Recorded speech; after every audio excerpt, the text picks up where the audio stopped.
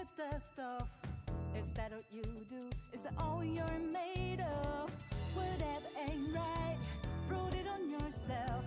Revisit your act, return to parallel. Living on a guideline, been there, done that, rolled up and dread. Instead of being bitter, back up, go grab your keys.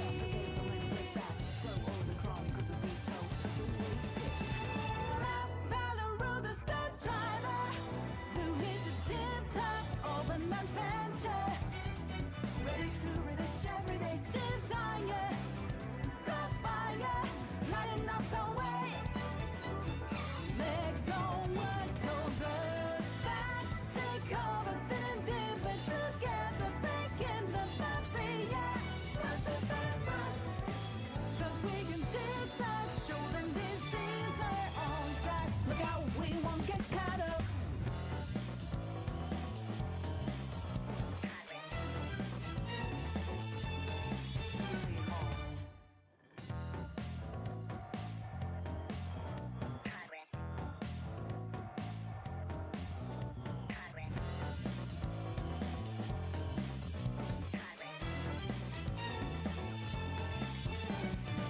Look like you don't care, walking the dust off. Is that what you do? Is that all you're made of? Whatever ain't right, prove it on yourself. Revisit your act, return to parallel.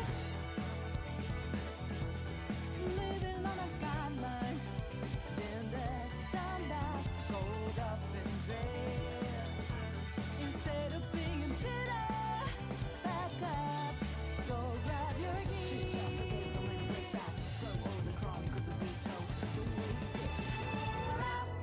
Follow the stunt driver who hit the tip top of an adventure. Ready to relish everyday desire. Caught fire, lighting up the way. Let go what holds us back. Take over, then and dip it together. Breaking the barrier. Rush the better. Cause we can tick-tock, show them this is our own track. Look out, we won't get caught up. What's good, guys? How y'all doing today? Crystal, Exotic, Zaniel, Ibra. What's good? What's good? Welcome, everybody. We got some Arknights to do today, man. Just over here working on my world. Trying to get everything going, bro. Bro, yesterday I spent like 3 hours with Marix trying to do like an end game build, bro, for Valley, so then I can go to Wuling. Bro, it just broke completely. Like, it was just broken.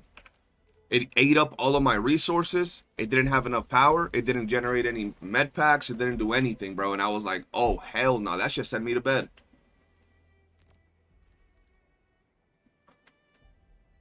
Man, quit DNA. No. I actually got people messaging me, asking me if I quit DNA today, which was pretty funny. I'm like, no, I didn't quit DNA. People don't know about taking breaks and shit, man. God damn it. Wooling is difficult to... No, Zaniel. The base that I couldn't get... So, he had his base fully working in this map. In Valley 4. And I tried to do the same build that he was doing, and it didn't work for me. It just broke, bro. It ate up all my battery. It ate up... Like, I couldn't produce med packs. I couldn't produce shit, bro. I was dying, bro. And I was like, what is going on, dude? Like, why is nothing working? And I was trying to leave the base running last night so then I can get off. And when we woke up today, I'd be able to go to Wuling and start working on things over there. Oh, it was kick, bro. It was messing me up. I was bummed out. Ooh, what's this here?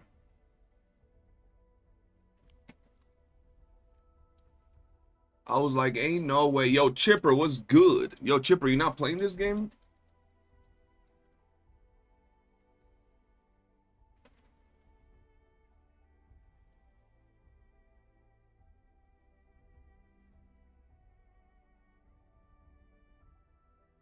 Is it? I had to take it down. Because, like, my plan was to get off early so I can hang out with my girl. I ended up taking my girl out to eat some ice cream and stuff. And when we got back, I was with Marix for like 2 hours trying to get it working. And it didn't, bro. It just, the batteries wouldn't produce.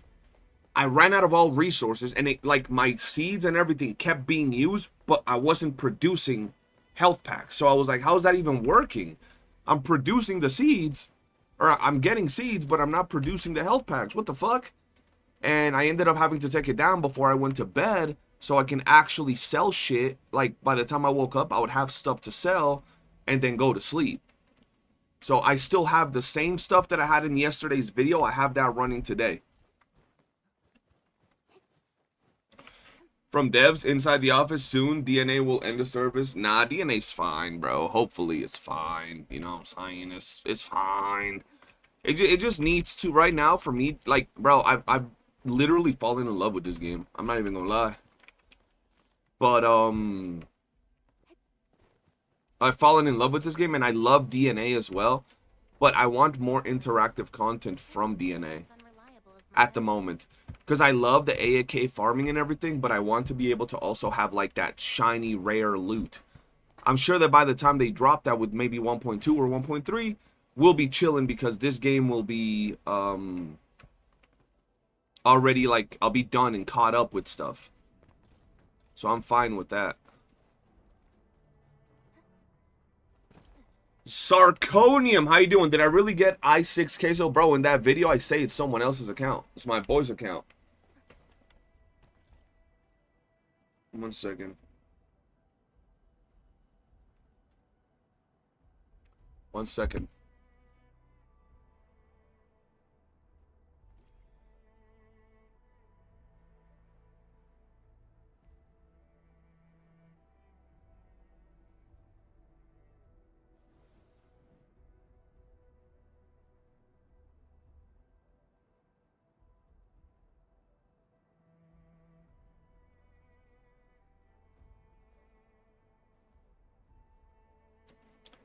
Yo, sideways. What it is.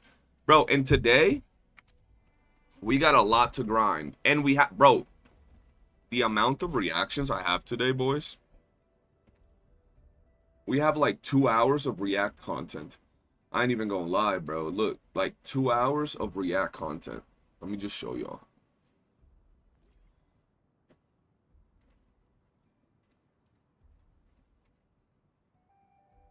Bro, like 2 hours of React content today. Plenty of stuff. You're getting all your units level 70 gear right now. Yo, Zan, do you have an auto-sufficient, like completely auto-sufficient, purple battery and purple med thing where you don't have to put a bunch of other extra shit, just the purple battery and the purple thing, so I can put those two things down and not worry about anything else?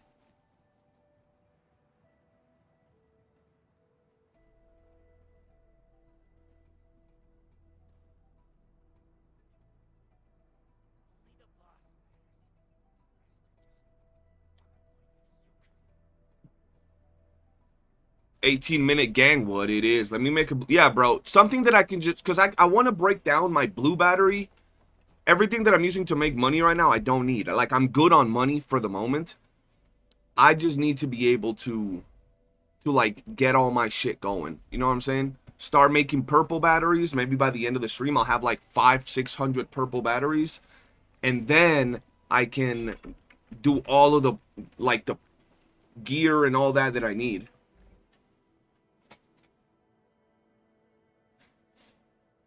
Yo, Knight, what's good? You're gonna react to the fluoride and Sweetly wallpapers? Basically. Basically, brother. Oh, we gotta do one more thing, actually, which is pretty simple. We gotta go here. We gotta go... let me see something real quick.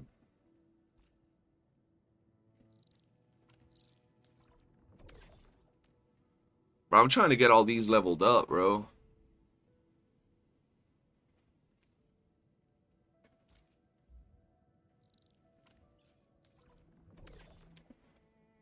Sell the bats then, I guess. I just got 18 minutes. Took me a while. I definitely need something. Are you first and second base max? Yeah. My first, second, and I think my third base is max, too. And if not, I'm probably going to be able to max them out right now after I do this. I would assume. Let's see if anything is good. Damn, nothing's really too good. This is like the best. Let's see. Okay, yeah, not bad.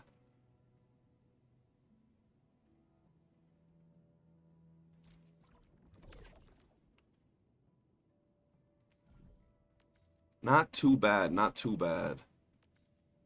Voodoo child. Are you using blueprints from others? I'm using blueprints from others, and certain things we kind of like make ourselves. It's a little bit of a mixture, bro. All right, let's see. Let's see how much money we make over here, chat. Let's see how much money we make over here. Where the fuck is my shit? Oh, right here. Look at that. Look, I want you to look at the top. Look at my stock bills right now. I left this running at 2 in the morning.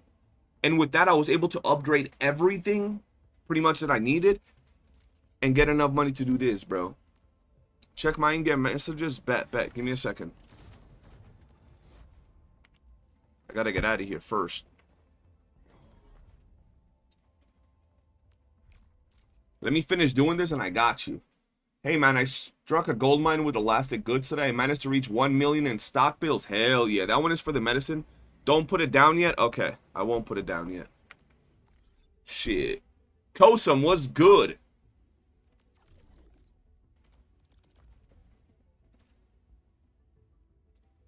Let's get the rest of these. Look at that, bro. Making good money. Good money, bro. I've been spending way too much on shit. Yeah, bro. Like, right now, that's what I'm trying to do. Just get everything maxed out on this first area, bro. Chocolate milk? Sure, although I have 2 cups full of stuff here.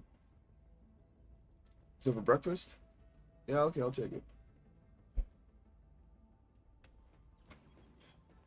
Yo, late and early as always, man. How's the game so far? Saw your money, bro. That money video is like like I'm telling y'all, if you're like mid-game player, like you're level 40, bro, you put that down.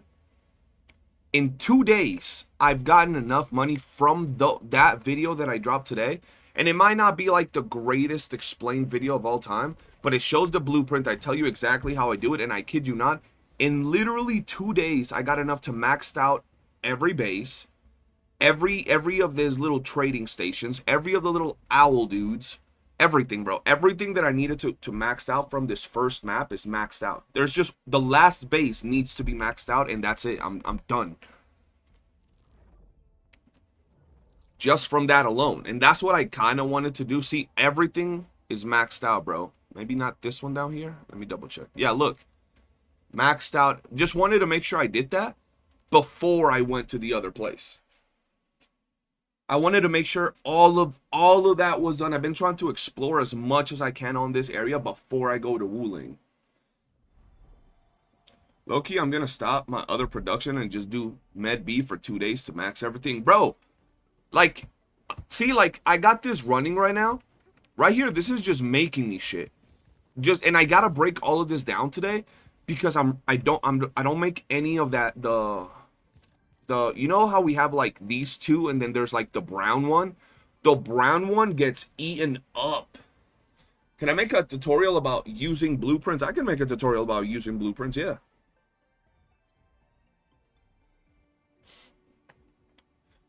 You did no, I didn't 100% because I don't use the thing that shows you where things are at. So there's a lot of things that I don't know where they're at. See, bro, like, that's bread, bro. That's bread. Just these two alone eat up all my money. Does that give me experience? It doesn't give me experience. That's fine, though. Let's max expand it. Depot. Let's get another depot going here. Let's get this expansion going. And then this expansion is just going to have to wait, man. Look at that. I don't have enough for the depot bus, but that's fine. That's the last expansion that I have. And I'm done. I'm done expanding every base to the max. And I got every of the little bunny dude maxed out. I got every single one of these maxed out. So I'm chilling.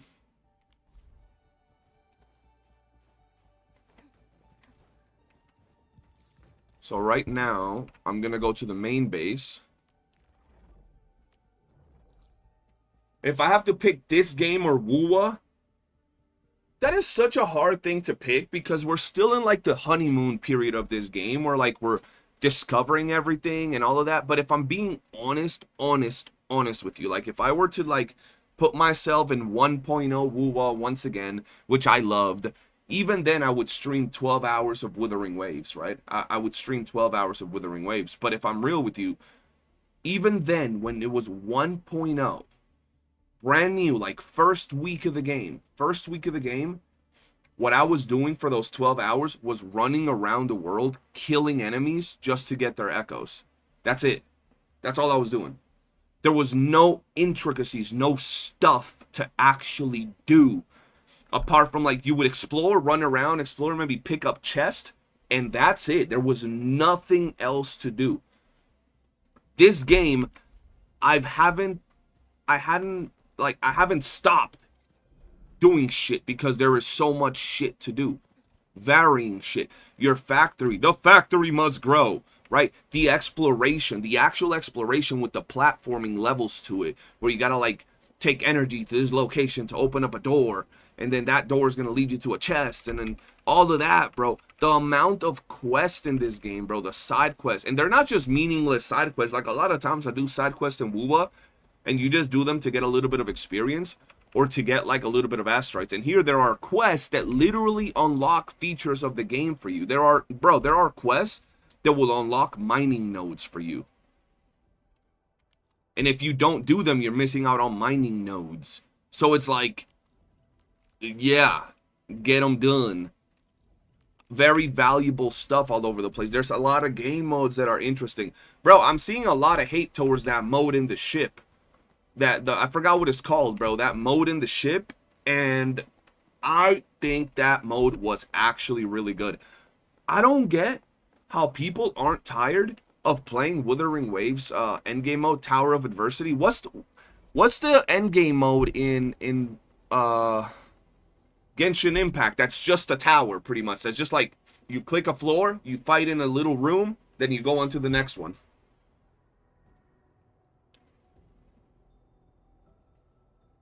Okay, let me know when you're ready to set it up. I gotta guide you. I'm going right now.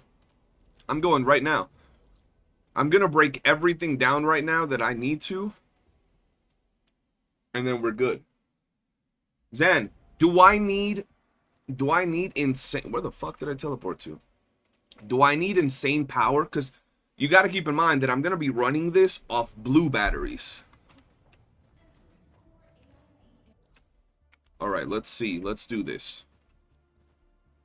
So that's why I didn't want it to be too big. I wanted it to be like a simplified version of it.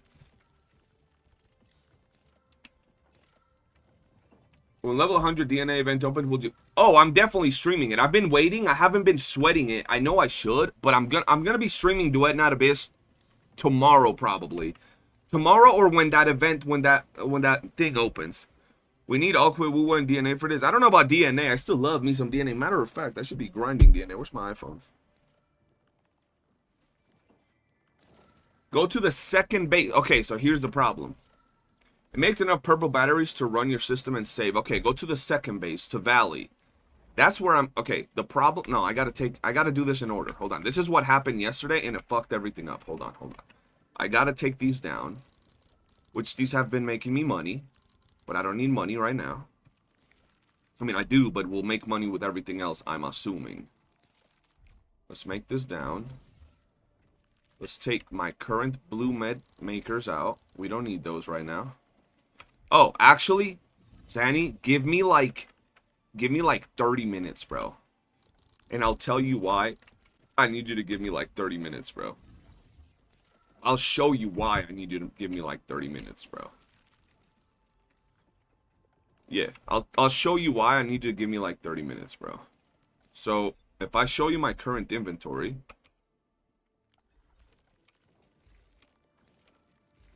I don't have any of the brown rock, bro. Any of the brown rock, like at all. This right here, I don't have any of it. Yeah, I'm keeping the plant farms. I'm keeping the plant farms. Right, we're keeping the plant farms here. They're chilling. But I gotta build up this again.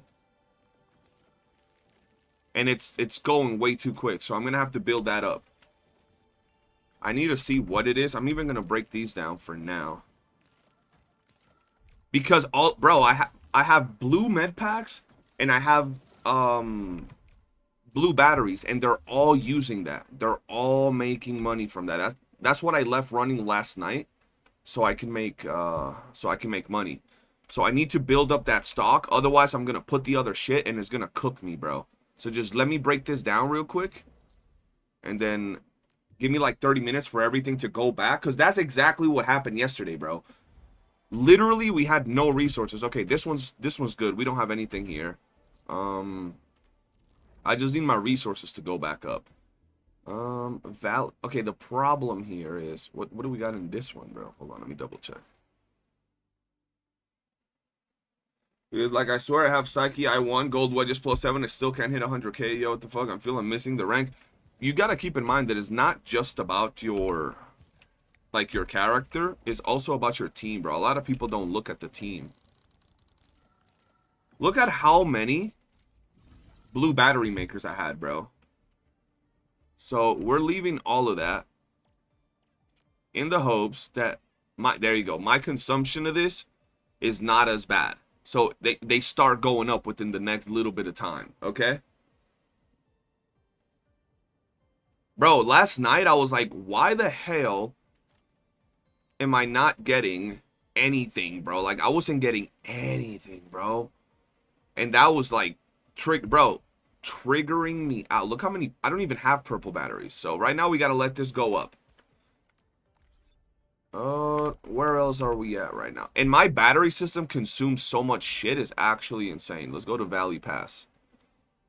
So I need something else. And I have all the nodes already picked up, and I'm like level 11 in the world. What up, Zenovius? I'm just trying to build my Wooling factories up. Yeah, I gotta do that today. Yeah, I ran out of Originium rocks.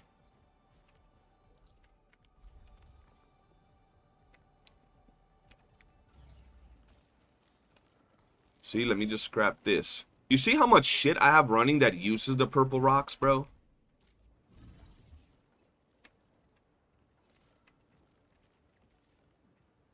Am I using batteries or Originium for thermal plants? Thermal plants? What do you mean? Once you get set up, you'll have 4. See, Zanny? That is what we had yesterday. 4.6k, and then after like 10 seconds, it just went to shit. It kept going down and down to the point it went down to 200 power. Like, every resource got used, bro. It was insane. I don't need this either, because everything that I have is actually just not being used. So I don't even need my power source right now. Let me just scrap everything. Okay, maybe I need a little bit. Well, I don't even think I need the plants right now. I don't even think I need the plant ones, do I? Because I'm capped at plants.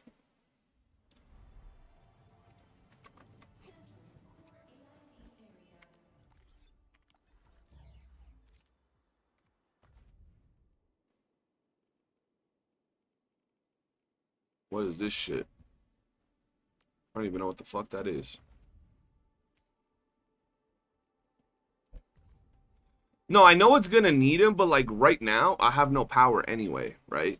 So, or should I'll just leave it like that. Even if it has no power, I'll rather just take it off. No, bro? And just put him back down when I need him. I'm already capped out anyway, and it's not working. Yeah, look, it's right here. The P-loop.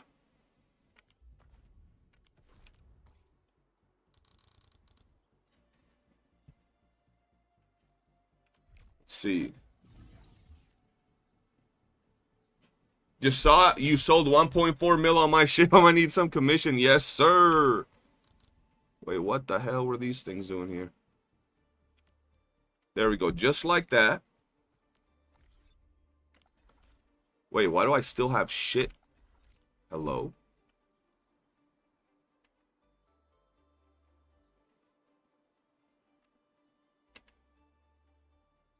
That's just the cost of living?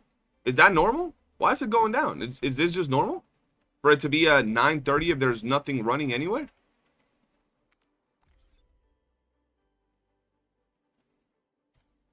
I'm stuck in the 30s for ranking. I haven't even played any of that right now. I gotta... Where's my iPhone, bro? Here. What am I show you? We gotta do fast before your power runs out. There's gonna be a quick surge while you place down. But my power is down already anyway. But we can run it off blue batteries for now. Like, I have blue batteries.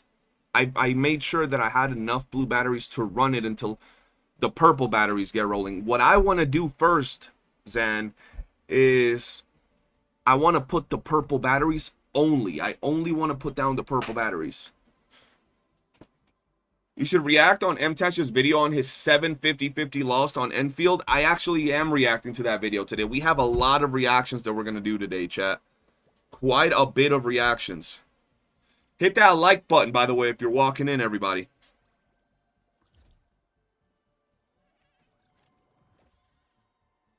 Yeah, so that's the plan. I just want to do a little bit of stuff and let these get... Oh, never mind. I need batteries, so that shit works. I'm dumb, bro. I'm dumb. Without power, that's not going to work. Okay, I need like a little power source, though. Hold on. Do I need that big-ass power source? Probably not, bro. Shit.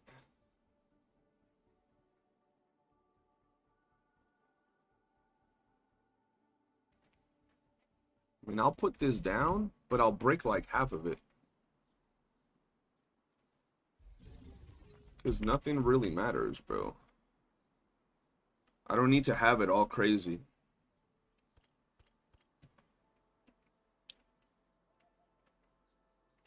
I guess you're right. I could just put batteries into it, right?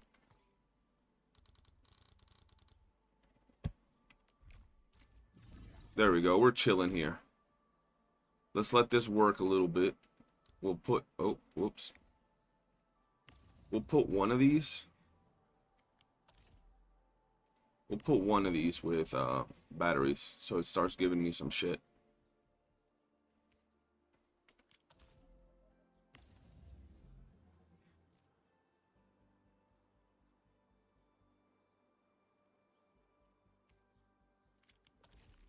There we go. That should be enough power to get everything running. Just this alone. And hopefully it doesn't need all through my ore, bro. Yeah, hopefully it doesn't need all through my ore. We're good.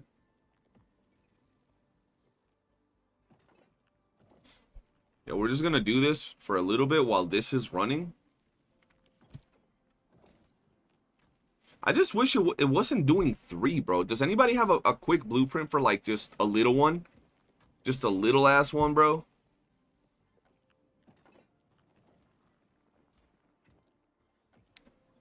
Or should I just like stash this and stash this? There we go. Just like that. Will it make enough?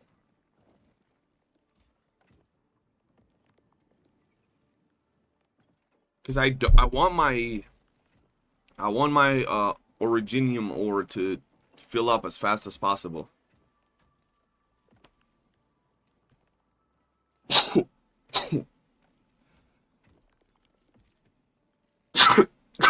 Ah. Jesus. All right, now we're good. Yeah, now we're good. We're solid. Bless you. Thank you. Thank you. Yeah, I'll be fine for now. While this just gets back up, we're chilling.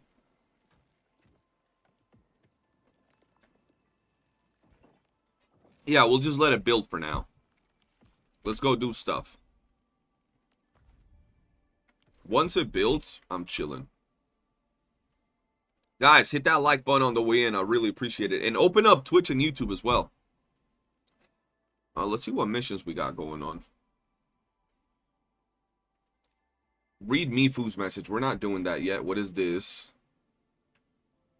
Exploration level. Oh, wow. Oh, wow. Thank you, love. Huh? Yes. My plan is hoarding my blue batteries to 24K, then use it on the terminal power banks for a limited source of power, so that my orange uranium could be used for other things. That's what I'm doing. I forgot I could open both tabs. I didn't even remember my Twitch. Oh, shit, you're right, you're right. Let's see how this is doing. I have half a mind to start an American server account. You should, Exotic. And you can play with us, mate. Get all your friends over here, bro. Alright. For quests, though, what do I want to do real quick? We have these, bro. This is Jingzhou Valley, okay. They're all in Jingzhou Valley, bro. Let's just do this real quick.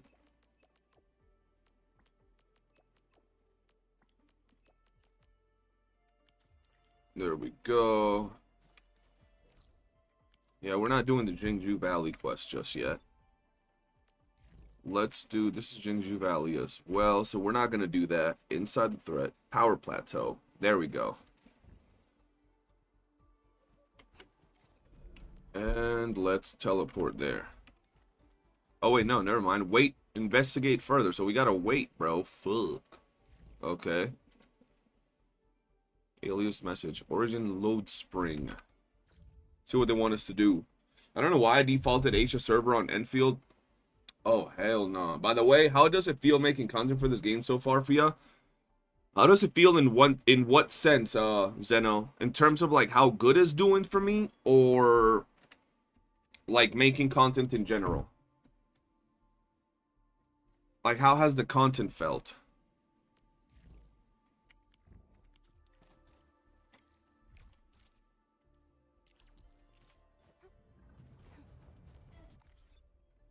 Content in general, I'm not gonna lie, this has been a lot more challenging than other games because this actually has depth to it. This is not like when I was playing, like, bro, even DNA, bro. DNA, WOOOO, all of those games are very linear in what you're doing. There's not, like, insane amounts of depth and, like, crazy different things that you're doing. Whereas this game, bro, the factory system alone is a complete mindfuck. Everything that you got to do around the factory system, which, you know, is the nodes around the world, leveling up the trading system. All of those things have been, honestly, quite complex to learn. But what I find funny is, you guys know I'm not a big fan of the factory system. And even though I'm not a big fan of the factory system, I've been learning to appreciate how well crafted it is, where it has a lot of depth into it. Right? So content, that's why if you look at my channel, Zeno, I've been super late for making guides, videos, because, like, I don't like making content until I truly, understand how it is for me, how it works, and how, after I test it.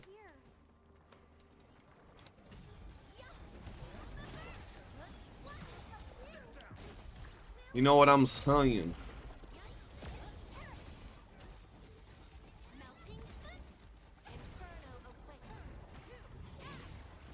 And it's not because I don't like it, it's because, holy shit, that factory system progressing through, there's so much layers to it, and I find it so funny because those layers are precisely what people are hating about this game. That it's not this is not your typical gacha game, bro. This game actually has a lot of content to do and a lot of things and a lot of intricacies and a lot of crap that people deem like, I don't want that. I don't want a factory system in my gacha game. I don't want to go around picking up resources. I don't want, like, all of these things that, you know, oh, I don't want to go around placing down mining stations. All those things that people are complaining about are precisely things that I find give the game a lot more depth. It's crazy because people will look at you dead in the eye and be like, The game is great. This game is basically an RPG. It's so good that it's basically an RPG. And those same people will tell you, they'll be like, but the game sucks as a gacha because it has too much content. I'm like, it has so much content that it's basically an RPG, but you hate it because it does have that much content. That shit makes no sense to me. Oh yeah, well, because it's a gacha. I'm like, brother. Brother.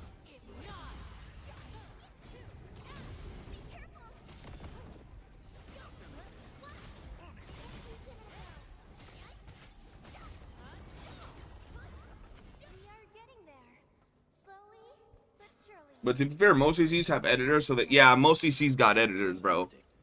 And I got a life and no editors. To be fair, though, all the systems are reskins of Factorio systems, just different names. Well, all the systems in every game are reskins of games that came out in the 90s for the most part, bro. Or in the early 2000s, bro. You know. Where is she right now?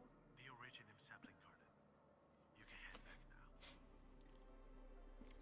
now. Done with my test for the most part. I'm gonna give in to Impulse and make an American account and while I watch the stream. Hell yeah. But it's one-time thing. Once you're done, it's done forever. Like, once you set up your factories and you put all the little mining things, you're done with that, which is crazy. Like, if you really look at it, the complaints come from people that literally will tell you, the game is great. The game is great. But there is content, which sucks. Like, I don't understand. And the people that complain about the gacha system, I will tell you this. The gacha system has its goods and it has its bads. It has both. In general, gacha system is just overall ass in any game. Like, it's ass, peridot. But this gacha system in particular has good things and has bad things. I will say, though, for people that are light spenders or even free-to-plays, this gacha system is better than other gacha systems. For people that are spenders, this gacha system will fuck you in the ass sideways while petting your head, bro. Not even taking you out for dinner. They won't use Vaseline. They'll use sandpaper as lubricant, bro. I'm gonna tell you that straight up, bro. For free-to-plays or light spenders, bro, this gacha system is good. It's better than other gacha systems for sure. Not even joking. It just really is. I don't want content in my gacha game. How am I supposed to play 5 minutes per day and move on to the next game when I actually have shit to do? Facts. Wait, didn't we want more content in our gachas because we were saying they don't have enough? Well, yes. But then when you get more content, people bitch. My Twitch is it your Twitch or my Twitch? Loki, I wasn't expecting for you to stick with Enfield. I know how much DNA has done for your channel. Glad you're making content for it and being out there. Zeno, I will look. I follow what I preach. When I tell fellow content creators, like, I have so many smaller content creator friends that will stick with one game and they're like scared to play other games. Oh, I'm getting, 1,000 views here, bro. And I just posted my first video for this new gacha game and I got 50 views. Nobody gives a shit about it. And they only want to watch me for this game. And I'm like, are you saying that you're trash and got no skills? Are you saying that you can't sell yourself to other audiences, bro? Your whole... Bro, that's like McDonald's randomly starting to sell fucking sandwiches. People probably won't like them at first, but if McDonald's ends up selling some banging-ass sandwiches, bro, people might end up fucking buying them after a while, right? But for me, though, like, I've been doing DNA, and I love DNA. But it gets to the point that you'll know I'm a gamer, bro. I'm a gamer. I can't stick to just one fucking game, bro. I get bored of just playing one game regardless of what it is. Like, if it was doing like $50,000 every month on my channel, shit, I'd be in there. But bro, I'm making $1,000 type between sponsorships and Twitch and YouTube and videos and everything. So am I really gonna like not risk growing to maintain that? Nah, I just gotta go hard, bro. And maybe I'm not doing good in Arknights, but that's because of my own, process. I haven't dropped as many videos, as many guides, as many tutorials. I haven't, taken the time to build up the audience. But with time, if I do good, it'll pick up, Another day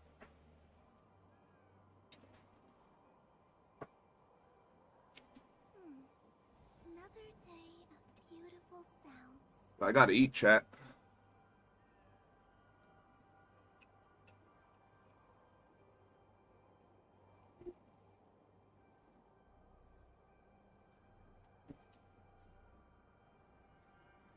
Yeah, well, see, the thing is, Zeno, I gotta really get addicted to a game for me to want to make content.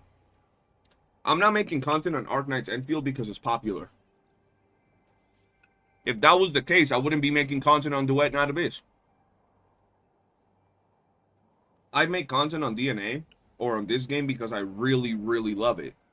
When I play a game, like, for example, when we play Dune, I was too late into it, like a month or two late into the game, and then on top of that, it was more of a game that I wanted to chill to rather than make game videos.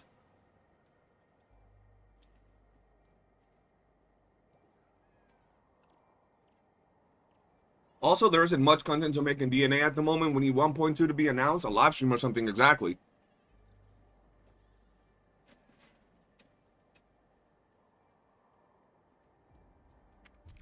Yo,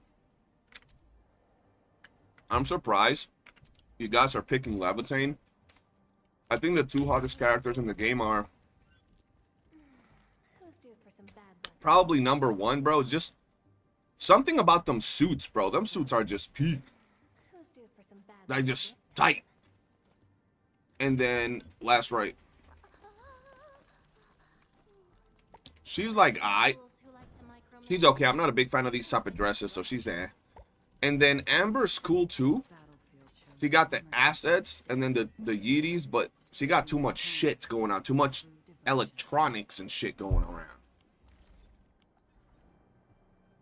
I chose last right, but yeah, Fluoride is peak. 3 minutes of ads every 5 minutes is crazy. Bro.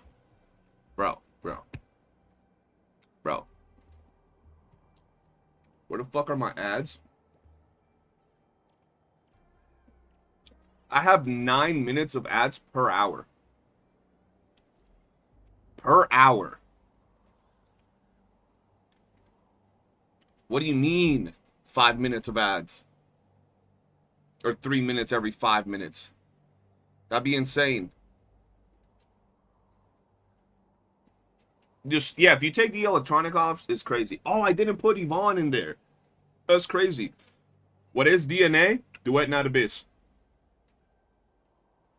Bro, I had to go into my DNA chat today to tell people to stop trashing Arknights in there. They were talking a little shit about Arknights, and I was like, don't do that. Don't do that. If you're an Arknights, or if you're a Duet Not Abyss player, I better not see you talking shit about any other gacha game, bro. You can talk shit about the gacha system, but you better not talk shit about the game. If you don't like it, say you don't like it. But if you're a Duet Not Abyss player, and I see you talking shit about the game, I better not see you defending DNA when people shit talk the game.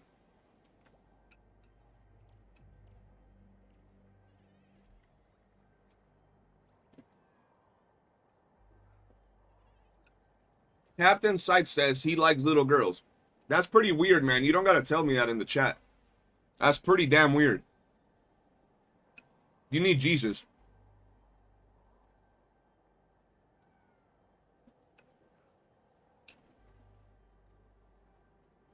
Where is Yvonne? I forgot Yvonne in the poll, bro. I forgot Yvonne. I'm not even gonna lie to you.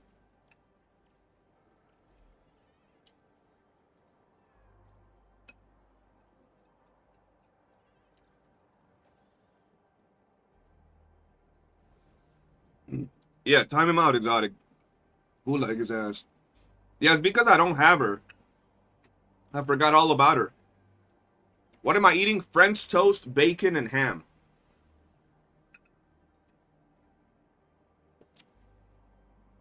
I wonder what they're talking smack in the chat. Who?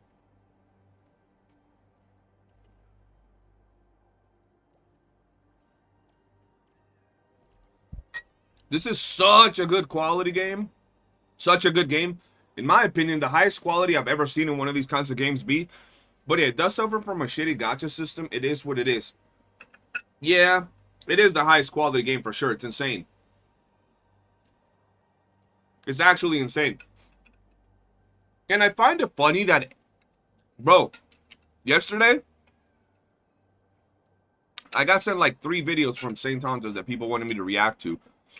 And them videos are long as fuck. But one of the clips I got sent was Saint saying that this game is really good. Because, you know, you always got to sprinkle the white... The saying the game is good, so then you can shit on it. And when people say, oh, well, you're just a hater, you'd be like, no, I've been saying the game is good too, man. I'm just pointing out the flaw. You know, you got to put the layer of protection. You always got to stay protected. Bring your rubbers, guys. But it's funny because he was saying that this game is really good. But it has gacha. It would have been better if it didn't have a gacha. Guess what, motherfucker? So would Genshin. So would WOOOO. So would every single gacha game in the history of fucking gacha gaming. If any game that's a fucking gacha game gets their gacha removed, it would be better. Period. There's no way you're going to convince me that gacha is fucking good. Period. That's it. It don't matter how they do it. Like, what are we talking about? What are we talking about? Oh, no, well, that doesn't apply to my game.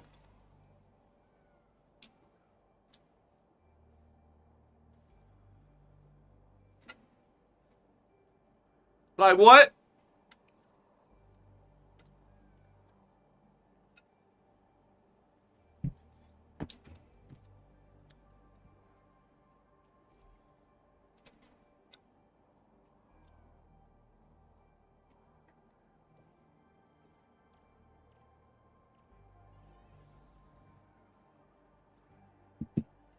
Well, we ain't always talking about them.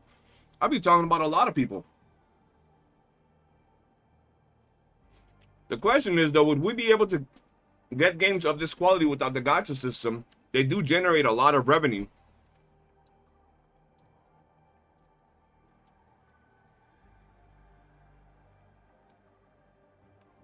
We could.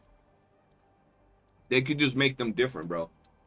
For example, if you saw this game and the gacha system was where every month you would get the character and the weapon for free, something similar to DNA where you had to do like a game mode or something and you got the character and weapon, it was this quality, but it was like a 50, not a 50, let's say a $30 game, it would sell a lot and they would treat this as a like a JRPG / new live service type. It would be something different. It might not make as much money as, like, for example, a gacha game month to month, but it would make money. And then they could generate more money via, I don't know, cosmetics and maybe even DLCs if it's a paid game. Like if you're paying for it type shit, you know?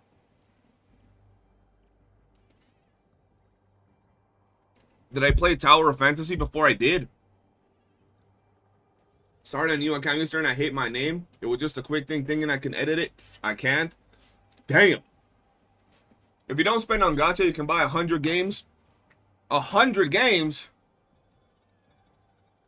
Alright, my Evina is max with max weapon skills and gear. Oh shit, I almost fell. Wait, how do I get over there?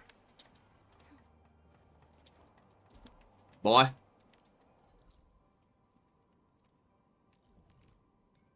Playing games. So while I enjoyed Tower of Fantasy when it first came out, I quit Tower of Fantasy due to the power creep in the game. But I enjoyed it a lot. I'll gladly pay $60 for this game as a standalone RPG. You can sell me DLCs if you want, but I agree, gacha will probably make more. Yeah, gacha will definitely make more. Gacha makes way too much money. But could we get a game of this high quality? Yes, of course. It doesn't have to be gacha.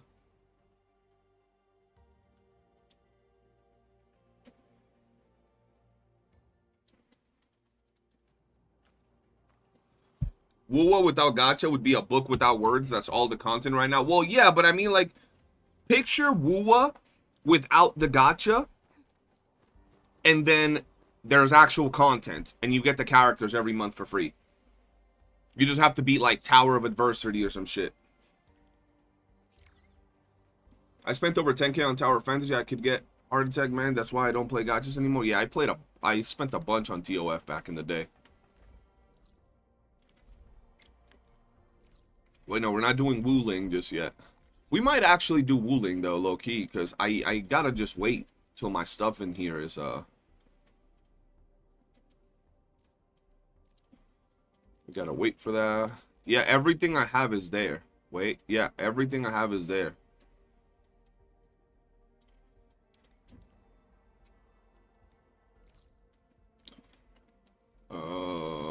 What the fuck?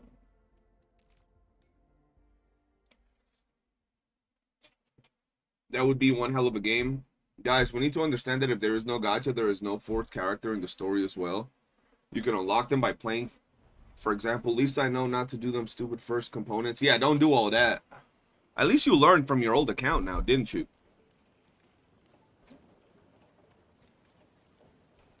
That's why, like, it's kind of like I was saying yesterday. People be playing gacha games, and then they'll play a gacha game next year, and then the year after that, and then they're still complaining about, well, there is power creep in the gacha game. I hate it because of the power creep. Why do they have to have power creep, bro? This game sucks because there's power creep. I'm like, why do you play these games, bro? They all have power creeps. Yeah, but that doesn't mean we should normalize them. That's like going to McDonald's and then asking why the food is bad for your health, and then continuing to eat from McDonald's while you get fucking fat and cholesterol up the ass and diabetes. And then you're like, well, McDonald's is giving me diabetes. No, you're giving yourself diabetes by fucking eating 3,000 burgers a year, bro. Like, what are we talking about? Another early stream. Yes, sir. What's crazy is, bro, I honestly think if you grab, look, this is 1.0.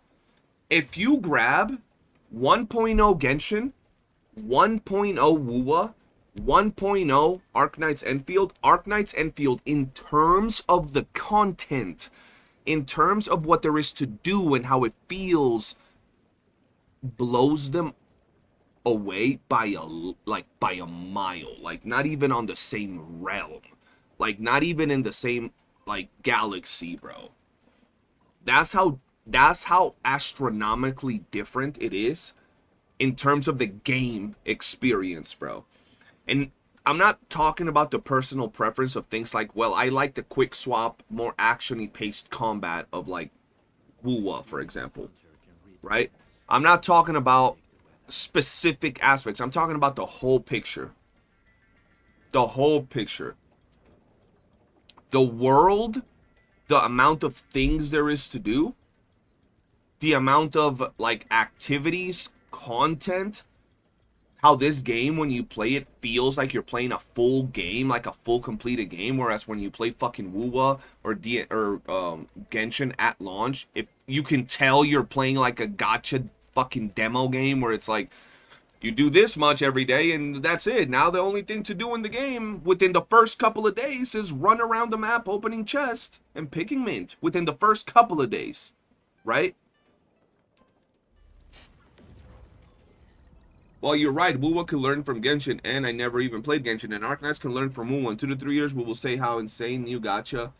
And yeah, exactly. That's just the way it is. But I mean, I don't know. Honestly, I don't think there's anything right now that Arknights could learn from any of the other games, bro. Like, I mean, I'm sure I could be wrong. I could be, like, overlooking something. But what do you think it could learn from the other games? And don't even mention optimization. And it would absolutely demolish WooOO and Genshin. Yeah, optimization would blow it out of the water, bro. It's not even close. Only thing I'd argue is combat in WooOO felt a lot better in 1.0 and Genshin as well. I feel like, as well, I liked more, but it took a lot more time to set in. The thing with this combat is that the very beginning combat, like, it's already very slow until you finally start doing all this shit. Like, until you start doing this, the combat feels very slow, right? Until you actually start getting your combos in. Because you could see how it feels a lot smoother right now.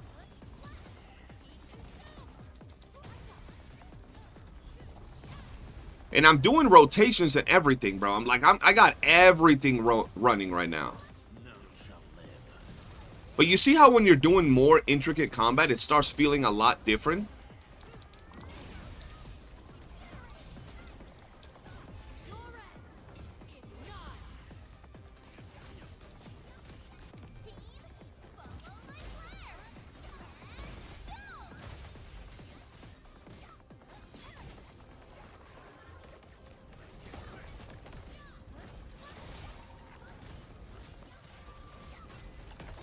Oh, I didn't dodge that? That's crazy. I didn't dodge that either. Oh, no. Don't go too far, Mr. Dummy.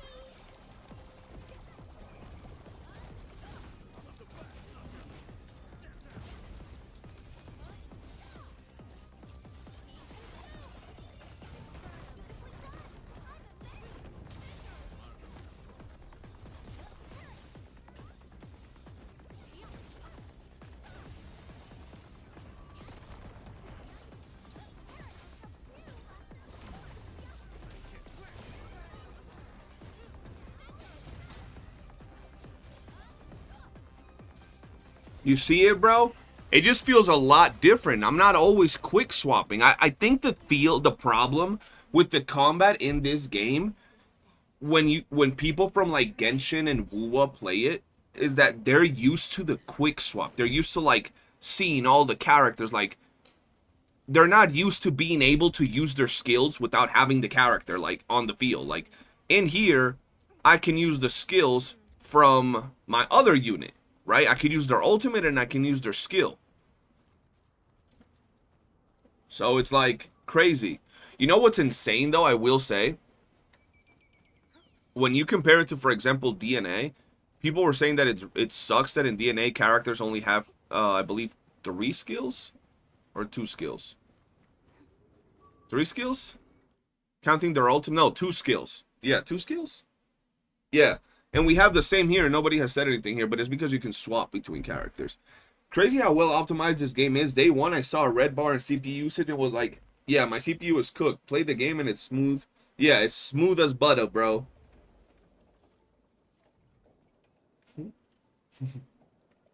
I think the combat will feel much better with better character kits, but I played both Levi and Last Riot at a much later stage than you are already done with Gold Gear 2, and I still don't like the combat. It's just, yeah, it's just taste. But once again, like, so we're talking about the taste of it. What combat do you like, for example? If I were to ask you, Bleed, which combat do you like? Because we can talk about personal preference and then be like, okay, I prefer this combat. And then it's going to be really hard to tell someone that they're wrong on their personal preference because it's, well, personal preference. But I feel that it's important when we start talking about, like, is it good? Is it bad? You know? Which is what a lot of people like to say about it. No, not yet. Oh, my pill. Oh, no. I'm about to, though. Let's finish these things. Oh, I haven't even gotten there, have I? Oh, yeah, I have. In gacha games, I still like Genshin or WooOo, for example, just because it's a bit more dynamic. But I like Arena in this game, too, for example. It's just other characters are too bland. I haven't played her, so I don't know how active it is, right, in comparison. But when I look at games like Genshin and WooOo, what is the difference between the combat from something like WooOo? And I know the difference is that it's more, like, combat intensive in terms of, like, it's faster paced. But, like, what are you doing in WooOo that you're not doing in a game like this? The only thing that you could say is swapping characters. That's it. The animation of swapping characters, so the intro, outro, is technically not there. And technically, we have intros and outros in this game. You just don't manually, like, you don't feel like you're the one introing and outroing and quick swapping in and out. But your characters, you have the quick times, right, where they'll appear on the screen and you quick time into them, right? You have the ability to use your character skills that are in the, the combo skills. You have the abilities from your other characters without having to swap into them and then do their skills to swap into the next one. And here you just hold L1, or for me, L1, and then their skills are on the board. And you still follow the same type of rotation. You feel me?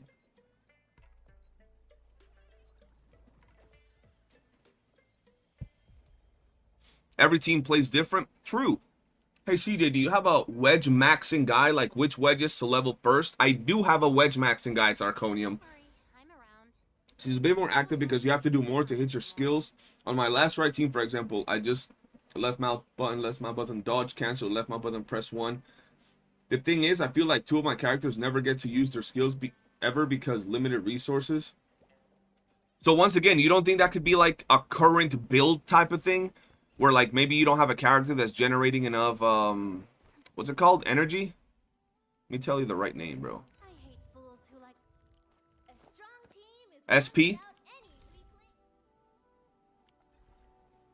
weakling. Because like you said, right? In WOOOO, it's the same thing. Let's say I go into WOOOO, it's the exact same thing.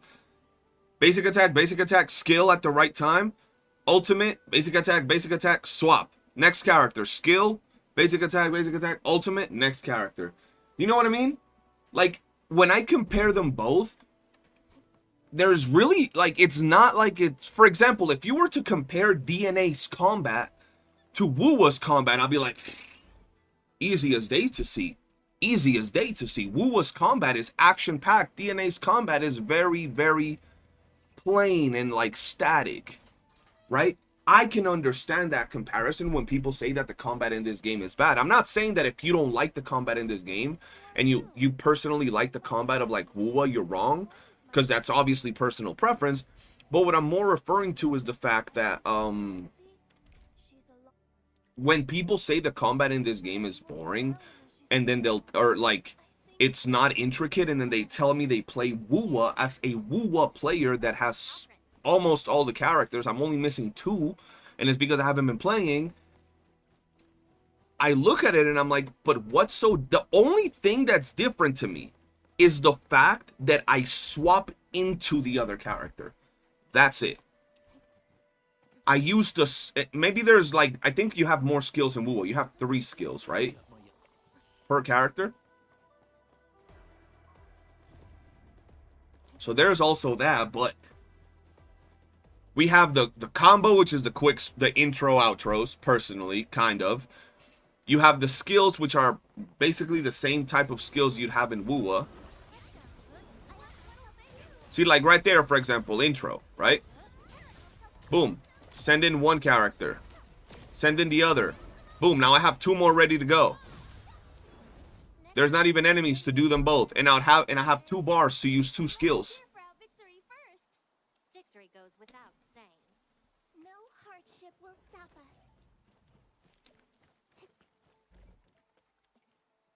There are 4 skills per character in WOOOO. Without... Okay, but let's be honest. I guess you could call the Echo as a... Without the Echo... Wait, each character has 5 skills? High-risk target detected. Timbo stockade. Oh dear, it's giving me the creeps. Am I tripping? But I've got to be brave. Oh, we'll see. The middle bar, the one you charge, is usually your ultimate. It is your ultimate. That is the ultimate for the most part.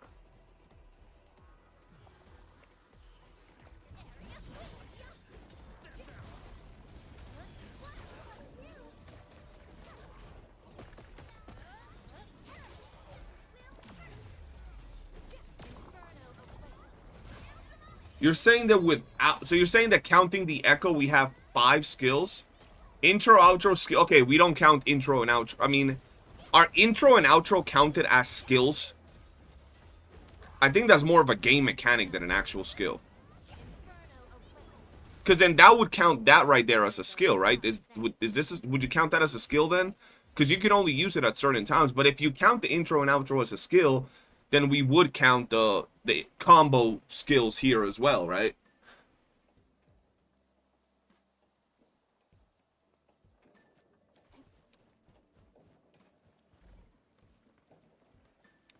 I was more specifically talking about like the actual freaking skills that your character has that you're able to activate at will. Right? That's more what I was talking about. But then if we count the intros, outros, we count combo skills as well as activating skills that you actually get to use. Right? That's more so what I was talking about when it comes into it, right?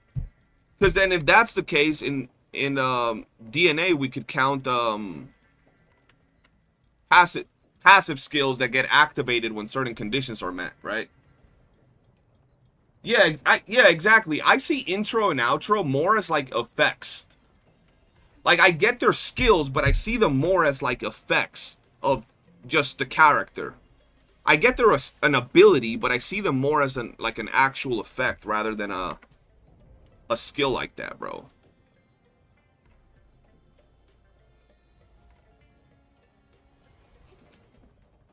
Wait, where the fuck am I going? Let's go here. Oh, I seen the owl. I need to get a basic base here. Yo, anybody got like a baby base that I could set up here when I do get it, so I can like get my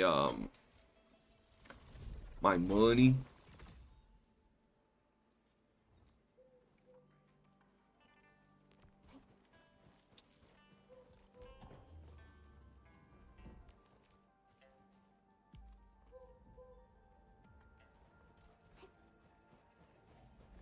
I need a baby base from someone. Someone got to give me the blueprints for a baby base, chat. So, like a baby base. Oh, for this one, for Wooling. Just a baby blueprint. So, yeah, when I was thinking of a skill, this is what I was talking about, bro. Like, you have your basic attacks, right? But when I was thinking of skill, I'm in WOOO, I'm thinking of, like, E. And I'm thinking of, like, R. That's it. Intros and outros is not what I would consider skills. I mean, they're part of the gameplay. Why the fuck does that wiggle like that? I get they're part of the gameplay, but I don't see them as like if you're playing, let me put it to you like this. If you're playing a character by themselves, they don't have an intro or outro that you can use. An intro and outro is more of a team ability, like a team ability, but the character in itself, I don't consider intros and outros like an actual skill that you use per se, like that you actually use like that. Even in this game, but if we are gonna count them, then okay, we can count them for both games. Yeah, pretty much like that. I mean, technically you do have to press them, but I get what you're coming from. This is my main base for Wooling. This is for Outpost. Wait, but that's your main Wooling base. I need like a baby base. I have no money to put nothing down in Wooling. Like, I need something that I can put down in Wooling, and it'll give me like money or something. Fair. Also, I'm doing the American server tutorial right now. Gonna be less chatty again. Okay, good. But still, try to chat every now and then. Good thing is Stella can add a cryo stack for multiple enemies at once. But so you get what I'm saying? Like, am I pulling Pinky in 3.1? Yeah, I'm pulling Pinky. Even though I lost the pity, I'm pulling her because I gotta do a video, bro. I gotta do my last video for Loot Bar. I think it's for Loot Bar. LD Shop, for LD Shop.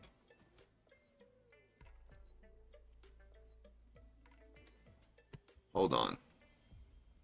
Yeah, for LD Shop, and then I go into Arknights sponsorship for Loot Bar.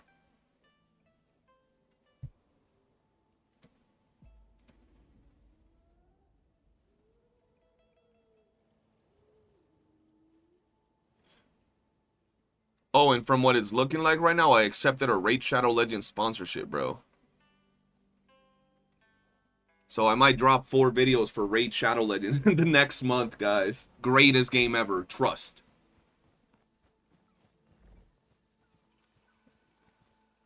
No, I agree with you, CJ. I don't think the combat is bad. No, I didn't say you said that. Just think the kids could be more interesting. So, absolutely, the kids to some characters can be more interesting, and later down the line, they will get more interesting. You know how it is with 1.0 units, right? But at the same time, when I said people say the combat is bad, I wasn't talking about you. Just in general, people be saying the combat is bad. And then they'll be like, WOOO has the best content, the best combat ever. And I'm like, as having played both, I can understand. I can absolutely understand how it's different, right? What the fuck was this? How it's different, but it's not bad. It's not like when I look at WOOO's, like when I look at DNA's combat versus WOOO combat, they're like night and day. When I look at this combat versus WOOO's combat, it's not night and day to me. They're like very similar, very similar. They have a lot of differences too, but they're also not like polar opposite ends of the spectrum, if that makes any sense.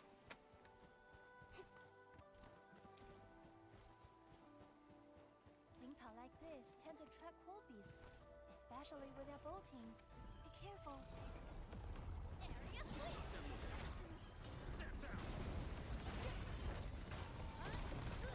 Oh, hell no. Oh, shit, there's two? Oh, my God. These guys are crazy right now. Hold on. I did this in the wrong order, but okay.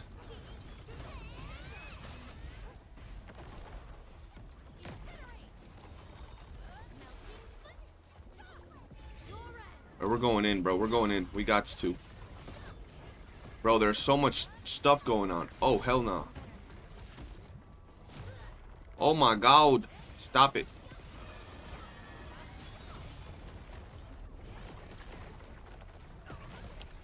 See, bro, like, we're getting crazy now with the characters being a lot more bulky.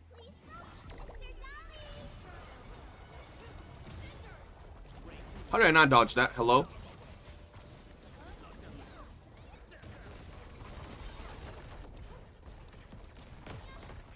Bro, so much shit makes it a little bit hard to see what's going on, man. Back in, baby. Back in. You're dead, buddy. Oh my God. Oh my God. Oh my God. Jesus. Give me the heals. That was a whole lot of shit going on right there. I agree with you, CJ. Jay, the bases I sent you are starter ones, though. I don't know if you missed my message. Those aren't my... Oh, okay. Those aren't yours? Okay. I could use those because I need some starter bases, bro. Alright. I'll copy... Oh, shit. Can you send them to me in-game message?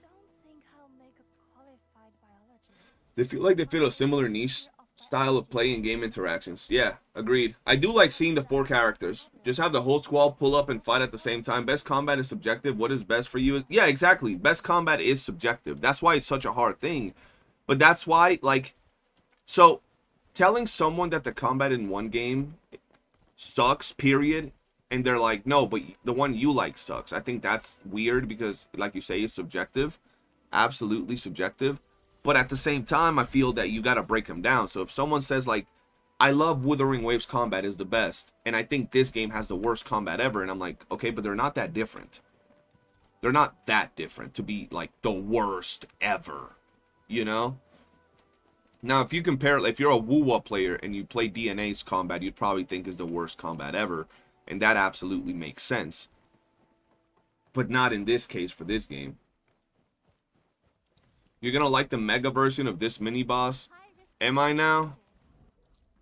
Am I?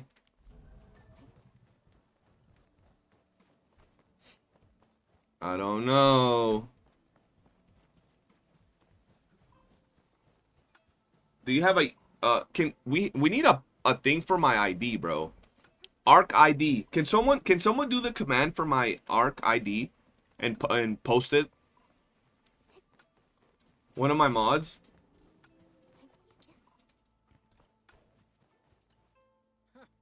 Took you quite a while. Thought you ran away. By the way, guys, once we get to like 30 likes in the stream, we maybe have like 45 viewers, 50 viewers, then I'll start reacting. I want more people to give me their input on what we're going to react to today. Because we have a lot of videos to react to. I will sort it. I only have stream elements. Okay. Yeah, for now, can someone that's my friend in the game post my UID? Copy paste it, please. And then we'll put Arc ID as the command. As you said, 45, it dropped from 40 to... As long as we're around 40, I'll be fine. Once you start reacting and people see someone else on the screen, they're going to be like, what is this dude talking about? And then they'll start popping in.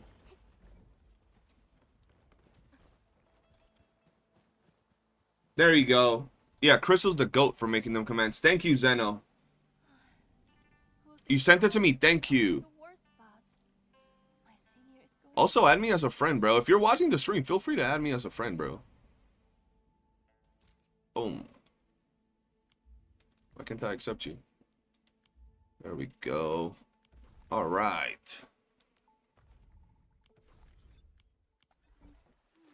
Why would Wolsey come this far? Wouldn't she be afraid? I got you, Brody. Belongs to good old nature. But I think Wolsey I'll play both WOOOO and Enfield. They have different tastes. People just like, yeah, I like WOOOO and I like Enfield. I think they're both good. And I think they both have active combat. Just personally, I'm tired of the whole quick swap, bro. That's just me. I'm tired of the whole quick swap. Like every game that I've been playing when it comes like this, or at least the big ones, right? The big open world games, they all have this quick swap shit, and I'm tired of it, bro. And your project too. Wasn't that like 2 months ago? Let's talk about something urgent. I would like to be friends with everyone too. My Ola is feeling lonely but satisfied with base building. Yeah, send me a friend request. Running into the testing area. I just wish to have more combat events in WOOOO. Why would you want more combat events in your story game, bro? You know WOOOO's not a combat game. Just like this is not a combat game. This is a factory building game. And WOOOO is a mini game and lore game and story game. Come on now, you should know this. Where were you back then? I'm so sorry. I was True, exactly. That's what people were telling me when I made a video saying I wanted more combat events in WOOOO. They were saying WOOOO's not a combat game. WOOOO is a story game. How dare you ask for combat in WOOOO? You're trash. I don't get why we're going backwards and people bitch about liking more than one game at a time. That's humanity. That's humanity. I'm still here, by the way, guys. Just working on a build while watching stream. I just hit 18 million damage in Warframe last night. And with Nelk with a mushroom frame, he's busted. Warframe understands the power of mushrooms. That's a random-ass statement. What is this filter on chat? You can't even type. What do you mean you can't even type? I don't even... No messages has come up from you that have been, like, banned. I don't have a filter. Oh, you mean in-game chat. In-game chat. I thought you meant, like, in my stream chat. I was like, bro, you could go crazy in my stream last time I saw. What freaky shit are you trying to type that they're not letting you? I wish I could have formulas in factory production cheat sheet while I'm in the game base build. You just gotta pop it up on the side on the monitor on the phone. Yeah, but not too crazy. Come here, please. About that project progress. Dude, I need you to get into some of these games, man. CJ, I gotta go for about 20-30 minutes. We can... Alright, yeah, Zanny, that's good. That gives me time for my resources to build up anyway. I'd rather have a lot of resources before we start anything. It's like where wins meet chat. Bro, not even bad words. I'd say like random things in the chat and they would get blocked. Like I'd say someone's name or like, do you want to join me for a mission? Like random words like that and they'll just get like blocked. And I'll be like, why is my message not sending, bro? What the fuck? There we go. Wait, but the problem... Oh, Arc ID. Yeah, thank you. It just came up as UID. Thank you. Bro, I'm telling y'all, Crystal built different. Crystal, how's your account, your new account going? Oh, fuck. I fell down a hole. Everyone's got a useful talent. And you're right. But even I had a major episode of not knowing what I Alright, guys. Here's what we're going to do. I'm going to get to that point, and then we're going to start with our reactions. By the way, if you're watching on YouTube, yo, drop that like button, bro. Hit the like. We're at 18 likes with 40 viewers. That means 20 some of you haven't hit the like button. That has to be racially motivated, bro. It has to be because of my skin color or something. Who would you run with her? You would run...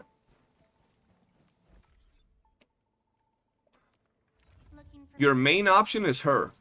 If you don't have her... What a beauty.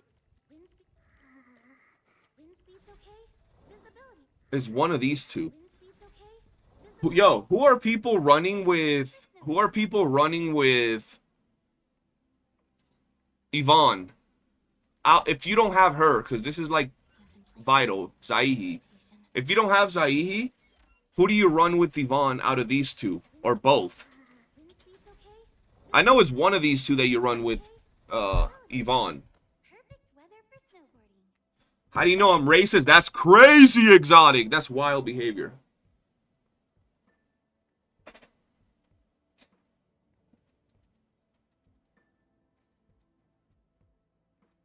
Last rights, i.e. fluoride and the free Verena.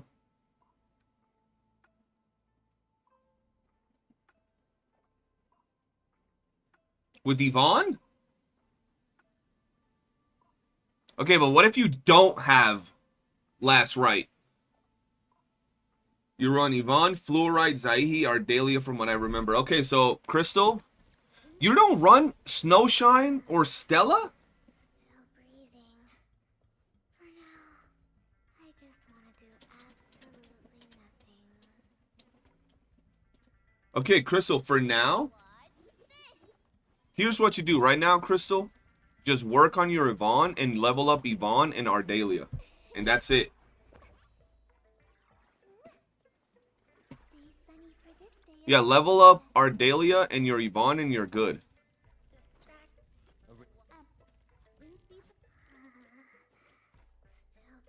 Who's a better cryo infliction character?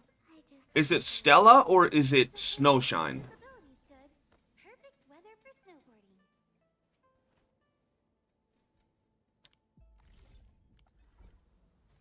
It depends. Fuck. Okay. I'd say Stella. Okay, Crystal. So go Yvonne, Stella, Ardelia, and Poor fella you caught is Woolsey? just level up those three. You don't need to put more resources into anything until you get either the Saihi or you get last right.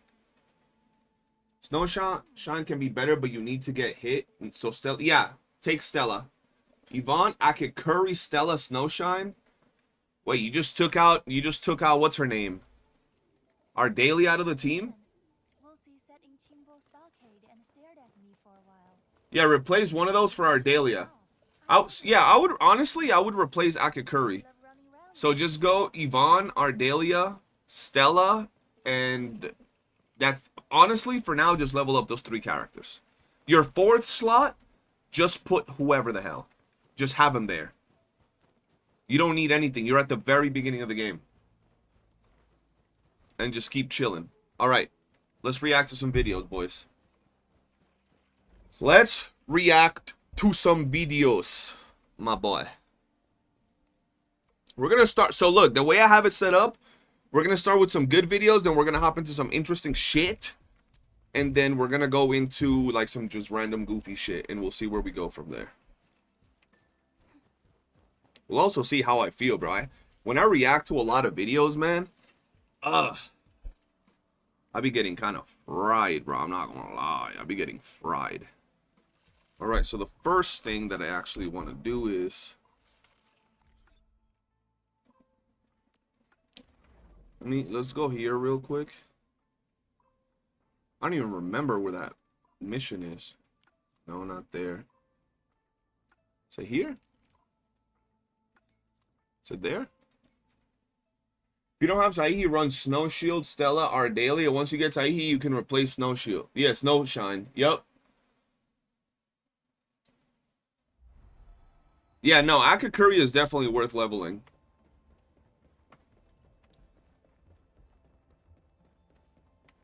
You love misinformation? Who's misinforming here? 'Cause that's kind of crazy. But you know what's wild? People were complaining about this because you only get 3 or you only get 3 a day. And I'm like, bro, you're going to be able to get 9 every day. 9. And that's not counting the ones you can pick up from the field. So being able to get these again is kind of pretty fucking cool. If you ask me.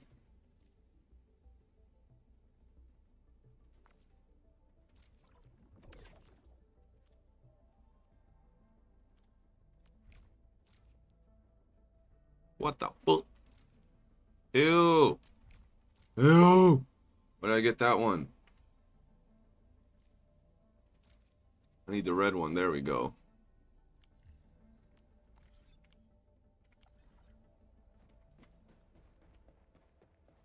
All right, we're gonna go over here. The first reaction that you guys sent me, I have a lot of Gacha Smack fans in my community, so that's gonna be the first video we react to. Where the fuck is that one game mode, chat? Am I tripping? It's here, isn't it?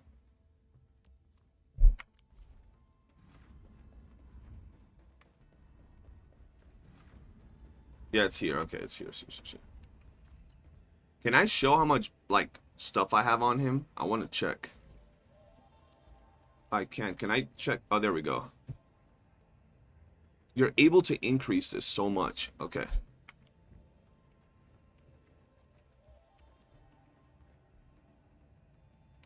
Uncle Smack himself. Damn, y'all calling him Uncle. Y'all be calling me Uncle.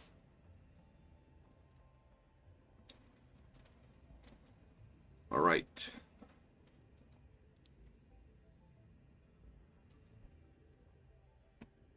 Let's see.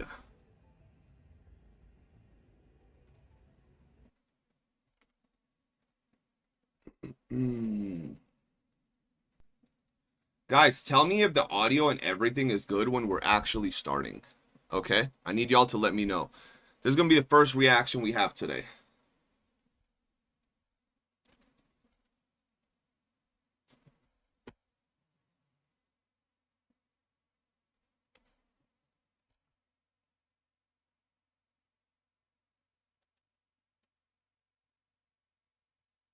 All right, hold on.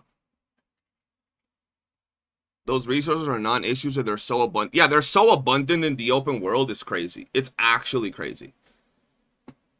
It's actually insane. You get a lot of them, but people, you know people, man. They got to complain about something, because if they don't complain about something, then what would they be doing? All right, let's see. What's good, guys? CJ here, and welcome back to another DNA video. Today, we're reacting to Gacha Smack himself. He dropped a video titled, I've played Enfield for 40 hours, and here's the shocking truth. This is going to be his full launch review. You guys sent me this video, and you wanted me to check out what he has to say. Generally, I usually watch Gacha Smack's content when you guys send it to me, and it's very rare where I have like a lot of things where I disagree with him. He's usually very level-headed with his take, so let's go ahead and see what he has to say regarding Arknights Enfield. Ladies and gentlemen, it's finally time to give you guys my non-sponsored opinion, impressions, or review, whatever you want to call it, on Arknights Enfield after it's been out a little roughly over 6 days, coming up on a full week here. Yeah. I have made it to Wooling, strictly free to play, and I just unlocked my first AIC factory over there in Wooling. I said DNA. Bro, why do I always do that? Why do I always do that? Bro, I made a DNA video and I said YOOOO on it, bro. Ah, I always do that. Bro, unsubscribe, guys. Failure CC, slop tuber, bro. Volume feels low. Oh, shit, word? His volume is max, bro. Yeah, I got it on take 2, bro. We'll say this is take 1, bro. We'll say this is take 1, all right, Chad? Don't worry about it. Okay, tell me how he sounds now. Ladies and gentlemen, it's finally time to give you guys my non-sponsored opinion. Hold on. Give me a second. Why does he sound low? Is my PC low?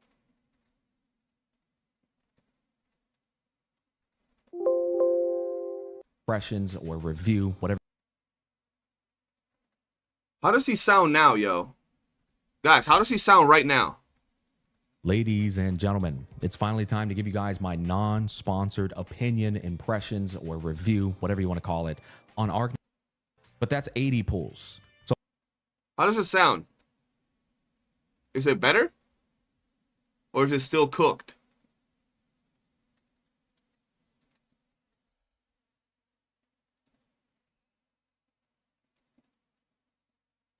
He sounds low, I guess.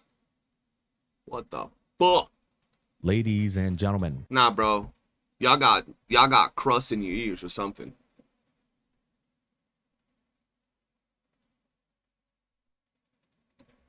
It's finally time to give you guys my All right, we're gonna rock it like this, bro. We're gonna rock it like this.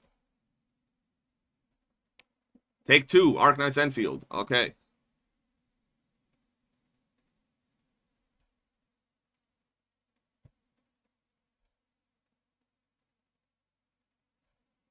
What's good, guys? CJ here, and welcome back to another Arknights Enfield video. Today we gotta react to Gacha Smack.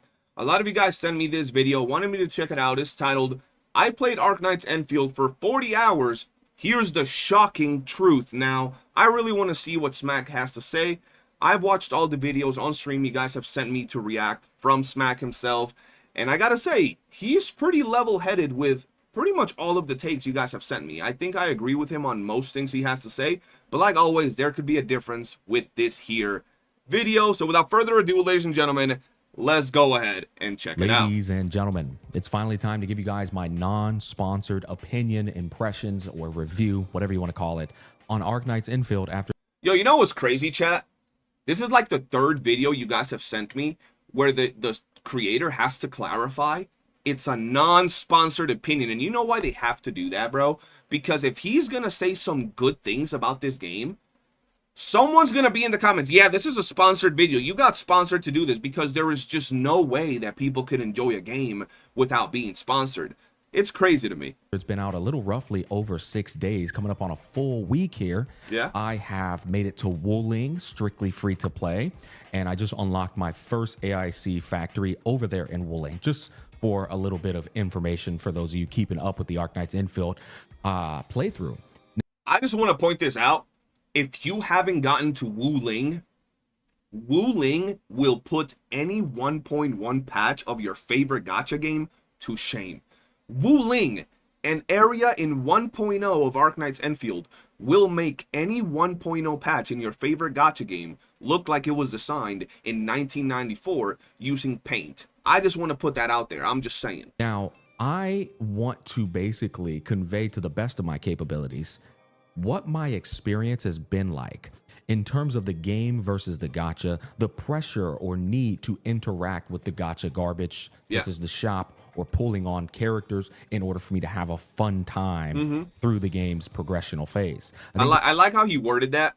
Gacha's gacha, bro, regardless of his, you know, WoWa gacha, Arknights gacha, Genshin gacha. At that point, if you're really going into the deep end, trying to attack one gacha system and defend another one, first off, you're weird, and second off, all gacha systems, regardless of the game, they're all shit. So when you try to say which one is better of the other one, and you're trying to like fight all of these different gacha systems and pit them against each other, you're basically trying to point out which piece of shit you like better. And you're just putting a little bit of sprinkles on a turd that you preferably like. But at the end of the day, gacha is gacha, and it's all slop and it's all shit. It's just simple as that. This is an important question to answer for many of you guys. Now, a lot of people come to me for my opinions. They always want to know my thoughts and what I think of a game, because apparently I've done a good job explaining these things. I'm here to tell you that I genuinely believe Arknights Enfield has had one of the best 1.0 experiences in my gacha tenure. He's played a lot of gachas, and I gotta agree. I don't remember the last time I booted up a gacha game in a 1.0 launch, and I felt like I was playing an actual video game. It's always a gacha. You can tell it's a gacha over everything else, and then everything else it's afterwards. In this game, the core of the game is so well done that it feels like you're playing a game. It's been my most enjoyable experience from a 1.0 gacha game I think that I've ever had. And I've played a lot of gacha games, bro. From idle games to the big titles to everywhere in between. And this has felt like I'm playing an actual video game as opposed to playing a gacha game. And the reason I say that is because it's been more of a game as opposed to a gacha game. See what I'm saying? Bro, look. I've never spoken to Gacha Smack, like, ever. I think I've commented on one stream that he's had once or twice. I don't interact with a lot of these YouTubers, and I'm also a very small YouTuber, so I have no reason to, like, agree or glaze or whatever y'all want to say. But this here motherfucker, he's a grown-ass man with a wife and kids, and I can relate to people like that, bro. I don't have kids, but I have a very stable relationship. I love my girl, and I have a family that I take care of and everything, and I can see when he speaks about shit, oftentimes it's very level-headed, bro. And what he just said is exactly the point that I'm talking about when you play Arknights Enfield. This shit feels like an actual video game with gacha on it. Whereas every other game that I play, whether it's Wuthering Waves or Genshin Impact, any of these open-worldly big titles, you can, bro, you open that game, you boot it up, and within the first 10, 20, 30 minutes of playing the game, you smell the shit. You can tell it's a gacha game. At least this game puts some sprinkles on the shit, and you don't instantly tell it's a gacha game, okay? Most of the time when you play gacha games, and I want to explain this, you feel like you have to pull on a limited banner characters. You feel like you might have to spend some money. Yeah. Just because they've done a shit job with the cohesion or balance of gacha and video game experience, right? But there's some caveats and nuance to this, because a big part of Arknights Infield in its gameplay loop is the factory system. Yeah. And if you don't like that factory system and you're not playing it to enjoy that factory system, you're gonna just only get the experience of what you typically get in gacha games, which is wait on the new characters, play the combat, and you get bored of that team and you want to play with another team, and then so you want to pull on more characters, but that just turns into your typical gacha garbage loop of there's no real content in this game. It's surface level as fuck. The only thing we do is we wait on a story update, we play it through, and then we grab the newest character, we play them, we get bored, and we wait on the next update. That is it. That's as deep as a gacha game, your traditional gacha games right now on the market are, whether you're a YOOOO fan or you're a Genshin fan. And before you YOOOO fans come at me, don't make me pull out my YOOOO account. You don't want to go there. I support Kuro more than all of y'all. I'm just saying. But he just described the entirety of the loop of what a gacha game is. You go in, you summon on a character, you build the character, there is nothing else to do. There is no extra factor to the game. There's nothing else to do outside of get the unit, build the unit, beat the story. That's it. There is no other extra activity that gives it more depth. You don't have that in Arknights Enfield. Arknights is a game that it has that basic feature that gacha games have, the slop. But the complexity of the factory system that just doesn't revolve around the factory itself, like when you're in the base building it, but how it interacts with the world. How you explore and you get these nodes and you got to take power to them and put these mining stations there. How the energy you can use to take to these certain areas and connect them to a door that opens a secret door, or a door that's locked that gets you some secret rewards and stuff like that. It's so intricate how you craft your own gear through it all. It's so much deeper than your traditional gacha game. And that's one of the reasons that a lot of people attack this game, and it's because they don't like the factory system. And I'm gonna be real, I don't like the factory system. I might be smooth-brained, I don't know. I personally don't like the factory system. And before y'all say anything, I love building games. I play Ark. I have thousands and thousands of hours in Ark. I have thousands of hours in many other games around that same style. I played Dune recently. I just got into Hightail. I love building games, and I can spend hours just building houses in these games.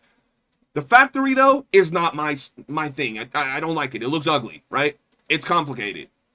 But little by little, I've been able to, dip my toes into the factory system, copying some people's blueprints and putting them down, stuff like that. Little by little, I've been able to see how it's interesting to have that factory system. And that's one of the things that gives Arknights Enfield a little bit more depth than a lot of other games out there. Right, that is typically the perpetual cycle of a gacha game. Yep. Arknights Infield has given me an experience that separates itself from those literally because of its factory system. Yep.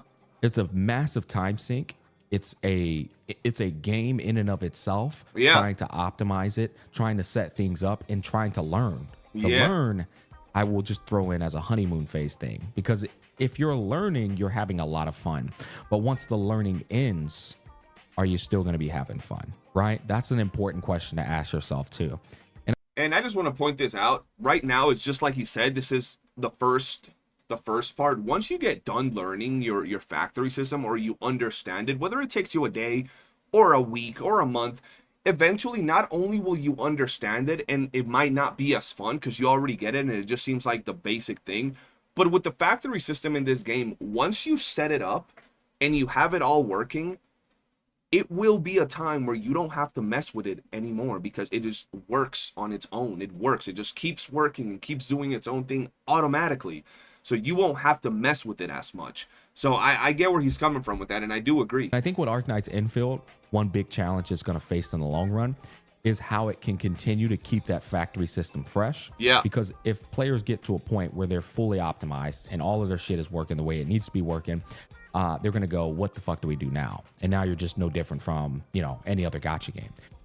And I just want to throw this out there. I feel that it's still always just going to be a factory system on that end, unless they truly do come out with things that changes it.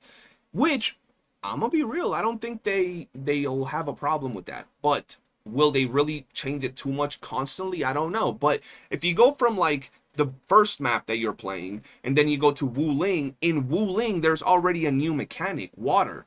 And water is a whole nother thing that works into your gear. You got to make sure you prep it. You got to make sure you do it right. And it all works into making new things in Wuling. So maybe down the road, they can add other maps, other worlds that have, you know, things like this. Windmills in a very freaking windy area. Or like you'll go to a lava planet and you'll have to use the lava to make something, right? Who knows? We'll see how it works.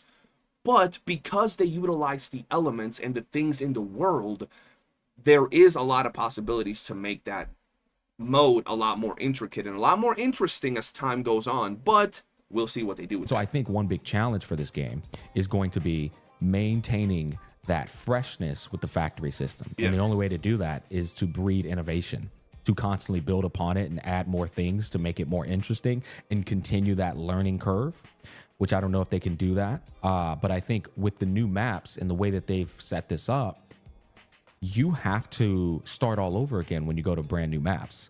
Your factory is completely wiped, and there's even new map interactables and new factory mechanical intricacies that you have to learn in order to traverse, in order to build, and so on and so forth. Yeah. And I think that's a good thing. Yeah. I think that breeds a good replay loop. The next topic is what I think you just covered that very well. I think that's true. I personally, a lot of people don't like the factory and a lot of people don't mess with that. It breeds a intricate new system that you got to learn and understand, which makes the world feel fresh. Oftentimes I go from like one area of like, you know, let's say WOOOO to the next, and there's like nothing different. And then the only big differences that you can point out are minimalistic, like maybe puzzles, maybe, and then maybe like a new, now recently since 2.0, a new traversal mechanic, you know, flight or the bike. But other than that, if you take that away, for the most part, the core of it is like the same. Whereas in here, you got to use these things to solve puzzles that are actually impactful to the map and apply that into your factory, which makes the world feel different. Instantly, it feels different. There's other ways to interact with it. does my account look like as a free-to-play player? How has the pressure been to pull on the limited characters because I feel like my characters suck? I'll be real, this has also been a great experience. The only thing that has sucked about this experience is not having enough resources to build up all the characters that I own. Which all the characters that you own? Ooh, okay. That's interesting, considering that in no other gacha game, this early on at least, you'll be able to build all the characters. I don't know if all the gacha games, but I don't know many gacha games that at least within a week you're able to build up all the characters that you own. Usually people will stick with one team, maybe two teams, and then after they got those teams settled, they'll start building everything else. So we'll see what he has to say about this. is a problem that exists in all gacha games. Okay, on there you launch. go. They just cuck you on the resources. Yeah. I don't have the luxury to build up all these different characters. Yeah. And I have unfortunately been using the exact same team the entirety of Arknights Infield playthrough in my experience. Okay, so have I. And I'm pretty sure most of us that are gacha gamers know that's just the way gacha games are, like he said. So we've all been using one team. Maybe we started with one and swapped to another one down the road, like I did. I started with Last Right's team and I swapped over to Lavender's team, you know what I'm saying? And now I love her, you know. but I haven't really continued to invest on my ice team. I've just gone balls deep into Laundromat's team, and I've made sure that all my resources go into her, and once that team is fully said and done, then I'll go into another team. But for now, we've pretty much all been playing with just one team. And once you get deeper into the game and you get up to that point where you're making like gold gear and getting all your characters to max level and their weapons to max level, at least for the beginning days in the beginning week or two, you might only get 1, 2, 3 characters to max level, their weapons to max level, because resources in games like this, you're just not going to have an overflow of resources where you can max out every character within the first, few days or few weeks of these type of games. But to be fair, I don't really care because the combat is not the main reason I'm playing the game, which is odd. That's very odd. I always play these games for the combat experience. It's now like a second-hand type of experience. Okay. Obviously, you have to interact with combat because it goes hand in hand with getting through the game, playing the modes, so on and so forth. But I am more so enjoying this factory system as the number one enjoyment, and then I'm using it obviously to develop my characters and then go test them out and see how they feel with the new gear on and stuff.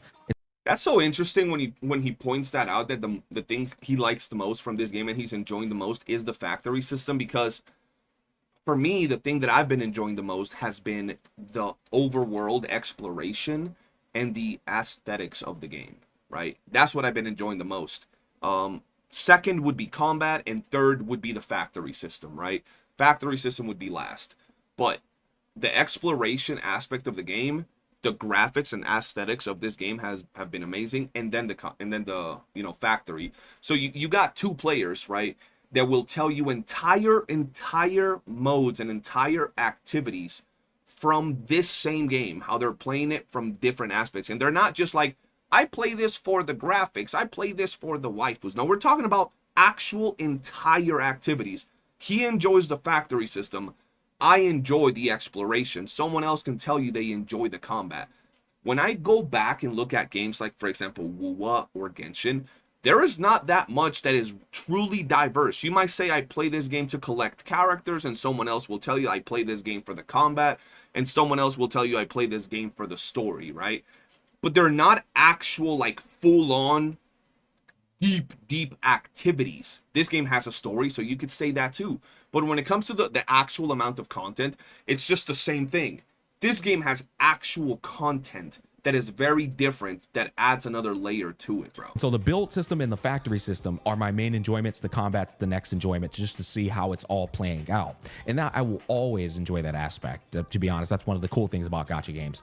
But when you think about this, I only have 4 characters, and 2 of the 4 characters are 4 stars. Okay. Not 4 stars in YOOOO and Genshin. 4 stars because this game has 6-star characters. Yep. Which means they are the equivalent of a 3-star, which doesn't exist in YOOOO and Genshin. So you would think, at least I thought too, oh, these characters are definitely garbage. There's no way they're going to be good. They have been great. They have been carrying the shit out of my account all the way into Wuling. Yeah. 2 4-star characters. And then the final character is a 5-star. So my team is unbelievably free-to-play friendly and relatable, should I say so myself. Yeah, and that's the thing with this game. Like, if I go and show you guys my team, right, obviously I'm playing with Laevatain, Laevatain, and she is the limited banner character, but my other team members, I have a 5-star from the banner, just a normal 5-star. I have a 4-star that is very, very good. And then I have a free healer that everybody gets on their 3rd day of playing. That's the team that I'm playing. And before I played this team, the team that I was playing was Laevatain, which was the character I got on my summons. I was playing Zaihi, another 5-star character.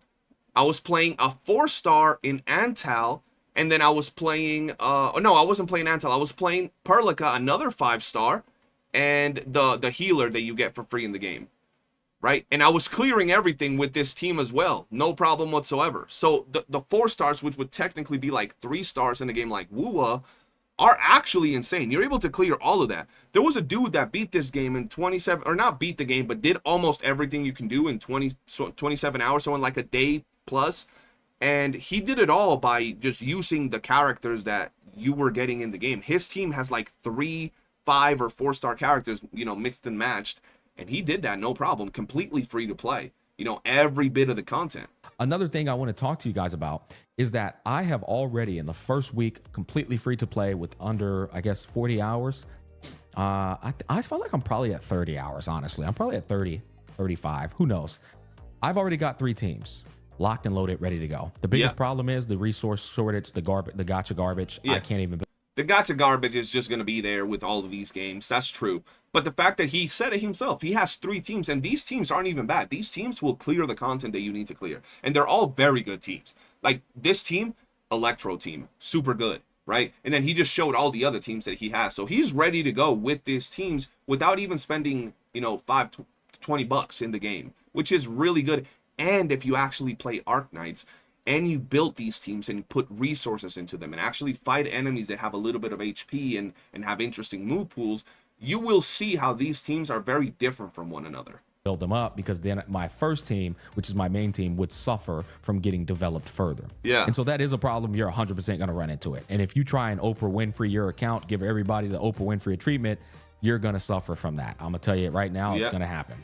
So that is one like bad thing. But other than that, the fact that I have so many teams already within the first week without spending a single penny is a real big W. Not only is that a W, check this out. I have gotten literally a signature weapon for Last Rite, and I didn't do a single pull on the limited banner. The only pulls I've done on the limited banner were the pulls they give you exclusive to the limited banner. You may not know this, so I'll explain it briefly. There's these pulls in the shop, and you can literally, and I do mean this, only use them towards, oh, did I grab them all already? Yeah. You can only use these towards the character that's being promoted. And I will say this right here has its negatives and its positives. I think the pulls that you can buy from the shop should be universal pulls. I think they should be the yellow pulls. It would make it easier because you can just stop them and save them until you want. I think that would be a lot better. It would make a lot of people happier if they were universal pulls, because if you're going to be getting these once a month or whatever it is, I do think it would be better if you get to use these pulls on whatever you want rather than being forced on using it on the current banner. With that said, though, you do get, if you want, to use these on the current banner and build pity up to that 80, before 80. If you don't hit the 80 mark and you haven't gotten a character, that pity will transfer over to the next one. But I still think it would be better if you were able to save these for whatever banner you want, okay? they expire when the banner expires. So you have to use them, right? Once again, gotcha garbage, right? But that said, I've been using them. They're free. I don't give a damn. I haven't used a lick of my currency up here. I have 74 pulls somewhere around there saved up, and I don't even feel the need to pull on the limited banner character. So he has an insane amount of content to still do because he hasn't cleared all of Wooling. He hasn't done a lot of stuff. He's not like max level or level 50 plus. And he already has enough pulls to reach pity on this banner or whatever limited banner he's decides to pick on. And he's still going to get a few more of the pulls for this banner to continue building that pity, and he'll continue to get daily login currency, the weeklies, the shop refreshes, to continue saving for upcoming banners, right? For upcoming banners. So the currency is not all too bad. The income is not too bad. That is, we are in honeymoon period. We're at the beginning of the game. There's a lot of, resources that will be cashed out.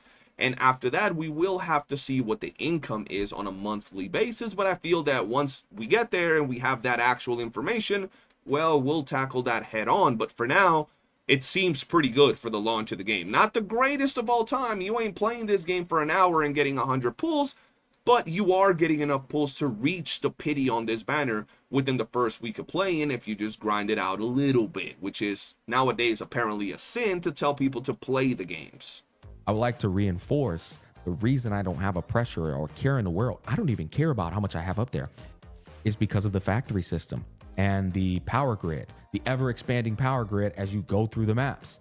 That has been such a time sink, such a focus and a commitment that it gets me into this mentality of not even knowing, like, I don't even care what's going on in the fucking limited banner chartered system. I don't care. So I'm like, I'm having my fun. Yeah. And so that's why I said it's so important, guys, that people understand what they're playing this game for.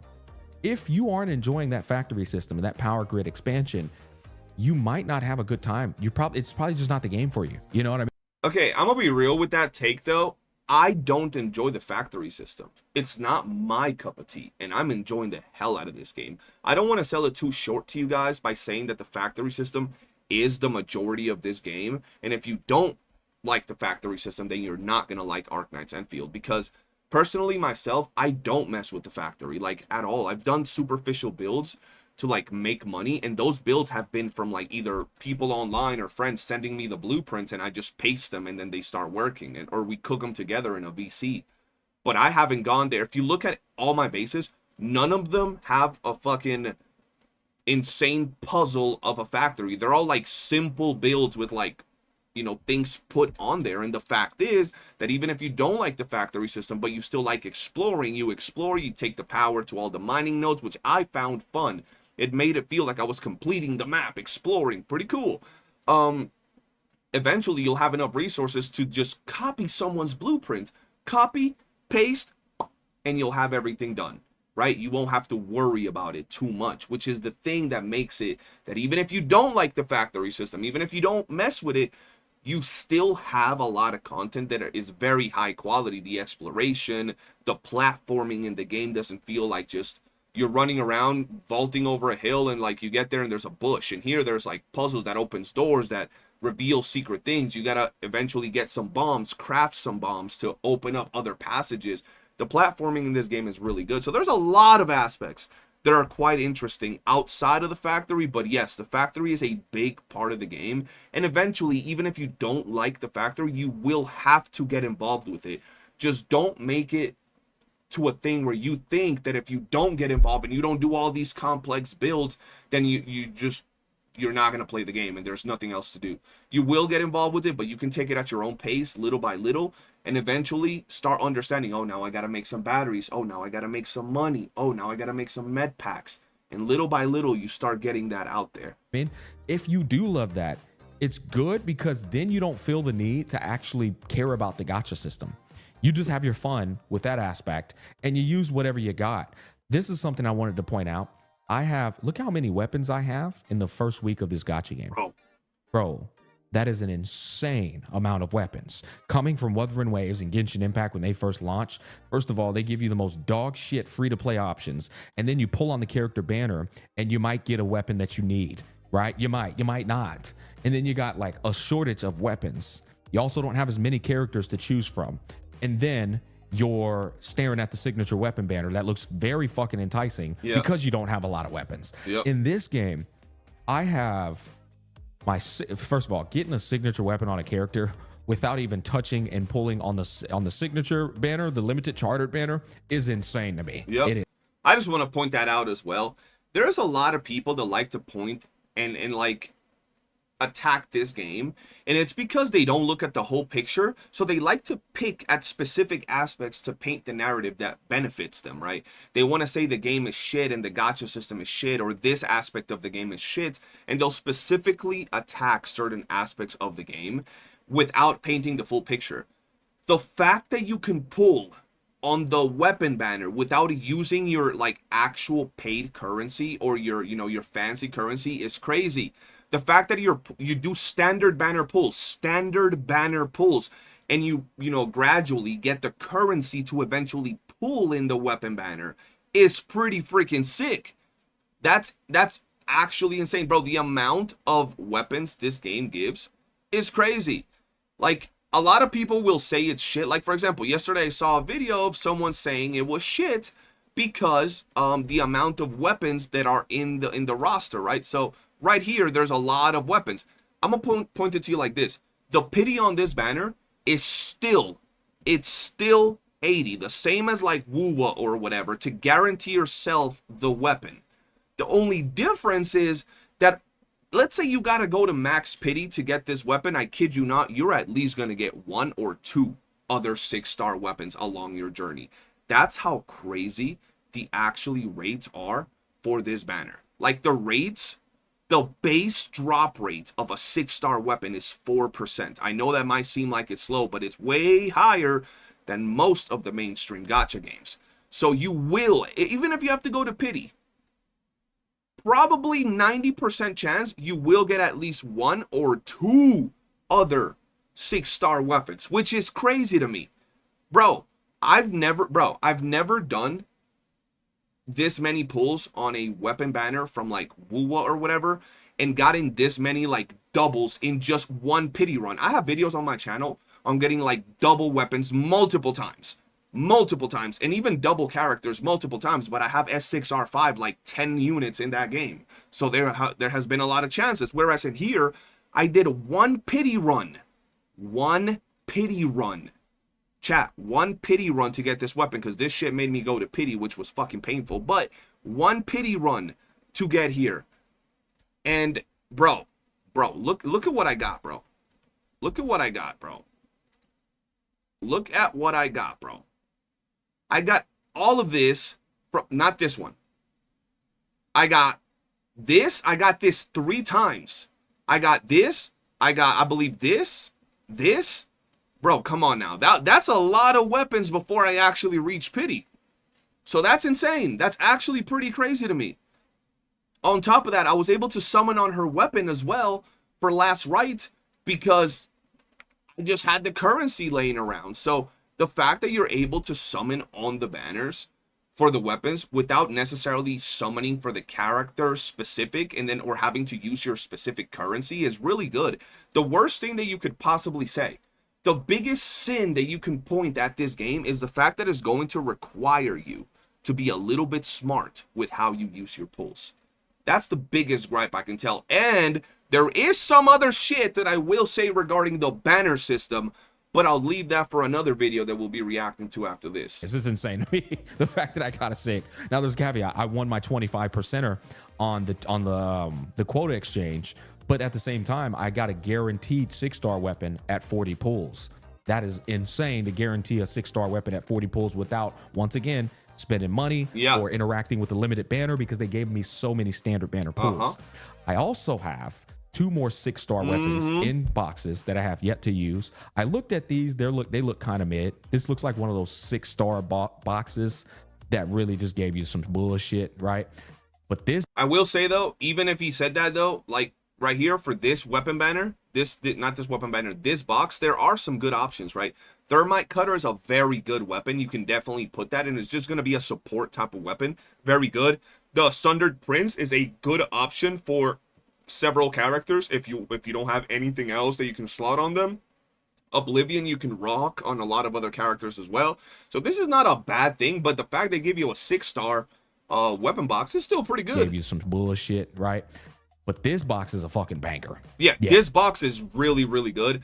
Detonation unit is very, very solid, right? Wedge is a very solid option for Wolf. Very good weapon. White Knight Nova is a very solid option as well for some characters.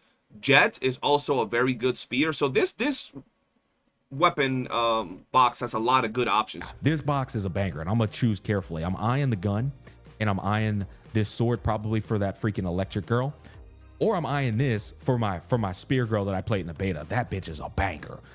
This girl right here, chat. I played this girl in the beta. Her. She is amazing. Amazing character. And she's a 5-star. She's not even a 6-star. So many people love this character. So many people love that character. They say she's so good. Basically, not getting off track, I have been relatively impressed, or not, I'm not going to say impressed. I've been pleased with the free-to-play experience in terms of the utilities and all of the things that surround you getting through the game. You know what I mean? Because usually when you're using the scraps, you're having a tough time. I've been getting through this game clapping cheeks. You know, I got her signature weapon. She's got on a 5-star weapon right here. Hold on, before he continues, I think that what he said definitely needs to be pointed out even more, because some people will not listen to it. When you're getting through this game with 4-star and 5-star characters, you're not just getting through the game. You're doing it by clapping cheeks. You're absolutely demolishing all the content. If you're doing your team right, you're doing your right team comp, you're doing it really effectively. Like, you're clearing the content in a very smooth manner where you don't feel weak. You're actually feeling strong in all kinds of content. Like, all kinds. Not just like the stupid little overworld mobs, but like even challenging boss fights and everything. You're doing it extremely well. Because I know there's going to be somebody that says, well, even with the free-to-play characters in WOOOO or in Genshin, I could do that too. You can beat the content in those games. But it's going to be a lot more sluggish. It's going to be a lot more shitty. The gameplay quality is going to feel a little bit bricked. In this game, you don't have that. It feels smooth as hell when you play with any of these teams, bro. She's got on a 5-star weapon. I ended up getting that too. And she's got on a 5-star weapon too. Like, everybody's got a 5-star weapon on, boys. And so I haven't had any problems with building up my characters. And then the gear in this game is literally crafted through the factory, right? So people go, oh, the free-to-play experience has been horrible. I've had a complete different experience free-to-play wise. I've had an incredible free-to-play experience. Look at this too, by the way. This is also important to point out. When I come over here to this standard banner, I have done already, first of all, if we take into account the New Horizon, which is the new banner that guarantees you a character, 40 I did pulls there. Full pity. They hoed me on that. I had to go all the way to 50. Yep. And I got my Ember, right? So that is 50 pulls or 40 pulls, right? Actually, yeah, because it stops at 8. Yeah. 8 pulls, 40 we go all pulls. the way down. Okay, so 5 times 8 is 40 pulls.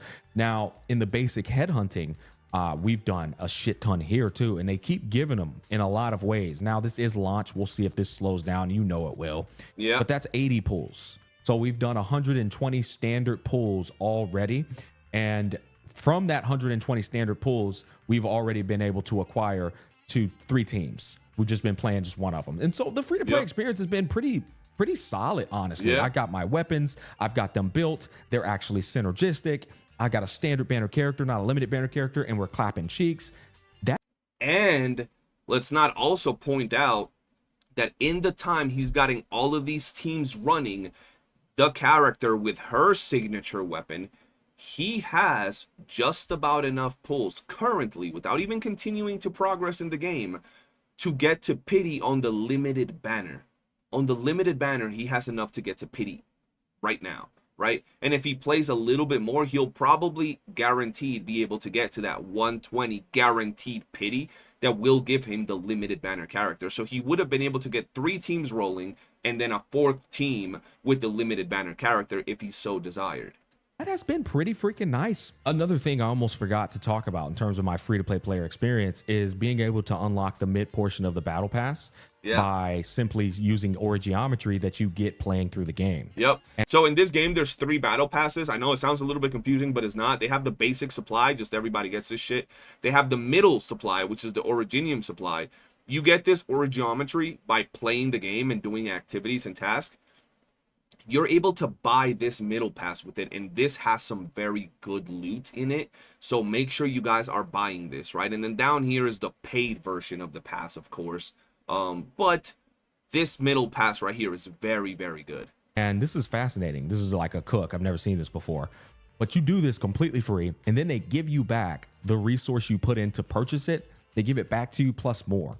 So you just get a free battle pass, not even at the expense of Origeometry. You get that back. Yep. It reminds me of Fortnite, bro. In Fortnite, when I played back in the day, I would buy the battle pass, and then I would grind out the battle pass. If I'm not mistaken, by completing the battle pass in Fortnite, you get the currency back that you spent in the battle pass. So you could just continue buying the battle pass. Basically, with this, you buy this, right? You use your Origeometry, right? And you can continue buying this for free. And this thing has some really good stuff in it, bro. And you can just continue buying it. That's lit. On top of that, this mid portion, I thought, oh, maybe they give you shit rewards. No, they give you credits. They give you things you need to upgrade your weapons. They give you stamina to double up on currency. I'm stamina consumption. This is going to be for promoting operators to E3, E4, developing them higher. And then you even get another 6-star weapon selector. Another one. Another 6-star weapon selector on top of the ones we already got. So every time the battle pass refreshes, right? So I'm guessing it's like after every 3 banners or whatever, because the way they have it set up is kind of weird. you'll have another one of these that will give you, once again, another 6-star weapon selector and some very valuable resources like this thing right here, which is pretty damn crazy. People are not looking at this gacha game in terms of its free-to-play friendly nature as a whole picture. They're only looking at like one part of the picture. But when you look at the whole, I'm telling y'all, Gacha Smack and I just got to get into a call, bro. A lot of times when I react to his shit, we end up saying the same thing. I'll say some things at some point in the video, and this dude will say something that I just said, like, way down the line into the video. Like, it's just the same type of mentality regarding things like this, bro. I cover DNA. He talked about DNA. He's not even a giant fan of DNA. He doesn't know life it like I did for so long. And when he spoke about it, it was the same type of scenario. He just said that, and I just said this earlier, bro. People, when they shit talk this game, and then they want to say, oh, this game is really good, but, and then they'll continue to say like the 1 or 2 things about the game is really good, and then they'll shit on it, and they'll write an entire Harry Potter book shitting on the game. And then when you call them out for being haters or shit talking the game, they'll be like, nah, I'm not shit talking the game. I've said the game is good too, but I'm just pointing out what's so bad about it. But they do it in a way where they like encompass these little things without pointing the big picture, just to make the game seem like shit, to like attack it. And it's just ridiculous, bro, because there are so many aspects of the game. This is not your superficial type of gacha game. There are so many different aspects, and there are other aspects that you can get into that also give you some really good currency and rewards. whole picture, there's actually a lot of stuff that is given to you in this game to set up your experience as you progress through the game. Yeah. As a relatively good free-to-play experience. Yeah. There's definitely the downsides. There's definitely the gacha garbage. But it's pretty damn sick. And even for budget players, you unlocked, which me, I'm a budget player. I'm free to play now, but I always eventually turn into the budget player. You buy that battle pass down there, and now you start getting the Arsenal tickets along with it as well. I'm not selling you guys, just telling you, you get even more resources that add into that budget to free to play experience, right? So, Bro, the battle pass, the paid battle pass, and I'm not selling the battle pass to y'all either, guys. You do with your money what you want. It's probably one of the better battle passes I've seen by a mile. Usually, when you play these other games, you'll get a battle pass and they'll give you like a purple weapon that is kind of mid. You never really use them. This game, on top of all the shit in here, where they literally give you currency for the weapon banners, including the currency that you can use on the limited weapon banners. They give you that from the battle pass. They give you a good amount. A good amount is not like 5-10 pulls. No, they give you a good amount to do summons, right? They also give you another 5-star weapon box. So you buy this, bro, you buy this and you buy this, and now you get 5-star, 6-star. So now you get this, and now you get 2 6-star weapons, bro. 2 6-star weapons in your battle pass. Stop it, bro. Plus the currency to use on the weapon banner, including the limited weapon banner. What are we talking about? I'm a big fan of this. I like what they're doing here. I think this is a hell of a cook. To summarize all of that up, I think a lot of people just heavily underestimated the entire picture of what a free-to-play experience can look like. A lot of people talk about the gacha system, the 50-50 and all of that, but they weren't talking about how many weapons you get just playing through the game. They weren't talking about how viable the 4-star characters are, as well as the 5-star characters, as well as how many you get of them in order to make up your one team. They also didn't talk about how you just can use one team to go through the entirety of 1.0. Yeah, I think a lot of these factors go into a free-to-play player experience. But if all you zone in on is how many pulls you did on the chartered banner or how many pulls you're getting to start off with, then you're going to view that experience as a negative experience. I also would urge you to take into consideration too, if all you think about is just pulling on characters, this game is going to be garbage for you. Yep. The reason for that is because this is an actual video game. This is an actual game that has actual content, bro. There is shit to do in this game. You don't hop into this game hoping to just get a bunch of pulls within an hour or two of playing the game, summon and scratch that summonage, that crackhead addiction. You don't get that in this game. You have a game, an actual video game where you can go in, learn a bunch of shit, because there's a bunch of shit to learn in this game. So much shit that they have 352 tutorials, because there is so much crap. And if they didn't give you those tutorials, then you would complain that they didn't teach you how to do shit. I mean, I've skipped some of the tutorials, that's why I'd be lost at times, but there's a lot of tutorials, which can be a little tedious. You don't have to do them, though. You don't got to be forced to do all of them. But there is a lot to do in this game. If you just want a superficial experience where you go in and you play for 2 hours and get like 80 pulls, 100 pulls, and then you summon and then maybe reroll or play another game, this is not going to be the game for you. This plays more like an actual RPG than like your traditional gacha game. But if you think about the factory system, the grid, and all the time sink that goes into that stuff, the preparation, as well as the enjoyment if you're having fun, that takes away from you even caring about pulling on characters and the gacha garbage and going to spend on the shops to try and develop people. Once again, I think a lot of people spend so much time not even playing the game for combat. They just playing it, well, if you're not looking at Fluorite's ass and Last Right's ass, then you might be looking at Ember's ass. And if you're not looking at hers, then you're probably looking at Laevatain's titties. And if you're not looking, I'm just kidding. Seriously though, there's just a lot more to do in Arknights Infield, once again, because of that factory system. Yeah. And that just doesn't exist in other gacha games. You do their story, you get off. It's pretty much it. Like, you do the story, you do the little in-game mode, you do the combat, and then you get off. Yeah, and I want to point this out. I played Genshin and WooOo when they first came out. I would do 12 hours daily streams on WooOo when it launched. 12 hours. And a lot of times, people in my community often, like, talk about how they remember those, like, long 12-hour streams when I was playing WooOo, and they missed how I used to stream 12 hours of WooOo.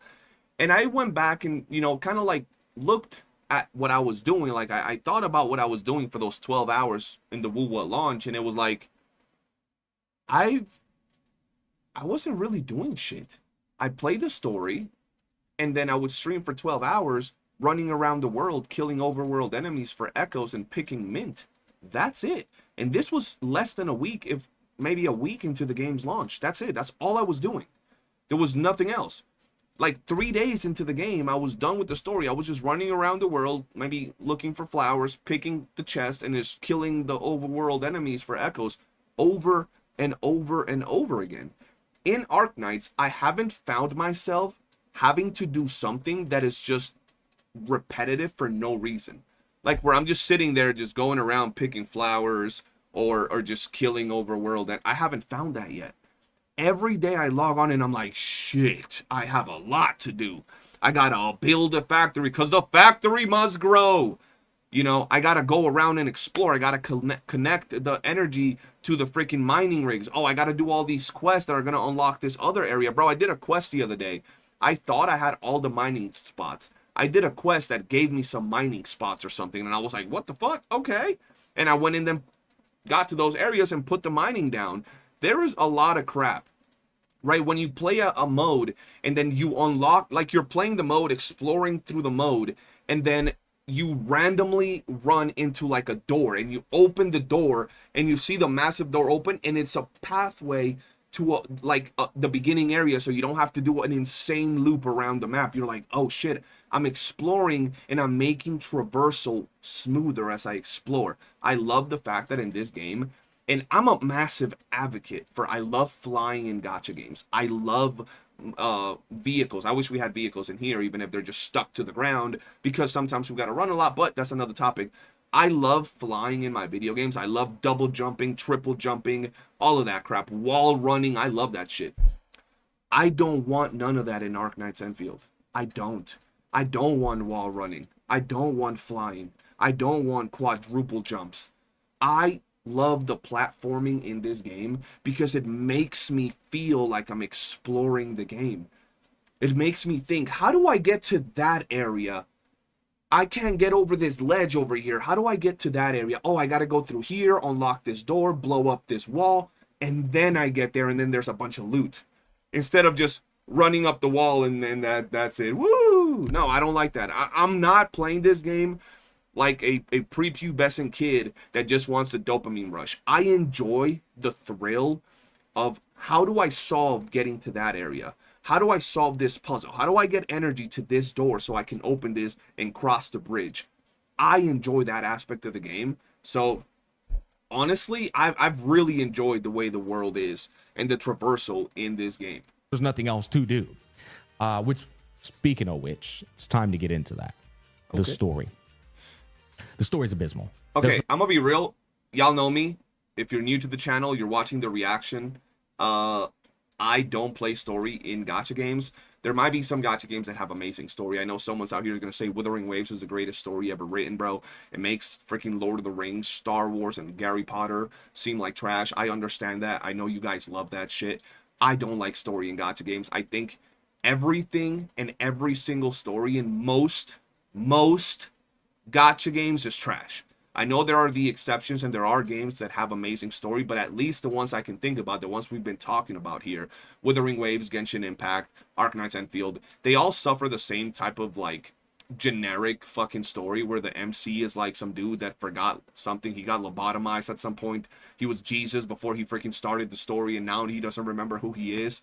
And then, you know, you get introduced to the latest and greatest flavor of ice cream, the new waifu, and then the next one comes out, and it's just trash. Like, it might be good. They might have some peak cutscenes, but you gauge them on how good they are within the gacha scale. If you put any gacha story, for the most part, of these mainstream type of games, and you compare them to, like, a really good story, like, I don't know, The Witcher, God of War, The Last of Us, Uncharted, any of those type of stories that build up the narrative, they're mid at best.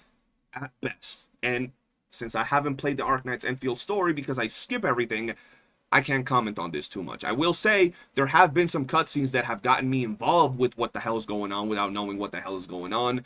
There were some cutscenes where a certain partner is, something interesting happens. Some very interesting things that have made me go like, oh, that's kind of cool. But other than that, it's just the generic, you know, gacha slop of the story. You know, overpowered guy, he was baby Jesus, got bumped in the head, forgot everything, and now he's friends with everybody trying to find out what the hell happened and where his sister is. No other way to put it. The story has been a jargon convoluted fest with weird tones and how they communicate with each other. It's been also a glaze fest with the main protag surprise, the main protag's important. Like important to a cringe degree. Yeah. Every time is in Mr. Inman. Oh my, you know. But yeah, it's gotten to the point where in the first 3 hours of the experience, I was like, yeah, no, I'm not keeping up with this. It's not worth it. And then every so now and then, I would look at the dialogue, see what they're talking about, and it would just be the same gotcha garbage quality dialogue. And I was like, yeah, nah, I'm doing a good deed here, just skipping the fuck out of this story. It's ass. Now, when we got to Wuling, I actually finally paid attention, and it was interesting at first. Okay. It was very interesting. I want to point this out. When we got to Wuling, and I'm going to say this one more time, Wuling, a 1.0 area in Arknights Enfield, graphically, and just the way the world and the map looks and what it's offering, will put any 1.1 area of your favorite gacha game to shame. An entire 1.1 update with a new region, new things of your favorite gacha games, be it Wuthering Waves, whether it's, you know, Genshin Impact, whatever. This region alone in this game will put it to shame. It'll make it look like it was made in 1994 by someone with cross eyes and one arm. This area, and I'm glazing it right now. Y'all gonna say I'm deep throating Arknights. Wait until you get to Wuling. It's another world, bro. It doesn't even, nothing looks like what you were just at. You're in a whole nother world, bro. It just looks different, bro. Aesthetically, the puzzles that you're doing, bro. You get to that main city and you're like, what the fuck? They have the Great Wall of Wuling, bro, that actually looks like the Great Wall of Wuling, the Great Wall of China. You know what I'm saying? Like, come on now. It looks crazy. Bro, you get to meet the main person from that area, and you're like, holy shit. You get to their office. I'm not saying no more. Just know it feels like an entire new world, and it's insane. Meeting the new guy, and he ended up being part of, you know, well, actually, I don't want to spoil for everyone, but that part was actually very interesting. Immediately, like, I was engaged in it. I also liked meeting the new girl, and I loved her personality and such, but it still was like that super mid gotcha storytelling for me. For me personally, I can only speak for myself. At the end of the day, I think they've got a lot to prove in terms of taking the story serious. They need to do a better job with their world building and how it functions. They need to do a better job with the communication and English voice acting, not sounding like it's just recorded lines or sounding like Cartoon Network. They've got some work. They do. Yeah. They've got a lot of work to do with this story, and honestly, in many different facets. And so for me, I thought the story was pretty damn ass. It picks up in Wooling, as people have said, but picking up from where it was isn't really saying much either. That's I want to say one thing that he just pointed out, the voice acting. I think the voice acting in the game, the like actual acting does feel robotic sometimes. It feels very just like they're reading off lines, but the accent of the characters has been great. You'll talk to a character and he sounds very generic, like very flat, emotionless, and then there'll be another character that'll have Sofia Vergara fucking accent going on with their voice. Like, you can tell a lot of these characters sound different from one another, which is pretty cool. Usually a lot of these characters will sound very similar, all with the same tone, all with the same type of like not personality, but like expression levels, right? Whereas in this game, they have felt like they have a tone into their voice that has been really good, but they do feel like they're just reading off lines, so it comes off as very plain. my best way to go at it with that. Now, I want to make sure we're perfectly clear here. That is different from lore, right? I actually hear from a lot of people that there's some lore in this game in terms of reading the items so that you can understand how things function and such, has actually been pretty damn good. And the lore in and of itself for Arknights tends to be very enjoyable for a lot of lore enjoyers. But that isn't the storytelling experience. That isn't what you're experiencing as you're going through the story. So that's worth pointing out, though. This next segment, I was getting ready to cook a mode, but then I logged in and saw this. And this just goes into the free-to-play experience. So you get Ardelia, and then they give you the signature weapon for her, too. Fucking insane, bro. Like, You get the best current support, like, healer character in the game, per se, which is a 6-star character, for free. And they also give you their signature weapon. And along that path, they give you a bunch of limited banner tickets that are not timed. These won't expire, and you can save them up, right? These are nice. These are smooth. But you get the best support character in the game right now with their signature weapon, which it's pretty damn solid. This is pretty good. Not just the character, but their signature weapon on launch. the launch, like weapons, bro, you just can't argue it. Okay, I got 2 more of those pulls too. You know what? Just because we're making this video, I might as well try and use those 2. Those are the 2 free pulls I told you. You are forced to use them on this banner. I might as well do it while I'm making this video. Maybe I get lucky on one of them, right? Maybe I don't. But I want to point these things here. I don't know. My head is blocking it, so let me just show you what I want to point out. You see this sting right here? It says 21 headhunting attempts to get a free 10 urgent recruitments. Once he does 21 more headhunting attempts, he gets a free 10 pull in this banner, right? And then on top of that, once he gets, if he gets a 6-star character in these free 10 pulls, they don't count towards this. So it doesn't break your pity. It doesn't do anything, which is really, really nice. I really, really like that. tell you what, we're going to use them and use this advantage. Watch this. It's going to turn red. Okay, yeah, this game's trash. Ignore everything I said in this review. Dislike the game. Screw this game. Game is a whole bag of shit.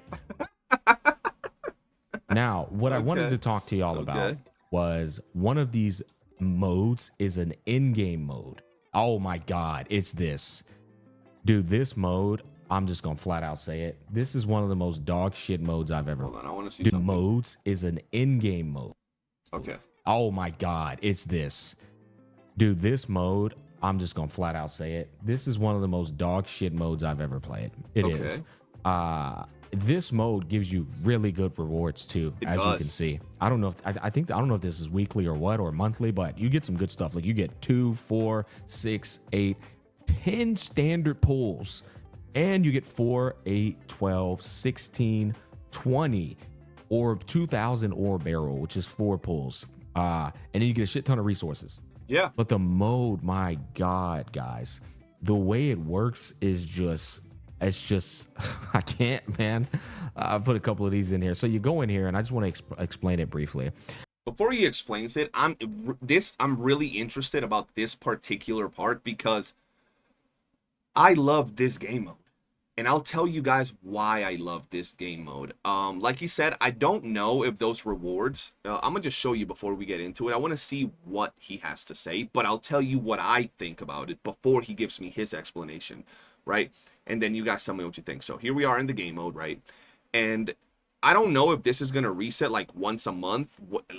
I don't know how often this is gonna reset, or if it's even going to reset in the first place. But you, at least for this clear, you get quite a good amount of resources. I don't know if this is a one-time thing or what, but let's just talk about what we currently have in here. Like he says, we get a good amount of these oral barrel, which is pretty good, and we get a good amount of these standard banner tickets. So that's cool. So I'll take this as some kind of like end game mode or something more advanced into it. If we click start exploration, not there. If we go right here, there'll be levels to it, right? There'll be different things that you got to do as you're exploring this. So think of this kind of like you go into the dungeon and there are many different things you can do in the dungeon. And as you explore the dungeon, you'll have missions here, right? That you can select when you go into the dungeon. And for example, here you can see that you have to get these materials to get the bonuses, right? Not the bonus, the permanent bonuses for the game mode, right? So if you get all these materials that you can get from the different zones, because it's like an actual map, it's like a big-ish map with a lot of areas to go to and explore and do different things. So you get all of these resources by exploring this map, and the resources improve your gameplay and your experience within the mode, right? So for example, this one right here increases the capacity of the isolation container, which is going to allow you to carry more loot when you're in the mode, right? This one right here, precipitation nodules successfully brought out can be converted into more auralene crystals. So this gives you more currency and more auralene crystals from the currency you extract out of that game mode, right? This right here, operators enjoy higher max HP in the Valley Aberrants. So you go into this mode and you do all of these challenges, and as you're doing these challenges, it improves your gameplay every time you go into this mode. So like right here, you guys can see that I have some pretty big bonuses in here, right? My current derangement limit is 2,600. You start with 600. And you feel like they're in, like, up your ass because you gotta get out, or you're gonna get deranged. Basically, the way it works, you have this meter. Once it fills out and you get deranged, you'll finish the mission. You can be in front of a boss, which has happened to me before I started working on this. I'll be in front of a boss and I'll be deranged, and then you'll just extract. It forces you to get out of the mode, and you're forced to get out. So you keep progressing, you keep upping all of these buffs, and now I have 2,600, which I'm just chilling. Current isolation container capacity 40, current derangements tolerance 20%, industrial explosives that I can carry 50, defeating any enemy restores 100 skill points. So it starts off as a very like rough game mode, and the more you complete these quests, the better your experience is. And in the game mode, not only do you have these things here by completing these quests, that you're getting these. So you're getting oral barrel from completing these quests. You're getting oral barrel from this right here, right? You also have chests inside of the mode that give you oral barrel, like green chest, blue chest, gold chest, that gives you even more currency. Now, the way this works, I'll show it to you real quick. He's going to show it to us, I assume, because he's loading in right now. But I just want to show you guys real freaking quick. And I'll tell you the last bit of opinion regarding why I actually like this game mode. And I'll compare it to something else. So you go in, and as you can see, it's pretty much a whole map. I like this mode because I don't know if this is going to be your end game mode or one of the modes that you're playing, you know, weekly or whatever, or monthly. But when I compare this to like Tower of Adversity, right, in Wuthering Waves, or the same mode that is in Genshin Impact, where you just go in, you click a room, and it's like a circle. You go in the circle, you fight the enemies that come out, you click the next room, it's another circle, the enemies spawn, you kill them, you click the next circle, you go in, it's a boss, you kill it, you're done. It's boring, it's repetitive, there's no thinking that you have to do, there's no puzzle solving, there's no intricacies to it. There's no intricacies to it. Now with this right here, you guys can see this is the map, right? you can't just walk from here and instantly go into zone 3. You got to do multiple things and explore zone 1, then explore zone 2, and open up these, you know, travel points, and you got to open up these goddamn zip lines to get from point A to point A to travel a lot easier. And you get all these rewards, and you farm zone 1 for the materials for zone 1, zone 2, yada, yada, yada. And there's levels to it as well, right? There's levels to this that you guys can see. It's not just as simple as this. There's like other floors. There's verticality and stuff to it. And I find it pretty good. There's different things that you go in here. There are enemies, there are loot boxes, there are healing packs. And while it is more complicated and it does make you do more things than your general game mode, it's fun because you think, bro. I feel that people don't like to think, oh, I just want the fucking loot. I just want the fucking loot right now, bro, because my neck is itching and I want the goddamn summons. It makes me play like I'm playing a game to play the game. I don't give a shit about summons, bro. I could just drop my card on the game and summon 100 times. I want the game that's fun. I ain't somebody that's out here fucking oh, I'm only having fun when I summon because I don't have summons, bro. No, I don't give a fuck about this. I want to play a game that gives me content, that gives me stuff to do. So being in this fucking mode and having to go around and be like, how the fuck do I open that door? How the hell do I get to area 3? Oh, I gotta go around and fucking unlock that zip line by killing that boss. That'll unlock that door. That I could do this. That is fun, bro. That is gaming, bro. That is actual gaming. I'm not getting forced to do so. It is a hobby. And the fact that it has substance is so much better than whatever fucking whack-ass gacha mode from your whack-ass gacha games you can throw at me that put you in a singular room with just enemies spawning on you. I can wipe my ass with those game modes, bro. Now let's see what he has to say. You have to go and explore and find these little red things that keep a door locked. And then once you find all 4 of them, the door unlocks. But they have like this corrosive element to the mode. And it's a meter.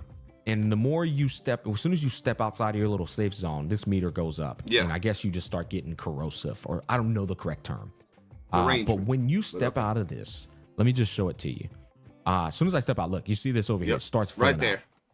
When that hits 600, you get kicked out of the mode. I don't know if that sounds cool to you, if it sounds funny or not. Let me just tell you, you constantly feel like you're just rushing. You're just rushing and you're trying to find stuff. And then these little... Like I said, guys, I want to point out that that is how you feel the first time, maybe the second time you go in, until you start doing the quest. Until you start doing these quests that can take you 1 or 2 runs to give you permanent increases, it'll feel like that.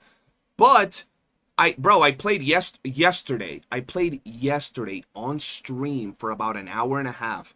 I got all of those rewards that I showed you guys, which was, I played about an hour and a half, and I kid you not, I probably got like 2,000 Oro Barrel from opening the chest, from doing the quest, and from the rewards they give you up to the point where I got at.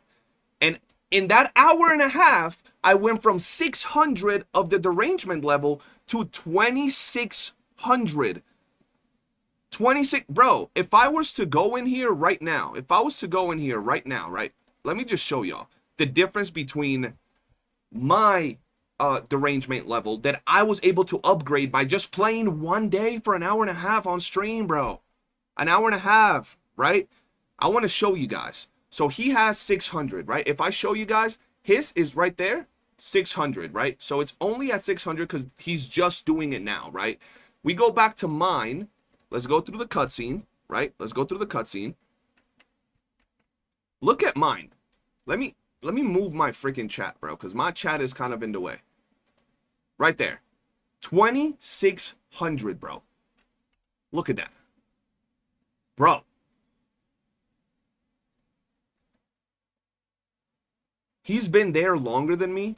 I still don't even have, bro. I'm still outside. I still don't even have as much as he has on the video. And I'm still outside.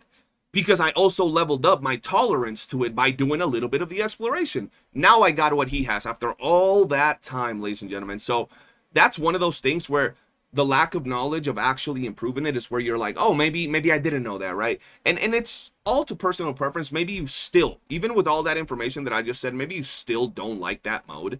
But the first few times you play it, you do feel that sense of urgency. You're like, oh shit, I gotta run, I gotta get these materials, I gotta get to the next area, the first few times, like the first 3, 4, 5 times that you're running, getting the materials to upgrade. But after that, if you look at the missions and you do them, you're good.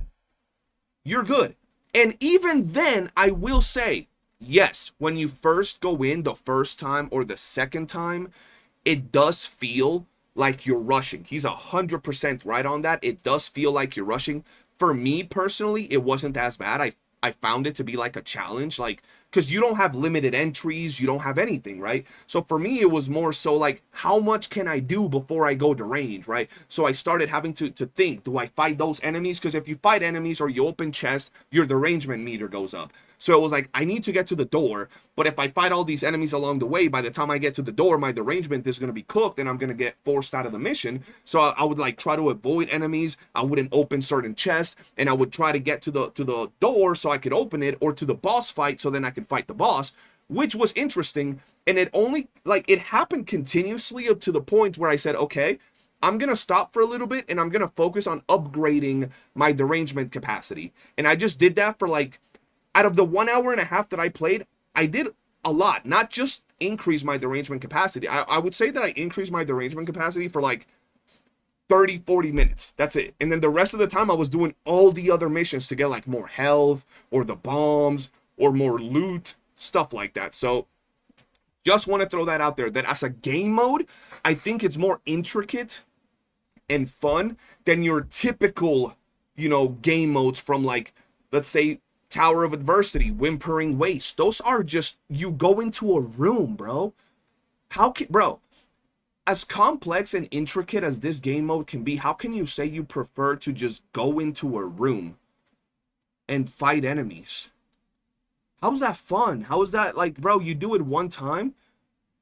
You do it one time and you've done it for the rest of the year. That's it. It's always going to be the one room with the enemies spawning. At least in here, it was like a map that I was exploring, trying to find the chest and all of that. It felt more intricate, bro, okay? It felt better. Like color-coded things right here. They got bags and shit. You pick them up and then your bag storage gets full and then you're like, okay, what the fuck am I doing with that? I don't even know why I'm picking them up, really, to be honest.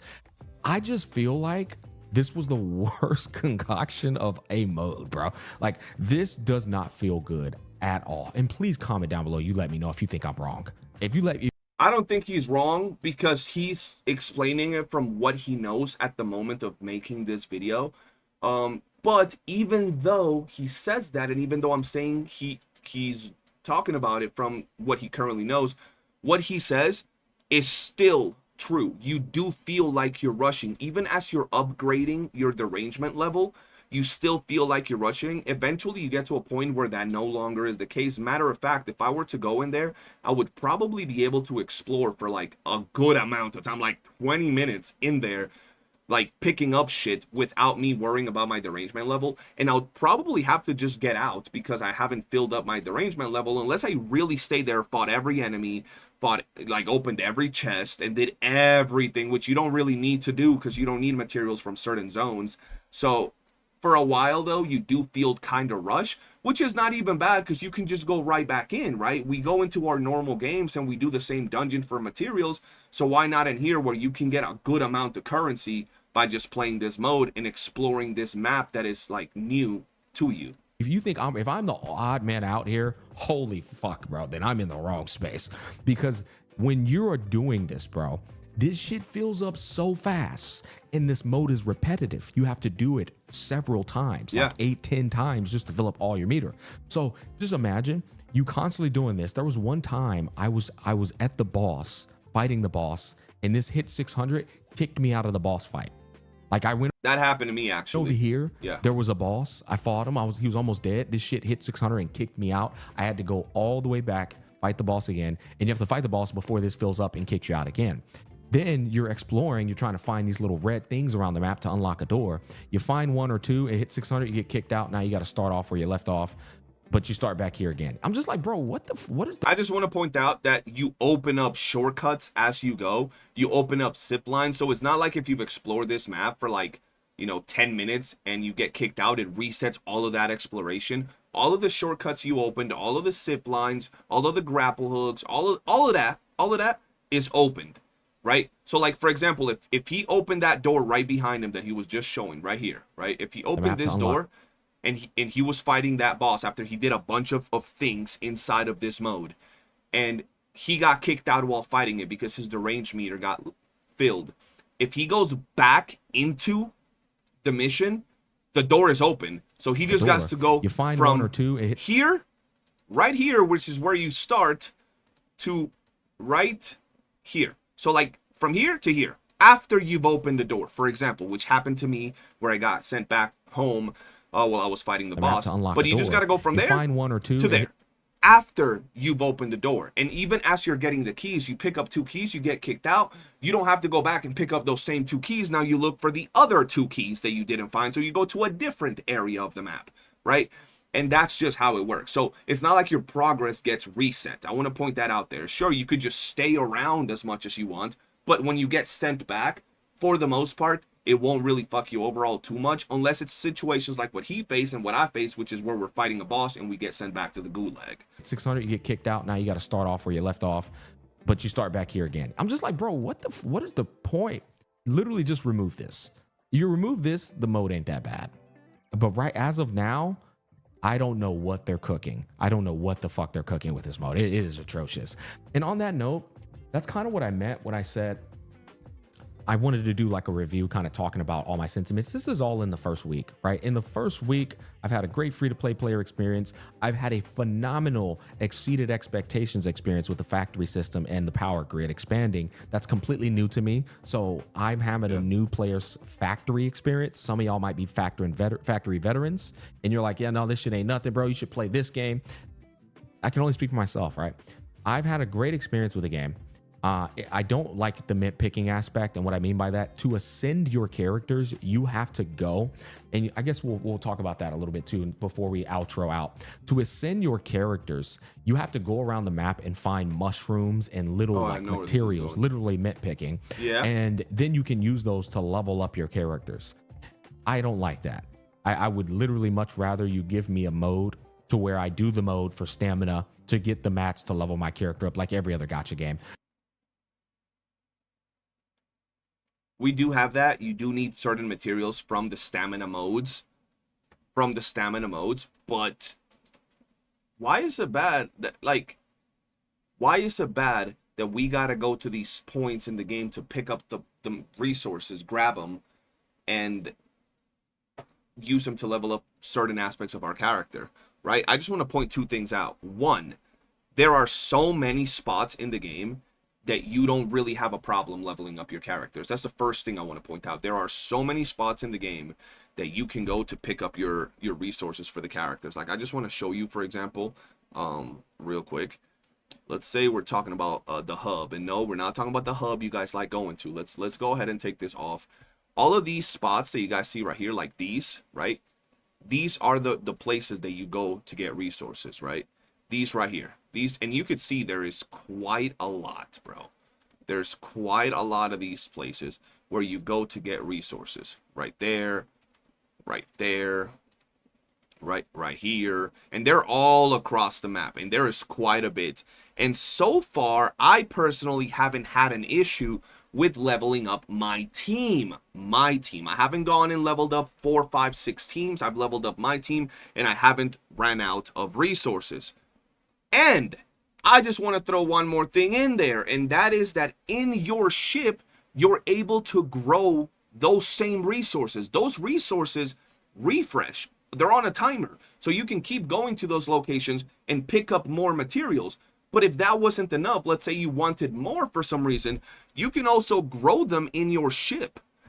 Right now, with my current level, I'm able to get 6 of these mushrooms. Once I level this up, I'll be able to put another person here that makes this go by even faster, right? I'll level these up, and they have like passives right here. So for example, her, Assigned to grow chamber to grant vitrified plant growth rate plus 20%, which is another extra additive. Right now I have her right here, right? Great mineral growth rate plus 10. And I'll be able to add another character in here down the line that will give me some bonuses to that too. And once I get to level 3, I'll be able to grow 9 of this resource every time. 9 of the resource, which is pretty damn good. And it'll be faster than what you're currently seeing. I put this not too long ago, actually, on the stream. So being able to pick them from the overworld and also being able to grow them on your ship already gives me a better income than if it was a stamina item. Because for stamina items, for example, we already have a bunch of things that we can go ahead and do, right? Like we have XP materials, we have promotion materials, which is going to be used right here to promote operators. We have credits, we have this that you actually need for the skills of your operators. So we already have all of these activities like your typical gacha game where you're normally using your actual stamina, your daily stamina. And we, on top of that, we have like the weapon progression materials. We have the bosses right here that you get to fight for, also good resources. You have more shit over here, the crisis drills, which is more stuff, right? You got this right here, which you're going to be able to get and get even more stuff. So we look at all of this and it's like, okay, do you want to add one more item that you're going to have to farm with your stamina, or simply go around for a few hours, not even hours, go around for a couple of minutes, a few minutes, pick up these mushrooms whenever you need them. You know, you can do this for like a week every day, and then you'll probably have enough to fully upgrade your team, because it's not like you need like, let's say 5 of these to upgrade one character from, let's say 60 to 70. And then at 70, you need a different resource. So at that point, any over, amount that you have of these will only be for the characters you're taking from 60 to 70. You won't need like 300,000 of these. And the fact that you can grow them on your ship honestly offers a nice little addition of extra income. And I think it would suck ass if it would just be put into another stamina place where now I gotta, break up my stamina into another activity, personally. Because the thing is, they tried to do it in a way to where it's like, I guess it's different, but it's just fucking annoying. There's no other way to put it. And in here, I like what they're cooking up in here, because it's like, so I can evolve my little spaceship. Wait, one more thing. I don't think it's different. We have the same mechanic in games like, for example, Withering Waves, right?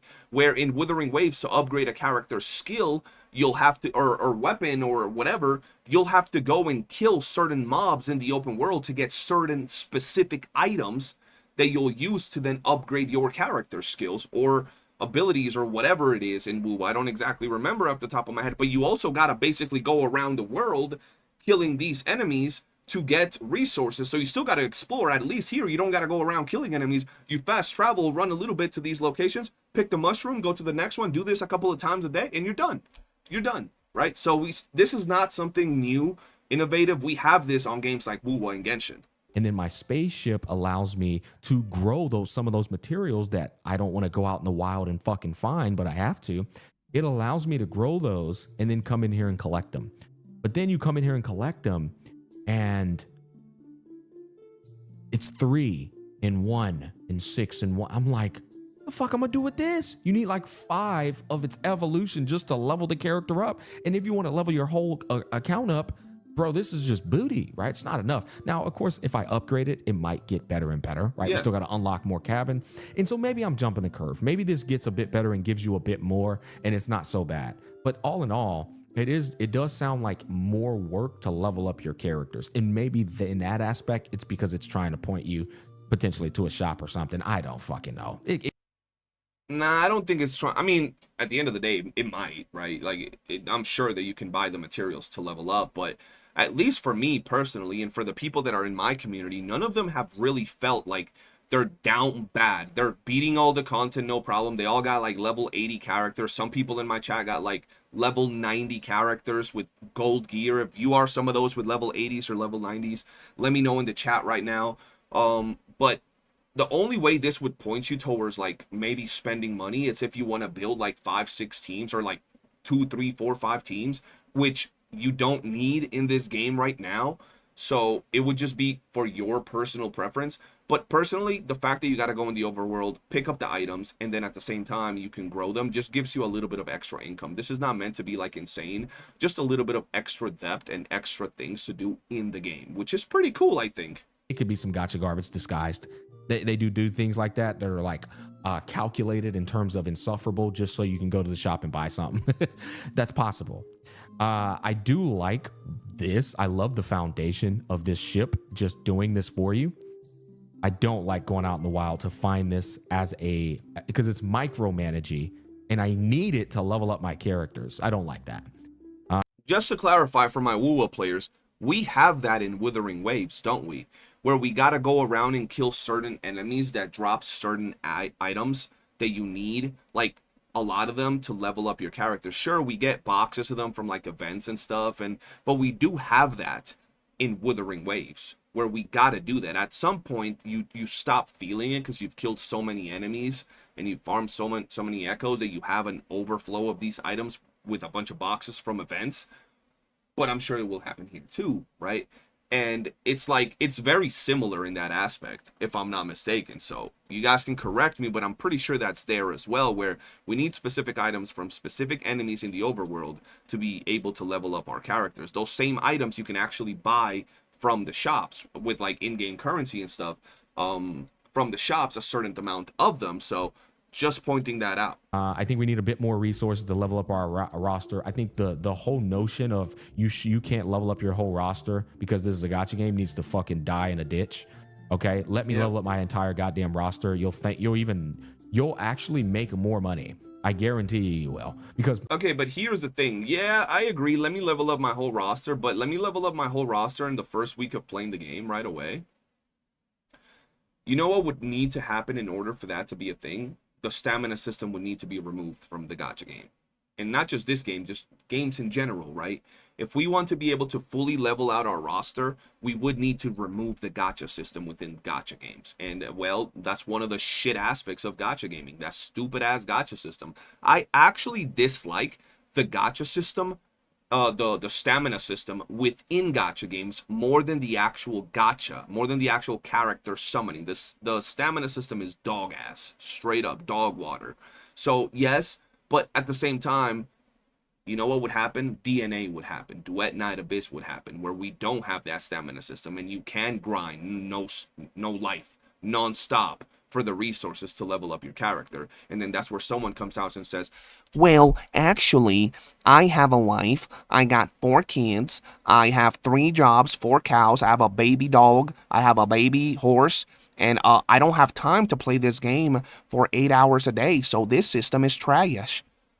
You can't win. You can't win. Because we have that in Duet Night Abyss. In Duet Night Abyss, we can grind the game for as many hours as you can and level up your characters as much as you want. From level 1 to level 80, your entire fucking roster. And guess what happens? People come at me with that, right? So that's when people would actually come out and start bitching, right? So I agree with Gacha Smack, but that goes into, let's just throw out the whole gacha concept out the window. Fuck the gacha characters, fuck the gacha weapons, fuck the stamina, and give us a game where we get to play the game with what we want. But simply, the truth is, that's not the market we're in. And being able to level up all your characters, all of them, all their weapons, all their skills, everything within a week would either require an insane amount of grind that people would bitch about, or just, I don't know, bro, give it time, and within a month, you'll have all 3 of your teams leveled up with gold gear, which is not that bad either, right? So I agree, but at the same time, I don't think it's really applicable to this particular type of game genre. people will be using a lot more teams and having a lot more fun, which will point to them spending more money. I guarantee it'll happen. Like this whole... Yeah, sure, but DNA's content is not even closely as good as this game. Yeah, but that's also subjective, which is kind of what we were talking about. Personally, I agree this content is way more engaging, but someone will still say they enjoy content like DNA. So just like they say that, and then others will say no, they don't, The same will happen here. You and I might think the content in this game is way more engaging, way more fun than all these other games, but someone will still hit you. The same guy that has 2 wives, 14 kids, a dog, a cat, and a baby horse, and is so busy that he can't play DNA, he'll give you that same excuse here and be like, I don't have time to play this game, so it sucks that everybody else can just no-life it and get all their characters leveled up, but I can't do that. So it's just one of those scenarios where it's like, it's just the shit that comes with these type of games, you know? Oh, I got all these characters, but I can't level them up. I just can't with that. Apart from those like criticisms though, I think Arknights Infield has a very solid game on its hands. I think they do. The factory system blew my mind. I never expected that shit to like impact it that much. I didn't go that hard on it in the beta. And so I didn't know the depth of what it can bring in terms of a packaged game. I know that now. The powering grid, setting up relay towers, and then zip lining, I like that. I don't like putting a pylon next to the zip line. I think that's the dumbest shit ever. I don't think I should have to power a fucking zip line, bro. Just let me zip. Stop making me put pylons next to zip line. Bro, I will agree with that. Tell me how I was exploring the map and I put a zip line down and that shit had no energy, and I was like, the fuck you mean my zip line needs energy? What the fuck? Since when? Yeah, that shit's ass. Why the hell I zipline need energy, folk? Lines. Another gripe. But now the complaints are coming out. Now that I'm like recollecting some things. Yeah, the game's far from perfect, right? It is. Okay, see, that's one of the things that I like. In this video, I've agreed with a lot of takes from Smack. I've disagreed with some takes, but at no point has he disrespectfully attacked the game where it's like just blatant shit. And even the things where he said, oh, I don't like this, he said, maybe when I upgrade it or do more, it'll be different, right? And like he just said, bro, this game is not perfect. No game is perfect, especially not a gacha game, bro. Especially not a gacha game. And honestly, I think it's really good when you're able to sit down, point out what you've liked about the game, and criticize it, but criticize it as a grown, mature individual, not when you're throwing shit at the game and you're using expressions and words that are specifically made to either like agitate the community, disrespect the players, disrespect the devs, generate aggro towards the community and towards the game. I feel that a lot of us content creators that are grown up in, look, I'm gonna talk to whoever you are. I feel that a lot of us content creators that are grown as adults with hair in our ass. You might not need to know that, but your favorite content creator has a hairy ass. Yes. We have to stop pretending that we don't know what we're doing when we talk a certain way to our audience, or when we use certain words and certain titles and certain things in our videos, and pretend that we don't know why we do them, or we don't know why we're getting certain backlash. I know when I use clickbait titles. I know when I use inflammatory titles. I know when I'm an asshole to express certain things I want to say. I know when I'm being condescending. I know all of that. So I'm tired of content creators being assholes, condescending, using rage bait, using all these tactics, and then they get called out, and instead of having balls and saying, yeah, I know I did that shit.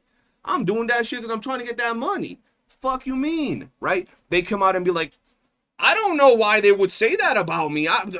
I like, all I do is talk good about it. What I'm doing is for the betterment of the game. Meanwhile, they'll be shit talking the game with the biggest rock hard cock while they're talking about it with passion. They'll be shit talking the game with intensity. And then they'll say, yeah, but the game is good. I think the game is good. I think this game would actually do good if it was this. That's the compliment. And then the bad side, this game is trash. Fuck the developers. The gacha is garbage. Worst launch of all time. Look at this. Why would they add this? Are they retarded? Like they go into a way deeper hate than what they do to promote the game. I'm tired of content creators doing that shit.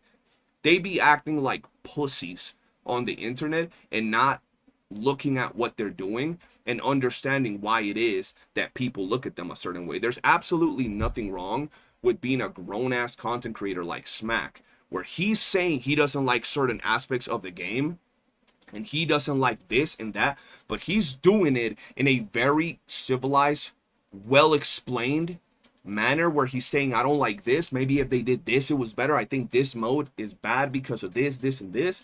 Rather than the developers suck, they're dumb. Why would they add that? What the hell were they thinking? You know what I'm saying? Like, it's the way, it's not the message oftentimes. It's the way you give the message. Saying that you don't like the gacha system because of this, this, and that is fine. Saying this is the most retarded gacha system of all time. Devs are retarded. They're just trying to steal your money. They're pathetic.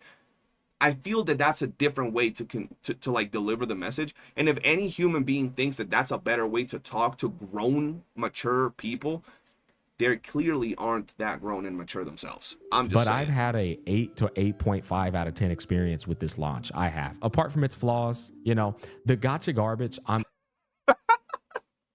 have never felt more addressed as an adult than you with the ass hair.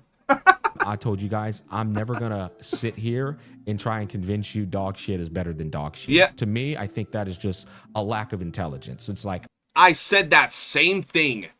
The gacha system on this game, that game, or your favorite game is all dog shit. So stop defending it and being on a high chair. Yeah, bro, Arknights Enfield's gacha is just atrocious. It's so bad. But my beautiful WOOOO, oh yeah, my beautiful WOOOO, that has the best gacha system of all time, bro. Like, this shit is so good. I wish this was like WOOOO. WOOOO on top, baby. But Arknights suck. Stop doing that, bro. You sound like you have a dent in the back of your fucking head, bro. I'm just telling you that. We can sit here and talk about how dog shit is better than dog shit, but at the end of the day, you're still eating shit. Yeah, I said that same thing every single time. I said that at the beginning of this video.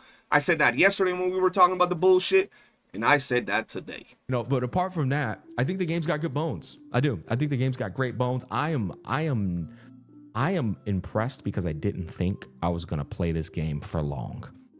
Bro, I said that on my stream. The only reason I'm playing Arknights Enfield, chat. The only reason I'm playing Arknights Enfield is because over the past month, over the past 2.5 months, I've been playing Duet Night Abyss. And almost every day, there'll be someone on my stream. Are you going to play Arknights? Are you going to play Arknights? Are you going to play Enfield? How about Enfield? And I was like, okay, fuck, I'll try it because it seems a lot of you want me to play the game. And, well, I went into it thinking there's going to be some dog-ass game, another gacha slop where I'm going to go in, get my summons, run around, picking up candy bars and Tic Tacs and, you know, a stupid-ass gacha story. And that I am addicted, and I think this is the best-looking, optimized gacha game out there by a mile. And then on top of that, I think it's also a lot deeper and a lot more than just a gacha game. A lot more, which seems to be a problem nowadays. We faced it with Duet Night Abyss, which is nowhere near even remotely close to the quality of this game, but it has its own features that make it more than a gacha game. Getting free characters, free weapons, the unlimited amount of grind you're able to do, you know, pointing it closer to a game like Warframe. And now we got this game that is, you know, a gacha game, but it has all these intricacies and this factory system which points it into a different direction than your traditional gacha game, and it's also getting shit on. So it would seem to me that your typical gacha gamer is, you know, just a gacha gamer, not a actual gamer. They're just there for the dopamine rush, and they're not there to game. They're there to see how fast they can get a hard on by pulling their latest waifu, and that's it. And then if they don't get that dopamine rush right away, they don't want to deal with extra intricacies, extra things, and extra activities within these games. I thought, play it on the launch, probably fuck off after that. I'm now fully committed. It's going into the wheel. It is. This was a non-sponsored impressions review. I wanted to get this out so that people know how I feel about the game. In short, I think you will love it if you like the factory system. You've heard this from other people. You've heard it from me. You've heard it from a lot of people. It is true. If you don't like the factory system, if you don't like the power grid dynamic, I don't think this game's going to be for you, man. I think if you take those out of the game, then you just got a gacha game where you just pull on the characters, play the characters, get off the fucking game. Look, the gacha, the stamina system, the factory system in this game does add a whole nother layer to the game. But once again, guys, with this particular thing, I have to make sure that you guys understand it's not a thing where you have to sit there and play Satisfactory on this game all day and make your super factories. I don't engage with this factory system like that. And I still love this game. I do engage with it. And parts of the system I love. For example, I love exploring and taking the power lines to these remote areas and putting down the mining rigs and seeing my resources go up. That's dope. I like that. But the actual putting down the tracks to see the materials go up, that's some shit I don't enjoy, right? I will use people's blueprints to build my base, maybe tweak things here and there. I have homies that have helped me out a lot with this game. My girlfriend helped me out because she also likes the factory shit. Me personally, I don't like it. So I don't engage with it as much, but when I do engage with it, I see how it's very well done, very intricate, very deep. And it just makes me feel good that it's in the game, even though it's something that I don't enjoy. It gives the game more depth, more variety, and more things to do at the end of the day. Right. But if you take out the pull on the banner and pull on the characters, if you even take out the combat, I'd still play the game. I'm not going to lie to you. I'd still play the game. And I think that's an important, like, dichotomy. I just want to point that out. That's how deep, intricate, and well done the factory system is in this game. This man just said, take out everything, leave the factory, and I'll still play that shit. That's how well done the factory system is in this game, where it's pretty much an entire game within the game. I said this before when it comes to the factory system. A lot of people don't know how it works, so they'll have a superficial taste of it and they'll hate it, right? But others will love it. When it comes to the factory system, until you really understand it and learn how to walk around it, whether it's heavily getting involved or, you know, tiptoeing around it like I do, it's going to be a system where you're either going to hardcore love it like Gacha Smack, or you're going to hardcore hate it like, you know, random John in the corner. It's not going to be an in-between, right? You got to learn how to navigate it and how you really want to get involved with it. But for most people, I feel that in the community, it's either they love it, or they hate it. That's just the way it is. Dichotomy and duality, if you will, of perspective versus perception, right? That's going to wrap it up. Peace, love, and happiness. Very, very good video. I really wish that at some point, maybe when I get a little bigger, I get to sit down and talk to Smack about a lot of things. I feel that it would provide some, like, actual smart conversation, where you can actually talk and look into intricacies of these type of games. But we'll see what the future holds for my channel and my growth. For now, guys, I do hope you've enjoyed this video, my reaction. I try to give as much of my perspective in this video as I could, because honestly, very, very good video. Shout out to Smack once again. If you've enjoyed it, hit that like button, subscribe, turn on bell notifications, and stay tuned. And if you guys want me to react to more videos, let me know in my channel. We have a react tabs, even though most people for some reason send them to me on DMs. But yeah, man, thank you for watching, and peace. Woo! Bro, I just turned a 26-minute video into a 1 hour and 45-minute reaction. Holy fucking shit, I'm a yapper. I'm a yapper. See, bro. Dog, look how many videos I have prepped for today. I don't even want to do them no more, bro. Fuck. These are the type of things that happens when you react to content, bro. But it was good content. Well, I'm glad y'all enjoyed the reaction, man. We have another reaction. Whose video is this?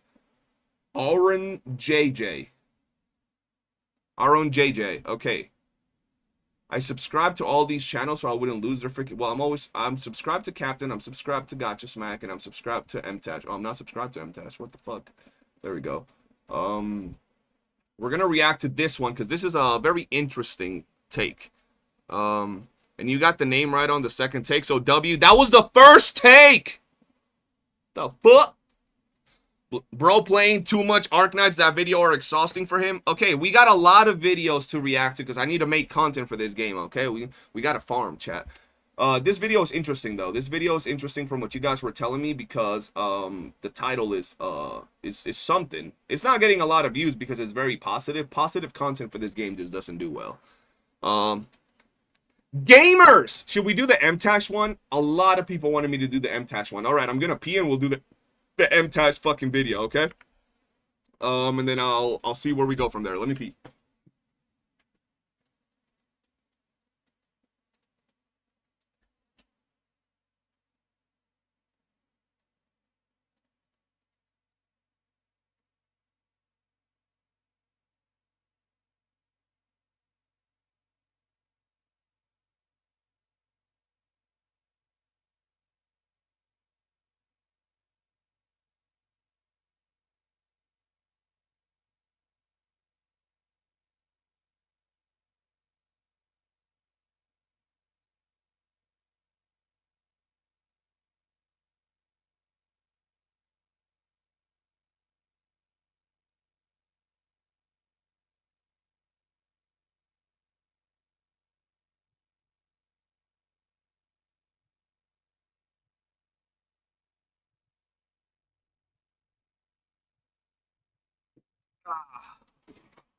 All right, here we go.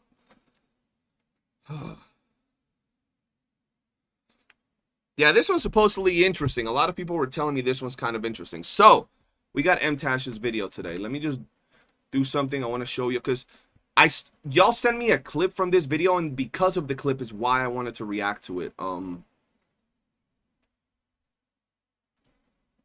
Let's see if I can get this information up.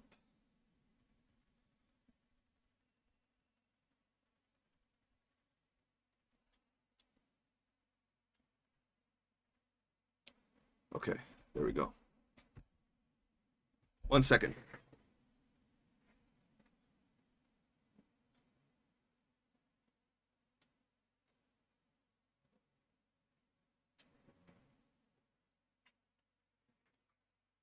All right. Let's go. The fuck's my chat? Right here. This one's actually interesting.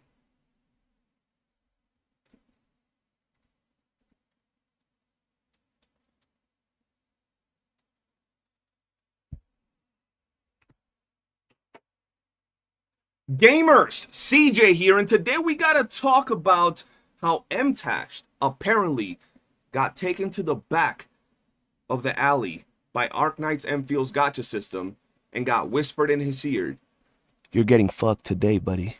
Because apparently he lost a bunch of 50-50s. He lost 7 50-50s in a row, which honestly, well, there's a lot to say regarding that. I do have some personal opinions and some things that, you know, I personally gotta say, because I actually had an experience summoning, I believe it was yesterday, the day before yesterday, where I was just shook. I was like, what the fuck? What just happened? I didn't even know this could happen, and it was not a good one. So we're gonna go ahead and see what happened to good old Tashman. Let's see. Hey everyone, M-Tash here, and today I want to talk Why is the video about lagging? the gacha system of Arknights Enfield. Because before the game launched, I think there was a lot of drama saying that it was good or bad or greedy or whatever, and there was a lot of people defending it and attacking it. And I didn't say anything, but I just experienced it. And this is one of the worst feeling gacha systems I have ever experienced so far. I want to say this before we continue. When it comes to the gacha of Arknights Enfield, I feel that the gacha of Arknights Enfield, and we'll get more into this as the video goes on, but I think this gacha system is catered more towards free-to-play and very light spenders as opposed to whales. If you're someone that's whaling in this game and putting money into the game, at the end of the day, if you're putting money, you probably don't care, but if you're doing a lot more summons, or even if you're saving up as a free-to-play for months to finally summon on the banner you want, it's not a good system. Basically put, and just as simple as this, if you summon more than the 120 original summons for the first time you get that pity, let's say you have to go all the way to pity and you got to do 120 summons, I feel that after those 120 summons, the gacha system is actually pretty bad. And this is not about like the numbers and the percentages. I can wipe my ass with that. It's about how it feels, and I'll tell you guys exactly what happened to me later on in the video. The fact that you can lose multiple 50-50s, which I did on both the limited banner and on the weapon banner, it feels terrible. But not only Okay, the weapon banner is not bad. I'm gonna be straight up. The weapon banner is not bad. I think the weapon banner is actually pretty damn good. I know some people want to say, well, you gotta summon on the characters to get currency for the weapon banner. Okay, you summon on the banner for the characters, whether it's the limited banner or the standard banner, and you get currency to summon on the weapon banner. It's the same pity as your typical gacha games, which is like 80 summons. And the rates for 6-star weapons is insane. So even if you got to go to max pity, for the most part, you'll get 1, maybe 2 6-star weapons along the way, if not more. So the weapon banner is not that bad, actually. I do think it's actually pretty good. only that, working my way towards the 120 pity, I was super close to getting a different potential 6-star, but I got her. And so now I'm back up to 80 pity. Instead of getting another loss on the banner and getting another 6-star, and then 5 pulls later, or 10, or whatever it was, getting her, and being honestly happy, I got cucked once again. I had the worst possible luck, and I want to show that in the video, but there are so many pain points here where you can lose the 50-50 and feel bad. You can lose the 50-50 again and feel bad. You can lose the 50-50 4 times in a row to the same stupid weapon, and that feels bad. I mean, anytime you got to do multiple summons and you're not getting what you want in any game is going to feel bad. Let's be real. You can work your way all the way to 120 pity. And instead of getting that extra 6-star by losing the 50-50 again, you finally hit the banner character at 119 pulls, and that feels bad. Well, I mean, at 120, you're guaranteed the banner character, right? You're guaranteed, unless he means if he gets a 6-star at 119, he would have preferred it to not be the banner character, to then you still get the banner character at 120. Maybe that's what he's trying to say, but at 120, you're always guaranteed the banner character. I think that this is one of the worst feeling systems, even if it isn't a quote-unquote greedy system. Yeah. If mathematically it isn't as bad as some other game, I don't really care. Because in other games, I've never went 120 pulls to get a character and get screwed all the way along the way. And Interesting. the feeling... I'm gonna be real, those first 120 pulls, and this is just my take, those first 120 pulls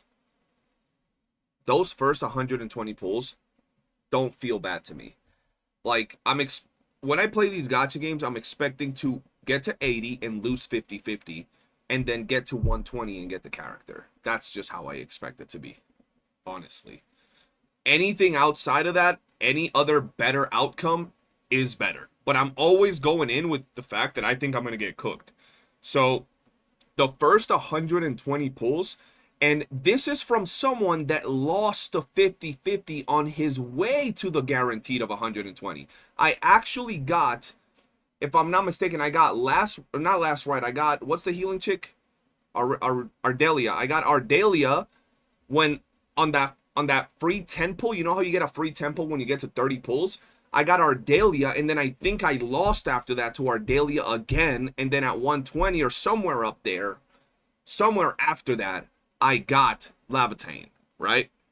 Of my heart dropping when I get failure after failure after failure, back to back to back to back to back, weapon after weapon after weapon, character after character.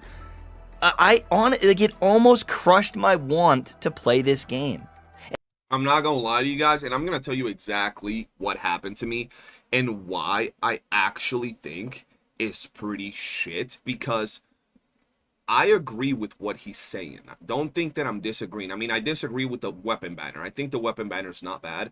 I went to 80 for my Laevatain's weapon. I had to go to pity, and on the way to pity, I think I got like 3 or 4 6-star weapons. Sure, that's 4 times that I could have gotten Laevatain's weapon, but considering that I'm always thinking I'm gonna have to hit pity, the fact that I got 4 other 6-star weapons is pretty damn good. Whereas in, like, let's say Withering Waves, if I would have had to do all 80 summons, I got, you know, the weapon at pity, all the way through there, I got literal fodder, literal nothing that I will ever use.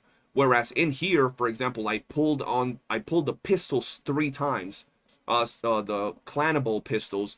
Those are the best in slot pistols for Wolf, so I'm using those on my Wolf, which is part of my Laevatain team. So while it was bad and I could have gotten her weapon, at least I got a bunch of other 6-stars along the way, right? But this is what happened to me that actually surprised me and left me like, what the fuck just happened? So here are my summons. Here are my summons when I was summoning on this banner. And I do want to point out real quick that I've done 300 plus summons on this banner. I don't remember exactly how many. I've done 300 plus summons on this banner. As I was summoning, I got Ardelia a bunch of times. Like, I'll show you my Ardelia in a second. I got Ardelia a bunch of times, which was a freaking pain. I have her like with 2 or 3 dupes. I don't remember. And I got her weapon. But anyway, I got Ardelia. I was summoning. Boom, I got Ardelia. I was like, damn, I lost the 50-50. This was after I did my original 120 summons, where I finally got guaranteed Laevatain. So I was done with the 120, blah, blah, blah, blah, blah. And I was like, okay, I'm going to try to go for some dupes because I really like Laevatain. And I'm probably skipping the next 2 banners. So I got time to save for the characters that come after. Great. I continue to summon. Boom, it turns red. I'm hard as stone. I'm over there like, oh yeah, let's go, baby. It starts dropping down. I'm going up. And then out of nowhere, boom, Ardelia shows up on screen. Ardelia shows up on screen. So I was like, damn, of course I lost the 50-50 to this freaking character. Again. You know what? That's fine. I hadn't read the details. I hadn't gone in depth into the details of this freaking gacha system because it's complex as hell. There's a bunch of crap in the summon system. So then I said, whatever. The next time I get a 6-star, I'm getting my Laevatain, right?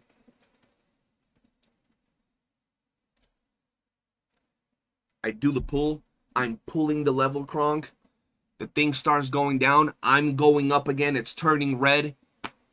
I'm happy. I'm like, yes, we got Laevatain. We got Laundromat. We got Lavender. It opens up. Doodle-ass Ardelia comes out again. Chat, I kid you not. I was like, what the fuck? What just happened? What do you mean? What do you mean? What do you mean I just got Ardelia again? How is there no, like, what? Is there fucking eternal 50-50 until I do? What the fuck is happening? Had me in shambles, guys. Had me looking through the fucking details to know what the hell is going on. And basically, I think I'm only guaranteed another Laevatain after I do 198 more headhunting attempts. I mean, I've already done more. This is a different number, but I don't think I'm guaranteed another Laevatain until I reach this that guarantees that I'll get one. I think until then, it's all 50-50s. I'm 22 pulls away from getting a guaranteed 6 stars. I'm freaking scared. I'm scared to fucking get another, whatever the Ardelia. I will cry. So what am I doing now? I wanted to go for more dupes. I wanted to maybe even spend a little bit of money to get more dupes on Laundromat. And now I'm like, you're telling me that I got to do 198 to guarantee Laevatain? Otherwise, I can get like 9 more 6 stars and they could all be fucking Ardelia? Nah. Nah, bro. So I'm saving this until the next banner that I actually want to pull on, where this pull will transfer over until that 80 pity. And after that 80 pity, I'll have the 120 guaranteed afterwards of the freaking new character that's on here. But for now, this right here can suck my balls. Like, you could literally grab both of my balls, spread them aside, lick right in between, and then gargle both balls, because I am not going to summon again and not have it guaranteed, bro. Like, come on now. If I lose the 50-50, it should guarantee that the next 6 star is the banner character, bro. Like, I ain't even trying to do that, bro. I'm gonna be real with you. That's actually fucked up. So I agree with MTash. Even if I get Laundromat, like, later down the line, knowing that I got to... Bro, if I get one... Bro, I'm telling you, I love this game. But if I were to get one more Ardelia, I would punch my screen. If I were to get 3 Ardelias in a row in a gacha game banner like this, I might have to drop kick my screen. So I get where good old MTash is coming from with this shit. I oftentimes shit on MTash because we know he quits these gacha games with the swiftness, and he always does a review that's some dog shit. He plays the game for like 30 minutes and be talking about the end game sucks and he's fighting level 1 sheep. I know that, you know that, everybody knows that. But on this regard, I gotta agree. My balls got fondled without permission in the Arknights Enfield gacha system. I just gotta keep it a stack with y'all, chat. I gotta be honest. I was a bit victim of abuse by the gacha of Arknights Enfield, and it didn't feel good. It didn't have my consent, and they didn't even treat me to some ice cream before fondling me like that. I would prefer to at least whisper in my ear that they like me before I get fucked, okay? I'm just saying. And I've put in a lot of time. I've been trying to really enjoy it. Yeah, I copied some factories, but like that makes me enjoy the game more, is copying these factories. But I've explored this world. I've built factories in all the different areas. I've gone to them. I'm into the new region now, and I'm exploring the new region. I've been leveling up my characters. He's at level 60. He's at level 60. I think I might even have the materials, you know, in right there. Boom, I can take him up now and ascend him and start getting more passives. I've invested in these characters. I've invested in weapons. I've invested in skills. I've put in a lot of time. I'm trying to really enjoy this game, and the gacha system has made me feel punished all the way along the way. I didn't do anything wrong. I think I've been over lucky with the amount. Yo. MTAD got that, like, you've ever seen those scenes, and this is not funny, but those scenes when someone gets like fucked up or like they do something wrong to someone in a movie and they're just in the shower like,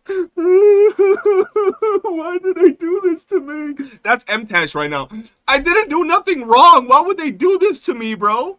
I was just trying to have fun, bro. Why would they do this, bro?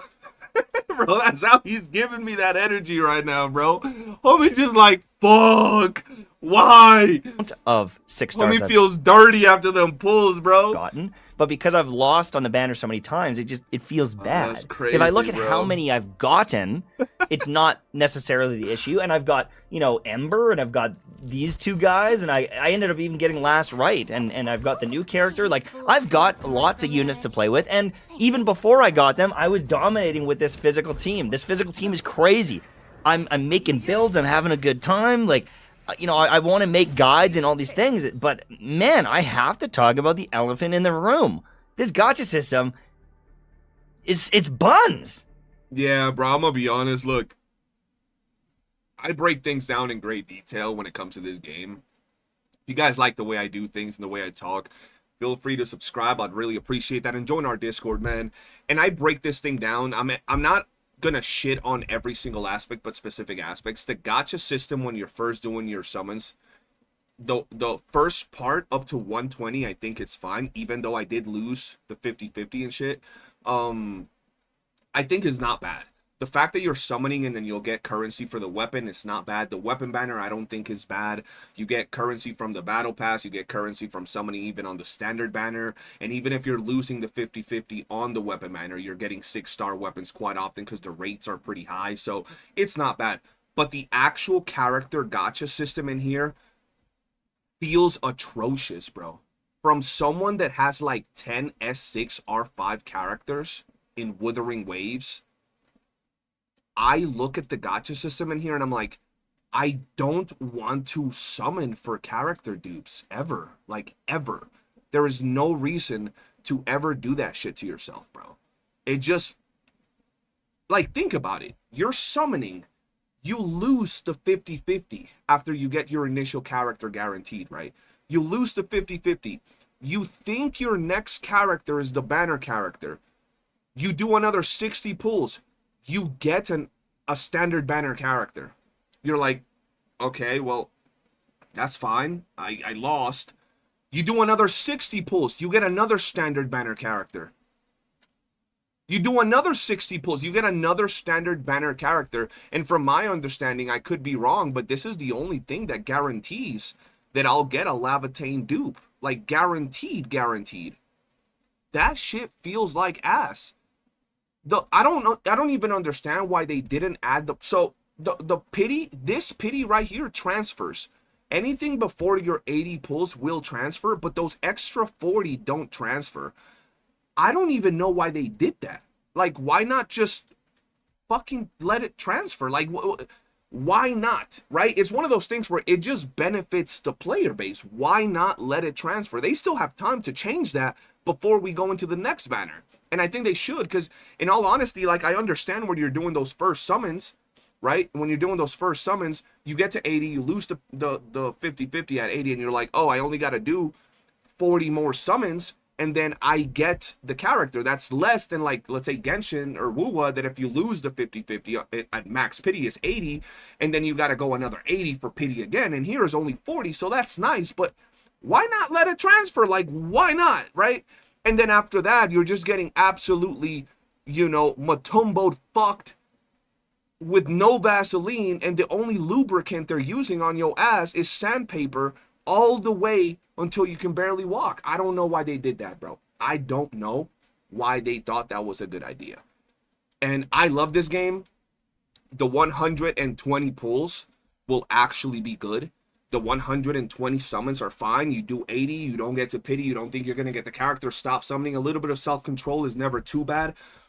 But I don't see the point of not letting us keep that pity up to like 120.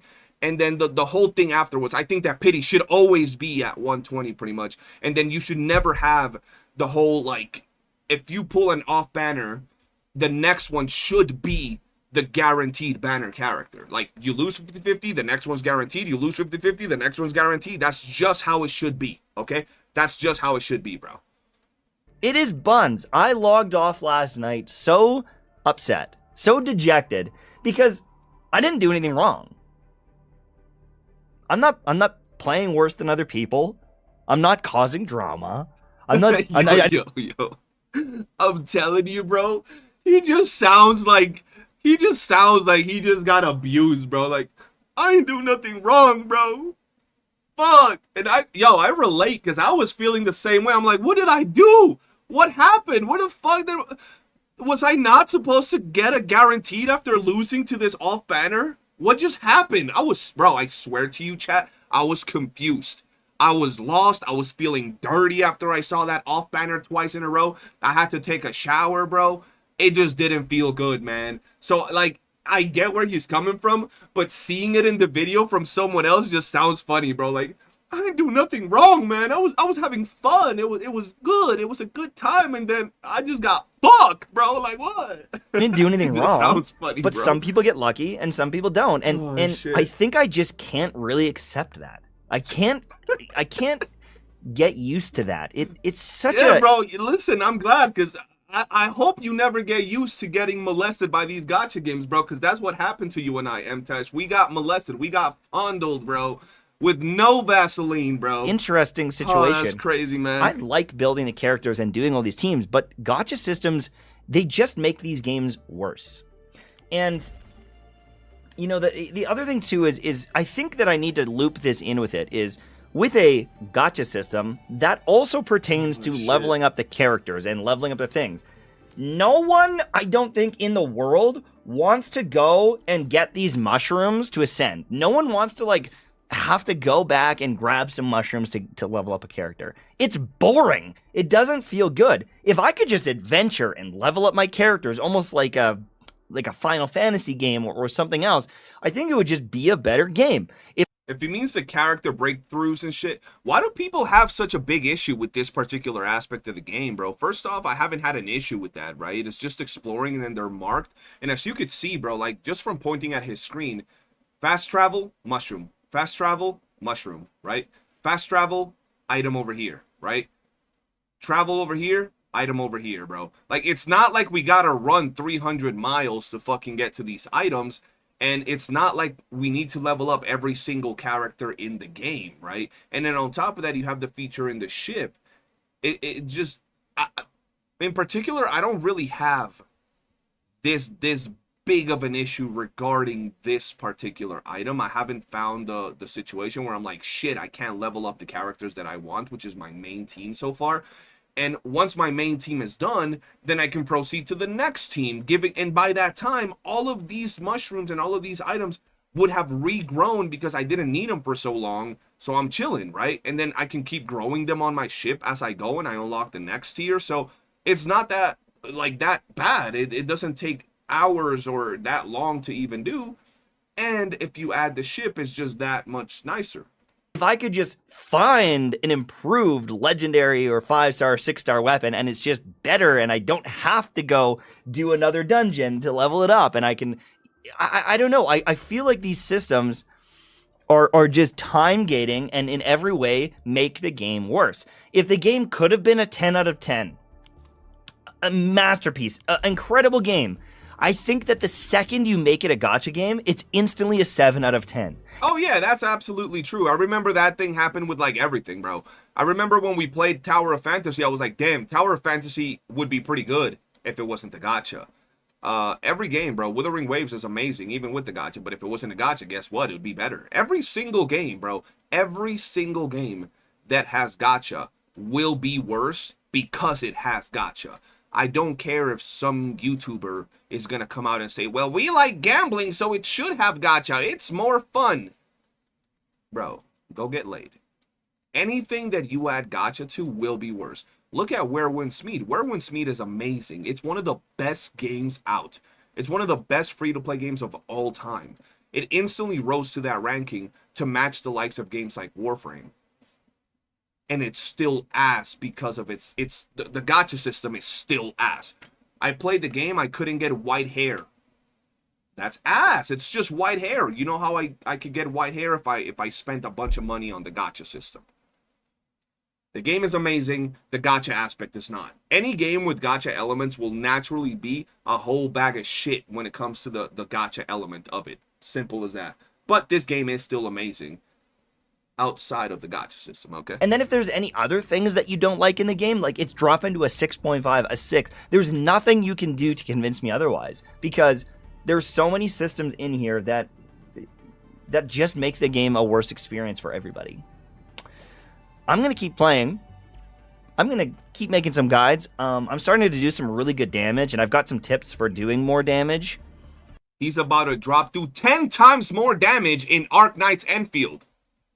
Shit, I might have to drop that video before him. And I want to get that video out and maybe some other tips, but I feel deflated today. I feel deflated. Yeah. I feel like part of me doesn't even want to log in today because... I don't know. I just feel like I got screwed. Let me show you the video. Let me show you the footage. Oh. And then you can decide for yourself if I'm crazy. We got 4K footage of MTash getting screwed. Damn, I should have recorded my footage of me getting screwed. We could have had it half and half on the screen, bro. Thanks for watching. Have a good day. I'll see you soon. All right. Oh, we get 1,000 of these gems too. Well. Okay. So maybe. This is going to be all maybe. his summons, isn't it? We have enough to get a 10 pull here. So we got 20 pulls right now. Okay.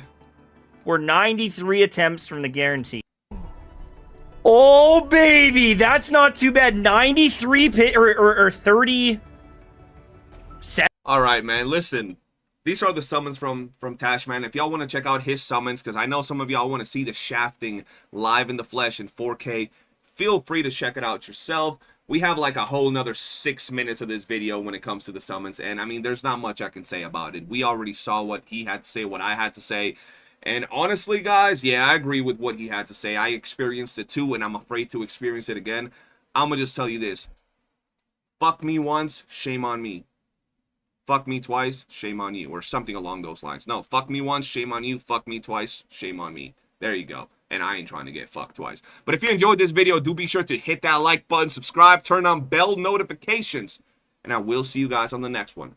Peace. Good video, good video. No, I bet it's worth the watch, but like, I'm not going to watch 6 minutes of summons, bro. The next I know it's going to banner's be funny. I know it's going to be funny. If I go to the end, I know he's going to be tripping out, bro. Possible! See? That is 3 of the same gun! Yo, look. This is what's funny to me, bro. Look, 3, he just said he got 3 of the same gun, bro. When I, look, hold on. I might actually add that to the video, hold on. I might actually add that to the video, because I think this is fucking funny. I think this is fucking funny. Hold on. I think this is fucking funny. Hold on. I got another 2 5-stars in I got 2 5-star weapons too when I was summoning. Let's see what he gets, right? Are you kidding me, dude? Yup. Of all the weapons, I got 3 of the same gun. 3 of the same gun up to here, right? 3 of the same gun. I want to show y'all a little some, right? I want to show y'all a little some, bro. Look at this freaking gun, bro.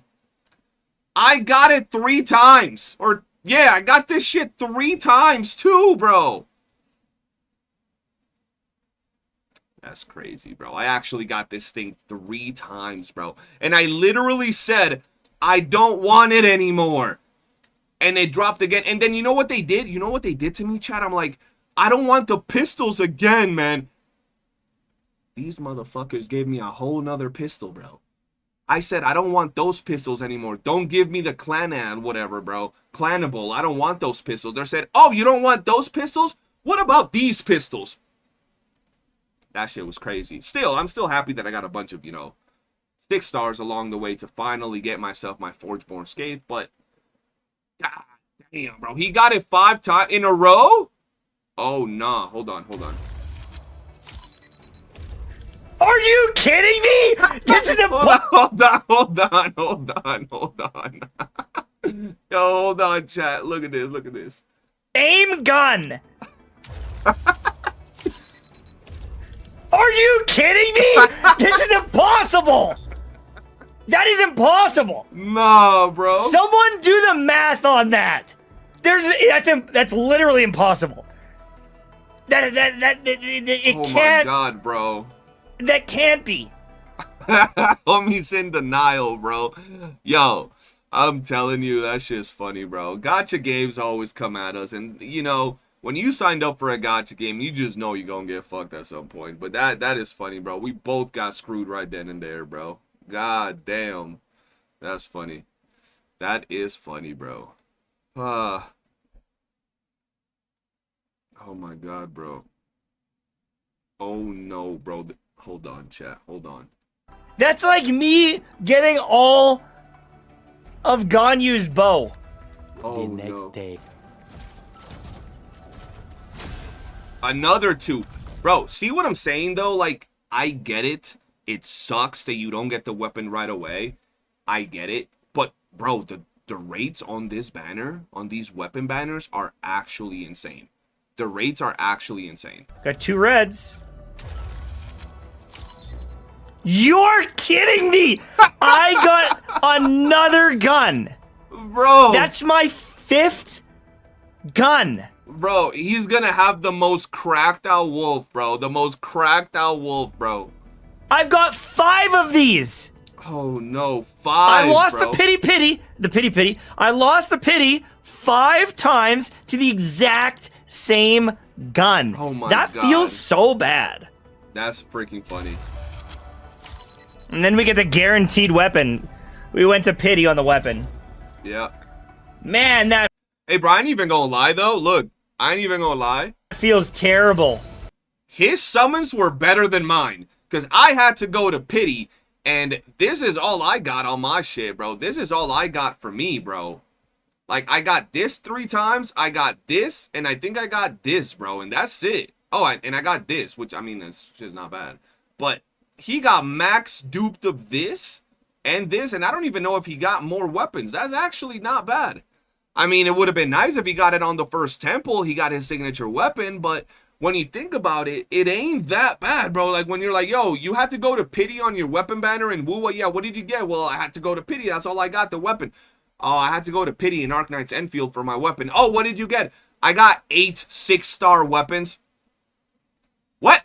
8 6-star weapons. Yeah, bro, I had to go to pity. So how the fuck you get 8 6-stars? Oh, you know, you get 6 stars along the way until you finally get... So it's not that bad, which is kind of what I was saying, but damn, bro, like, still pretty crazy, man. Still pretty damn crazy. All right, let's see what our next react for the day is, chat. Let's see what the next react for the day is. Bro, listen, I'm not even gonna lie. Y'all send me videos from St. Tanta's that you wanted me to react to. And if I'm keeping it a stack with you, bro. If I'm keeping it a stack with you. Oh, shit. Hold on. I just fucked something up. Uh-oh. Uh-oh. Uh-oh. Hold on. There we go. Kind of. Give it a second, chat. I think my computer might have crashed. We're still live, though. I think.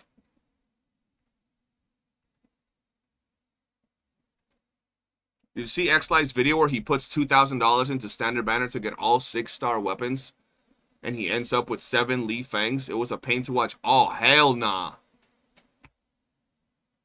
Oh, hell nah, bro. 7 Li Fangs is actually insane, bro. 7 Li Fangs is actually crazy. Let me drop this here. Alright, bro. So, y'all sent me... I was just making sure I wasn't, like... y'all sent me, like, 3 clips from St. Tontas. This one... Y'all send me this one and this short, I think. And y'all told me to react to them. I'm not gonna lie to you. These videos are fucking long. I made a 1 hour and 45-minute reaction to Gacha Smack's video. And that had a lot of substance and a lot of intricacies. I tried to watch this video and it was just basically some beef that he has with Legions. Some beef that he has with Legions. I don't know the whole concept of what the fuck happened. I'm not going to react to that, okay? Whatever beef they got going on could be between them. I don't give a shit. And then, honestly, after that, I was like, I don't know what the fuck to react from Homeboy because there's a lot of things in here. The reality of Enfield's gacha, which is pretty good.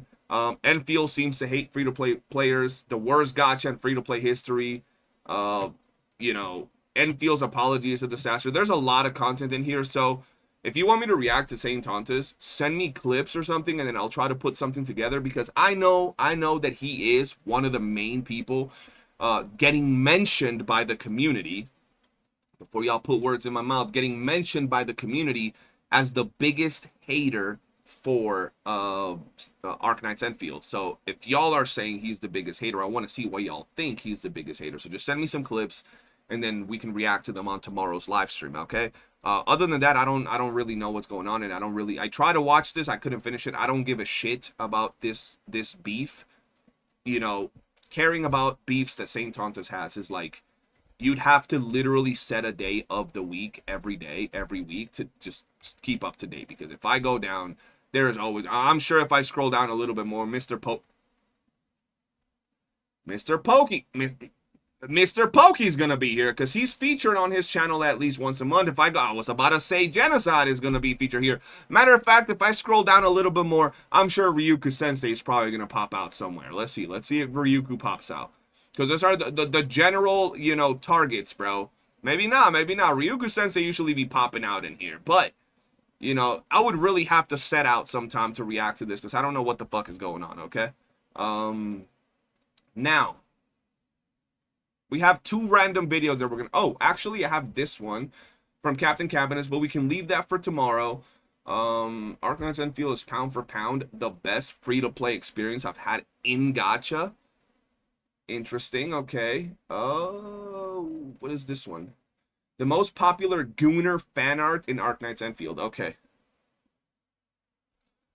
St. Tontas has a point, though. The gacha... I mean, you just heard my take about the gacha system, right? You just heard my take about the gacha system. I'm just curious why so many people say that he's the biggest hater of Arknights Enfield. So that's what I'm saying. People wanted me to react, but y'all send me a fucking video about him and Legions. So I don't know what the fuck that got to do with him hating on Arknights. So... You know what I'm saying? Like, I'm not going to react to that video. I tried to watch it because I was like, it got me curious. And I was like, I'm not going to react on some beef that got nothing to do with me. So I ended up watching it. And yeah, they were just going off at each other at that point. Show the last video. Okay, so let's get this last video going. Let's see. Let's close that shit. We already reacted to Homeboy. Oh, my shit froze. There we go. We don't need this one. Oh, wrong page. Hold on. That's not what we're reacting to, chat. Calm down, okay? Listen, I know she can get it, but that's not the point. Okay, look, bro, my manager set this up wrong, bro. My editor, whoever it was, whoever planned this video. Look, listen, y'all just set me up for failure. what we're reacting to today is going to be this video right here. The most popular Gooner fan art in Arknights Enfield, okay? The most popular Gooner fan art in Arknights Enfield. What's good, guys? It's your boy CJ, and we're back with another Arknights video. And today, well, we're going to talk about ass and titties in this here video. So let's see what they're cooking for us with the most popular fan art. Arknights Enfield just released, and I was looking for some goon materials. You know, you gotta be prepared for day one. Prepared for what? Homie ready to get blisters in his hand. That's what he's trying to do. Oh, he's on gaming. Oh, hold on. Yeah. Hold on. Why are you going so fast, bro? Like, share with the class. Okay. She can get it right here, bro. She caked up. She can get it too. Yup. Okay, let's see. Okay. Because look, despite what Twitter thinks, even gooners do research. We asked a real question. How heavy is Yvonne's bust size? Can you look Very important question. at Fluorite's ass without her finding out? Bro, Fluorite is one of the hottest characters in the entire game, bro. And Yvonne is hot as hell too, bro. Straight up. These are not Hello? jokes. These are philosophical inquiries. So I went on YouTube and I swear to God, He got the hub music in the background. Okay. where is the gooner shit? Instead, I am being assaulted by 1 hour breakdowns of Enfield's gacha system, half an hour of some guy Yo. reacting to some other guy reacting to himself. Yo, hold on, what? Yo, wait. An hour of some guy reacting to some other guy reacting to himself. Yo, why does Pokey look like that? Yo, why is Pokey with the glasses, with the mic, bro? Homie just... why is he presenting a goddamn exposition? The false cause. Claiming that because one thing happened, it caused a specific result when the mechanism is actually unrelated. Pokey's reacting to Saint Tauntas. How the... Wait. How many videos did Pokey do on fucking Mr. Pokey's classroom? Because why is he reacting to like a whole nother video where Pokey looks like he's presenting a freaking class exposition in college, bro? He's reacting to Saint Tauntas, reacting to him. Bro, what? The Foul's Dilemma, bro. Presenting only two choices when more exist. Don't. I represent that you can enjoy multiple gacha games at the same time, each having their unique pros and cons. Bro, this is actually crazy. This what we be seeing in the gacha space, chat. This what the hell we be seeing in the gacha space, bro. Of some guy reacting to some other guy reacting to himself. Somebody even deadass even made a thesis paper on Enfield's gacha economy. Bro, y'all be making us like, I just want to enjoy my gacha game, you know, because it has some hot anime titties, and then maybe because it has some like world exploration or some shit, and y'all be out here making me like look extra nerdy, bro. Like, this is the reason I can't tell my friends I play gacha games, bro. Like, I pull up to my homies and I can't even tell them folks I play gacha games because this be that bullshit. Oh, you play them nerdy ass games, bro, because you out here making thesis papers on goddamn gacha pools, bro. You out here making expositions on the goddamn gacha system looking like this, bro. Stop it. Making us look bad, goddammit. Deadass even made a thesis paper on Enfield's gacha economy. Bro, what is this? Attending a lecture? My class in college was shorter than some of these videos. I came here for big booba anime waifus. Yes, I don't care waifus. That's why we're here, bro. Big booba anime waifus. about this crap. After doom scrolling on my bed, I realized something very important. If no one else is gonna do it, why don't I do it? Let me be very clear about this video. It will not tell you if the gacha is good. It will not tell you who to re-roll for. Okay. It will not improve your account in any measurable way. In fact, this might be the most dog shit, least useful Arknights Enfield video ever made. Homie said this. Yo, my video, that shit might be the most dog shit video you've ever seen. Because we're answering the only question that nobody is asking. What is the most popular? What do you mean the one question nobody is asking? We all be asking this, bro. I literally have a poll on my YouTube right now talking about who you rather smash in Arknights Enfield. We men of culture out here on this channel talking about the percentages and the freaking, you know, topography of the gacha. No, bro, we talking about the boob size. That's what we talking about over here. Gooner man. art in Shit. Enfield. Yo, these pictures though, they kind of good, bro. Shit. Unlike my previous video, I won't Okay, just not use that. Rule 34 because you guys have complained that Rule 34 is not a proper representation. So fine, I'll just use a better site, Pixiv. And Houston, we have a problem because Pixiv locks sort by popular behind a premium subscription that costs $4.15. Oh, hell no. $4 in this He's gonna have to pay to Goon, chat. He's gonna have to pay to Goon. economy. Do you know what $4.15 gets you? That's a Big Mac. That's half a t-shirt. Yo, a Big Mac is $4, chat. Where y'all be eating Big Macs at that they cost $4? Them shit like $13. What? Is it really worth financially to be investing in Gooner research? Okay, add a credit card. He said for sure. Alright. I'm gooning, bro. So, what is the #1 Enfield artwork on Pixiv? It's an image of Galberta with her legs spread open. I didn't even know Pixiv had content like that, bro. It does have art. What? I didn't even know that was a thing, bro. That's This crazy. artwork generated 22,000 likes and almost 200,000 views. But here's the thing, we're not trying to find out what's popular on Pixiv, we're trying to find out what's dominating the entire community. On Danbrew, we have an image of Chen eating a sausage for 410 upvotes. On Rule 34, Oh, we no. have Yvonne taking it in for over 600 upvotes. Homie said Yvonne taking it in, bro. Yo, this man really came out of nowhere with the freakiest, most degen video in Arknights history. What in the hell, boy? Meanwhile, the most popular Japanese H-doujin on the Forbidden site is a food Yo, that motherfucker just broke his face. doujin on the Forbidden Oh, shit. Oh, hell nah. site is a Fuda Last Right with Why y'all be looking at shit like that, chat?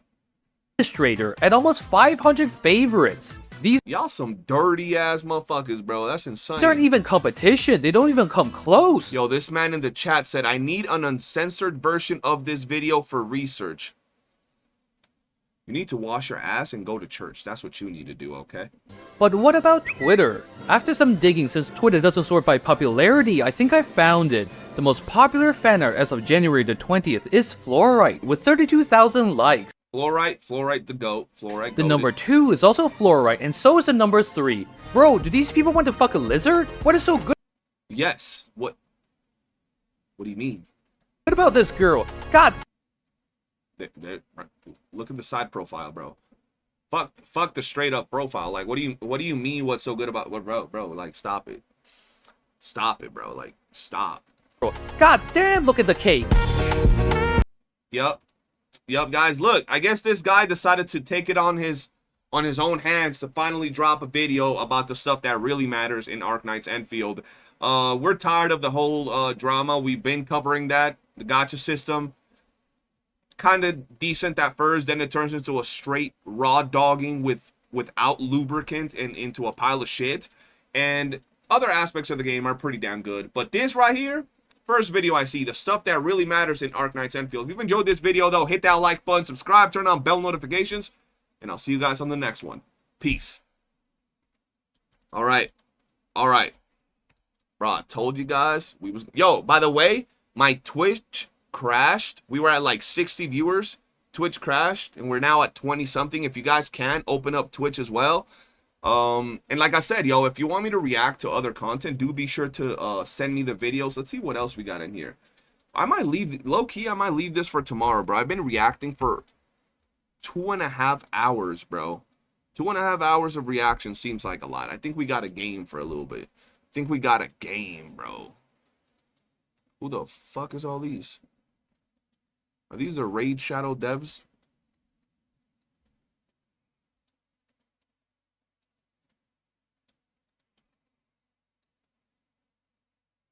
Let me see.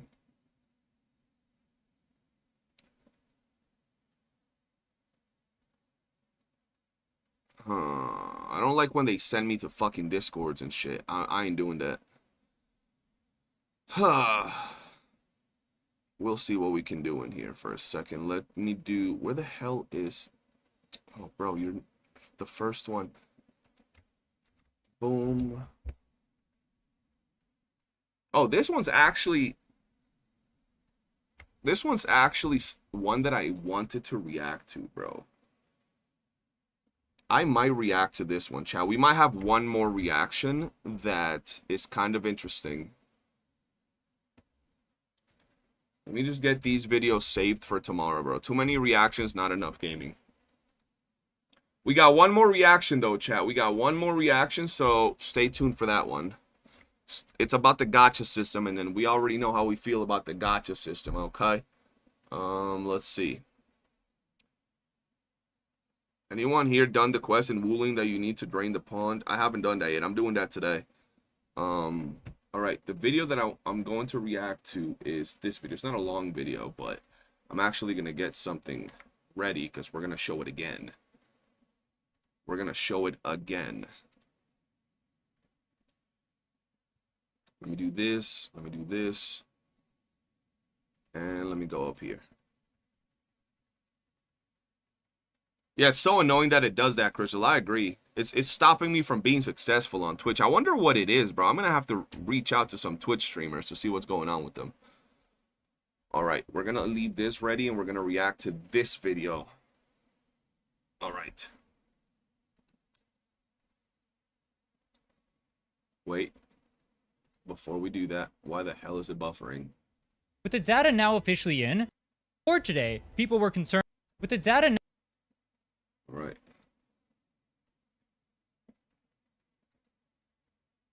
There we go.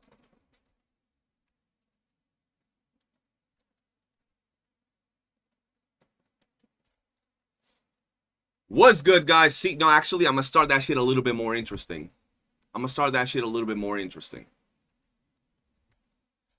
It's about time we put the fries in the bag regarding Arknights Enfield's gacha system, right? Their banner system, because today we have a video by Reen talking about the data is in. Arknights Enfield is the most free-to-play friendly gacha system out there. And the thumbnail was quite interesting, having Arknights Enfield showing to be superior to some of the most popular games, like, for example, Genshin Impact and YOOOO's gacha system. And I have my gripes with this particular gacha system, and I'm not going to go into this talking about the particular numbers and all of that, but I want to see what he's going to bring up to the table, and then I'll tell you my personal gripes with this system from someone that has put money in the game, has summoned, and has experienced the good, the bad, and the straight up getting fucked behind on alley without Vaseline that this gacha system has to offer. Let's go ahead and see. With the data now officially in, today I'm going to be proving to you all that Arknights Enfield has the most free-to-play friendly gacha out of any of the mainstream titles. That includes Honkai Star Rail, Wuthering Waves, Genshin Impact, and Zenless Zone Zero. Okay, that's a big claim. That's a big claim. Okay, let's see what's popping. Arknights Enfield beats them all. Before today, people were concerned about things such as pool currency acquisition. Yeah. They were concerned about the weapon banner if you end up getting characters too early, and they were concerned about the actual rates of the gacha itself. And in all three aspects, I'm here to tell you that I just proved that Arknights Enfield is more free-to-play friendly than any other gacha system. That's a pretty big claim, so that is a pretty big claim. Let's see what he has to say. Let's start getting to explaining. Many of you are already familiar with how the Arknights Enfield gacha system works, right? It's pretty much the same as Wuthering Waves. You have a 0.8 base rate, and from that 0.8 base rate, you keep pulling until you hit 65 where the soft pity starts, and from that 65, you get a 5% incremental increase until you get the character up to a hard cap of 80 pools, right? This pity is part of a 50-50 system where you have a 50% chance of obtaining the on-banner character, in our case Laevatain, or you have a 50% chance to gain something else. In our case, we'll get into that in a little bit. The biggest feature of this banner is the 120 guarantee. That means that if you have not obtained the rate up character by 120 pulls, you're guaranteed to get the rate up character, aka Laevatain, by that 120 pulls, or on that 120 pull if you go all the way to that pity. So now simulations have been run just to see how friendly this system actually is compared to other gacha systems, which I'm actually going to bring up right now. Thanks to Kukikaze for running the simulations, but they're actually slightly incorrect. We'll get to this in a homie ran the simulations, but they're incorrect. bit. So he says right over here that the Arknights Enfield actually has an 81.97 average pulls in order to get the rate up unit. Bro, I'm telling y'all, bro, when y'all get into this nerdy freaking number crunching shit, I be getting confused, man. Y'all be doing too much to explain if it's good or bad, bro. Look, if you eat a pile of shit, does it taste good? No. If you eat some like fine ass candy. Does it taste good? Yes, it's that simple. Y'all be doing too much, bro. Talking about 79.48 points.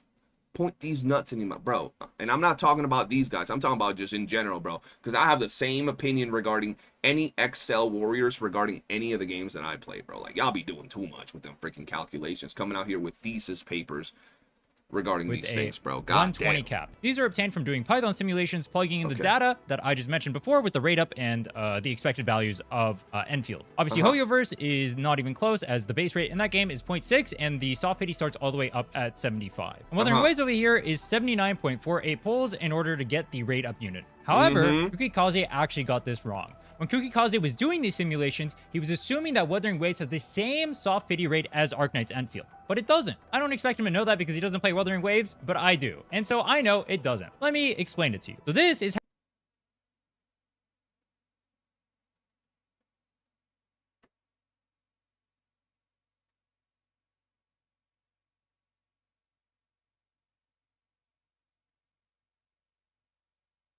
What the fuck am I looking at?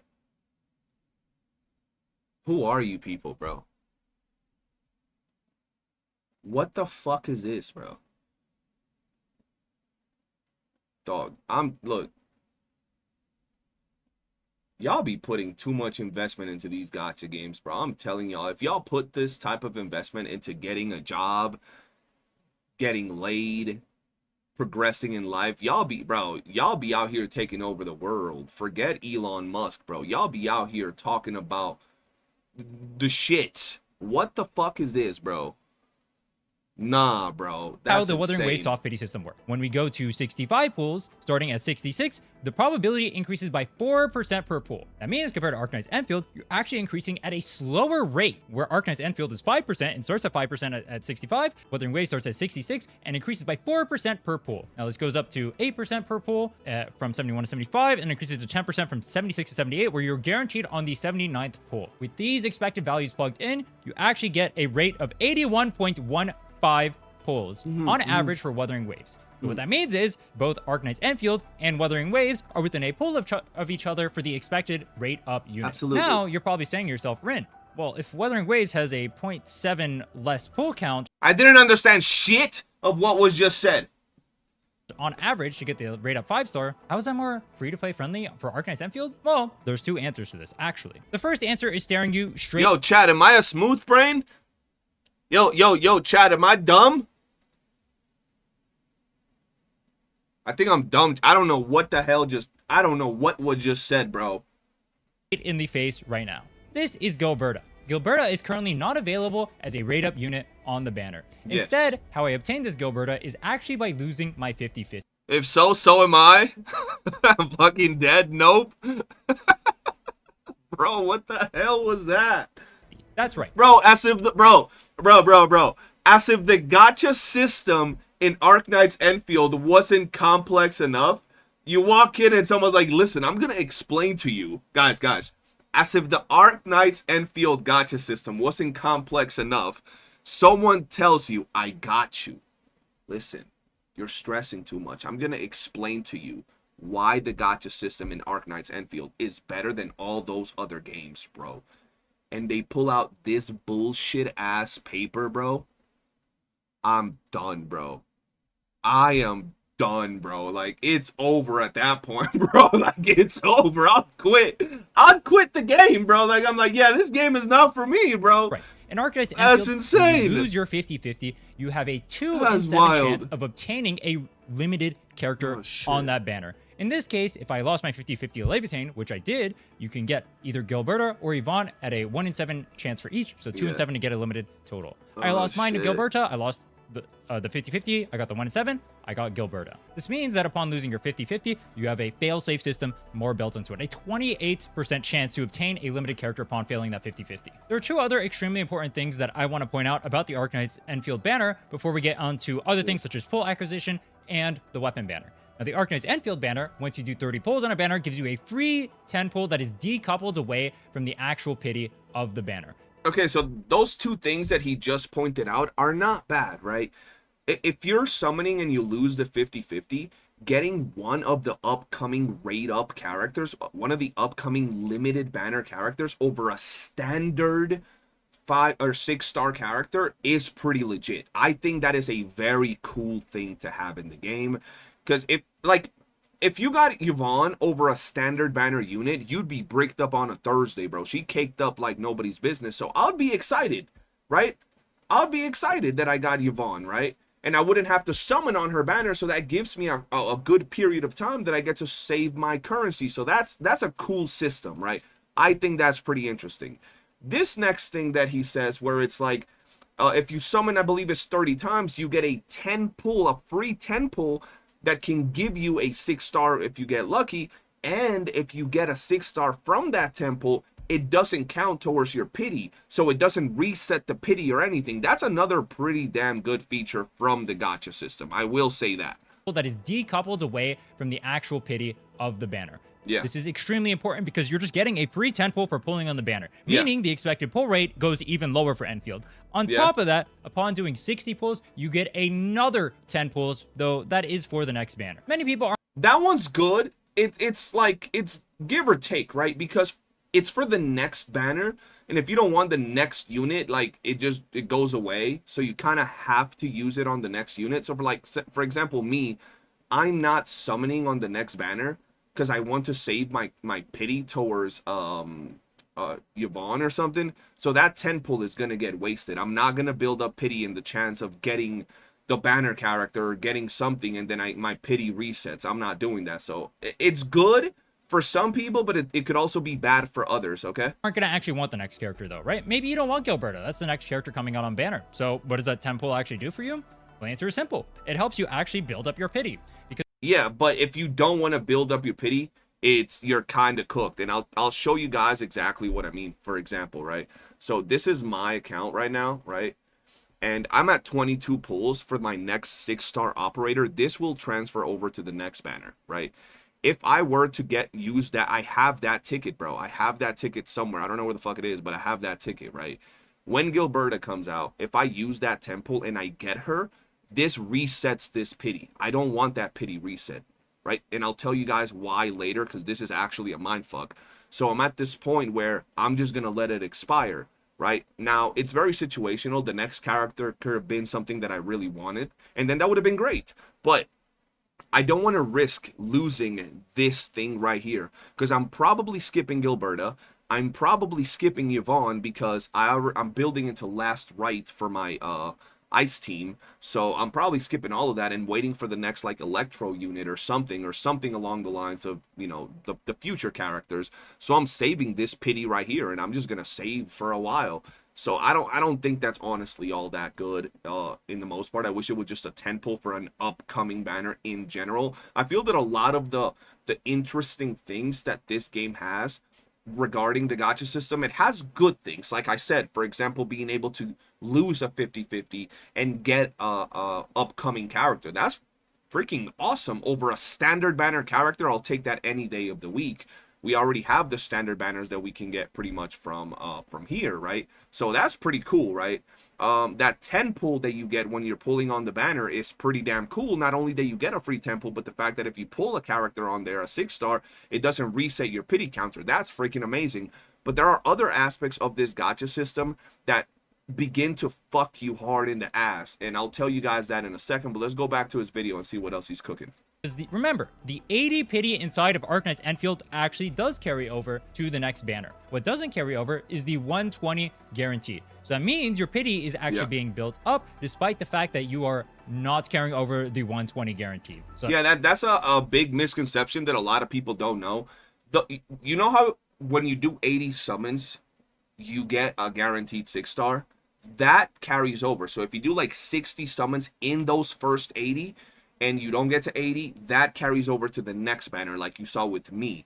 But if you get to 80, you lose the 50-50, and then you begin doing those 40 to get to the guaranteed 120. Those don't carry over. So let's say you do 20 pulls in after those 80 pulls, and you do those 20 or 40 pulls in there after, but you don't reach the guaranteed, that will not carry over. So on the next banner, you'll start off without that, which kind of sucks, right? Like, you don't want to do that. extra 10 pull means you're going to get a 6-star character that much earlier, giving you an increased chance of getting that 6-star and using less pulls on the banner. Also, 2 side notes that I just want to point out in case someone calls me a shill. I do think the system is way too convoluted. I don't think it needs to be this complicated. I'm just talking about mathematical facts. Also, I don't even like gacha. I think all these systems need to be abolished, and I was cheering on the EU as they were trying to dismantle it. Yeah, bro. Honestly, it is too complicated. There's a lot of intricacies with this gacha system, and it's honestly the simple fact that you gotta sit there and ask, what about this? What about that? What about this ticket that I just got? What about the pity? What about, like, the fact that there are so many intricacies and little things that you gotta ask about the gacha system is unnecessary as hell, bro. Like, it just doesn't need to be there. Like, for example, why does the pity from 1 to 80 summons carry over, but the one from 80 to 120 doesn't? Why do that? Why not just all the pity carries over? Just what purpose does it actually offer? What benefit does it offer the player base? When you point it out like that, what benefit does it offer the player base? There is zero benefit that it offers the player base. I love this game. I've spent money in this game. I plan to continue playing this game because I think it's the best quality gacha game out there by far. But I'm not going to sit here and glaze certain aspects that don't help the players. I'm a pro player. I'll never be pro corpo when it comes to these games. And that specific aspect, oh yeah, the pity transfer, but only up to this point, and then after that, it doesn't. So just remember, it's convoluted, and it doesn't really offer anything to the players. And that's just one aspect of it. There's other aspects of it. Like, for example, if we go over here, let me just show y'all this real quick. What the fuck? 1 second. I have no idea what just happened. The fuck? Well, if Weathering Waves has a... Oh, hell nah. Hold on. 1 second.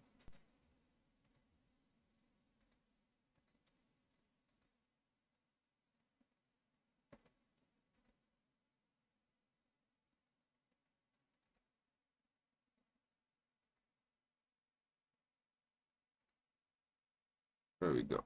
Right here. Boom. I don't know why that happened, but that was fucking weird. I even got logged out of the game. Yo, is the stream still running? I got logged out of the game and it, like, my screen, my thing refreshed. That was mad weird, bro.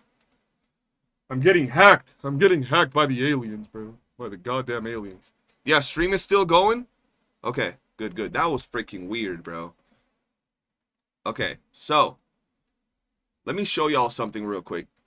I also don't think this right here offers, like, anything. I don't know why they decided, where is it? It's right here. Why they decided to make these tickets that you can buy every now and then, right? You can buy these. As you can see, they have a timer on them. You can only use these tickets for the specific banner. This is ass. This is not good. There is no real reason why you would point this out as a good thing. This should just be yellow tickets, right? Just like here, yellow tickets. These should be yellow tickets so you can use them whenever the hell you want. You cannot defend this. There is no reason to defend this. It doesn't matter what you gotta say. You're wrong if you're defending this. This particular aspect right there is trash. It's just the truth. That is a trash system to have those be exclusive to this particular banner for no reason. If it wasn't like that, I think it would be pretty good because it would allow you to save more tickets and more summons.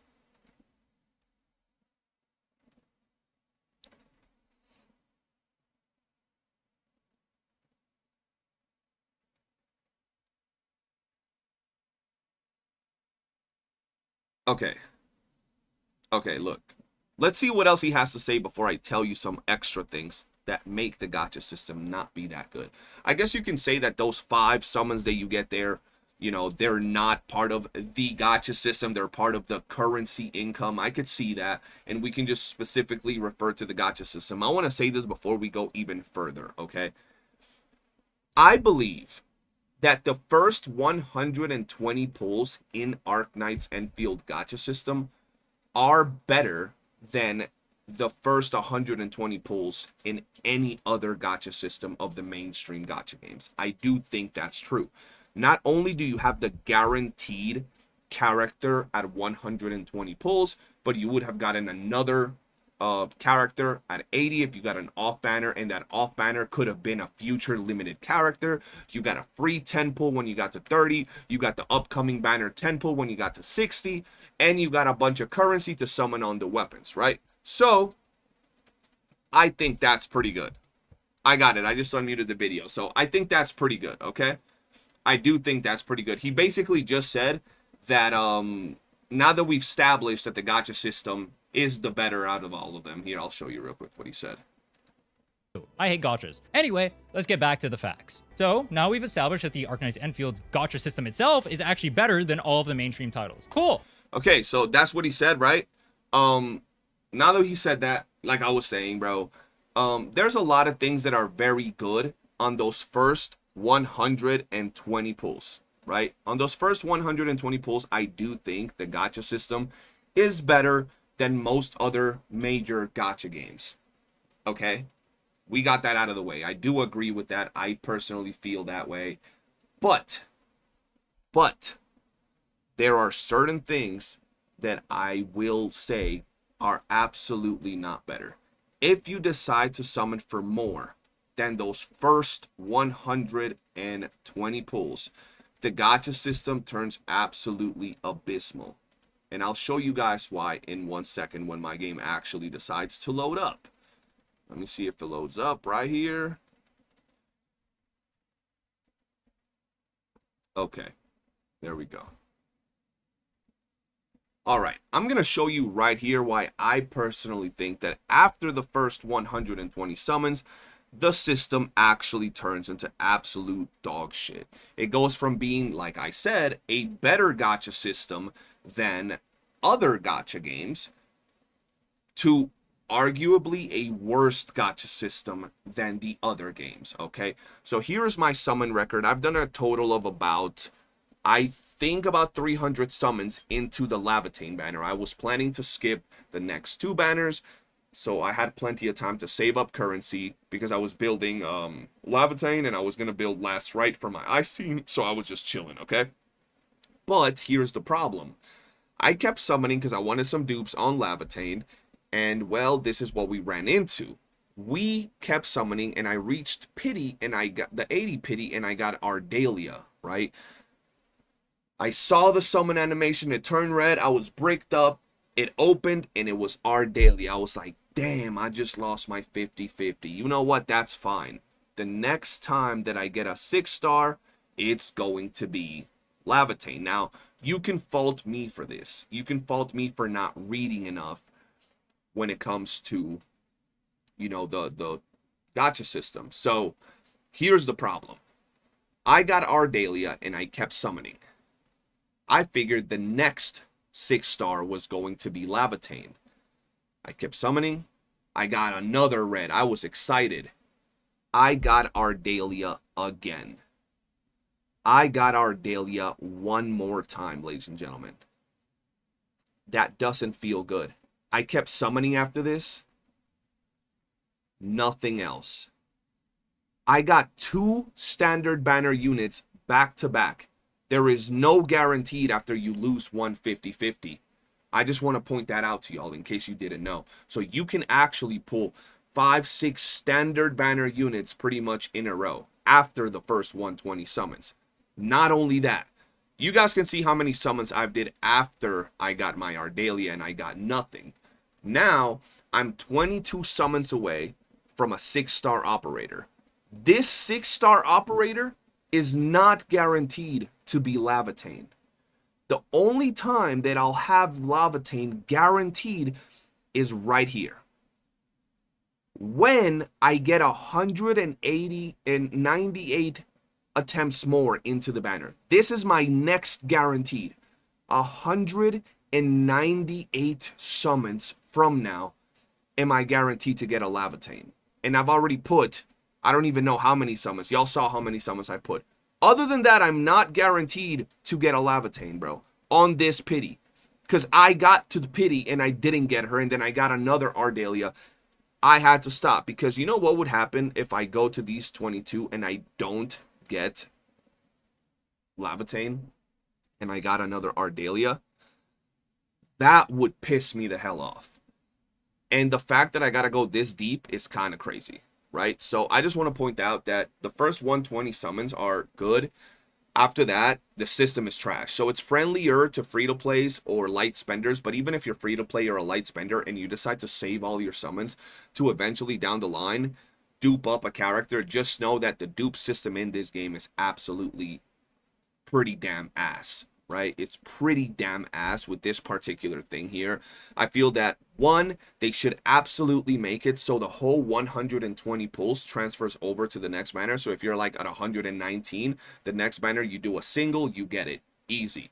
The second thing I would point out is the fact that I feel this thing right here should absolutely be the yellow ticket, so you can use them whenever the hell you want. I think that's just necessary.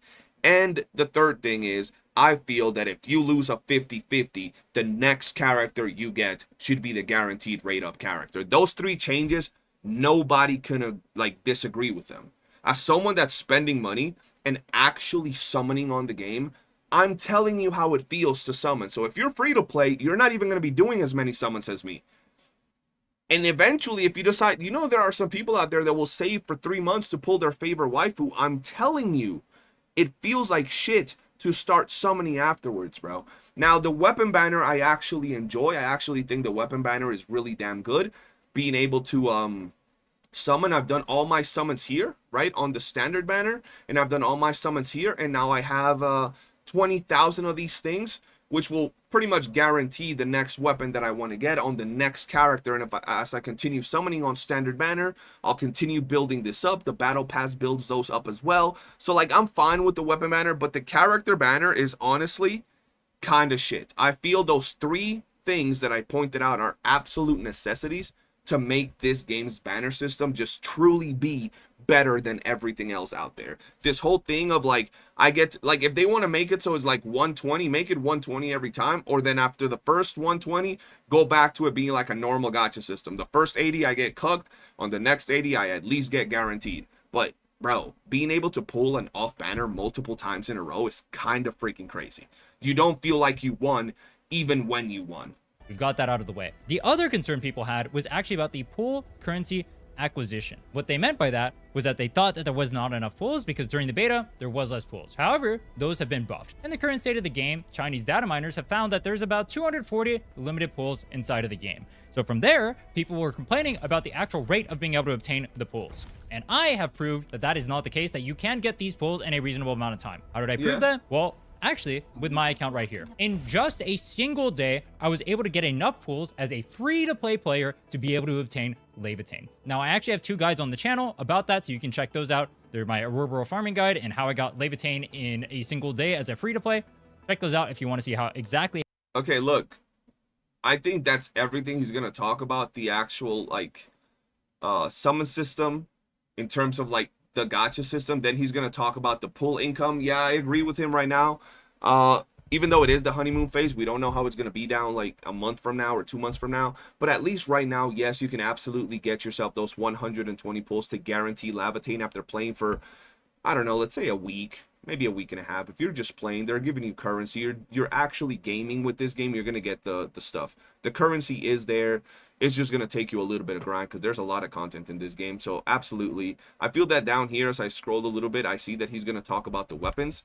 I personally, my thoughts regarding the weapon banner, as someone that got shafted in the weapon banner, I want to point this out real quick.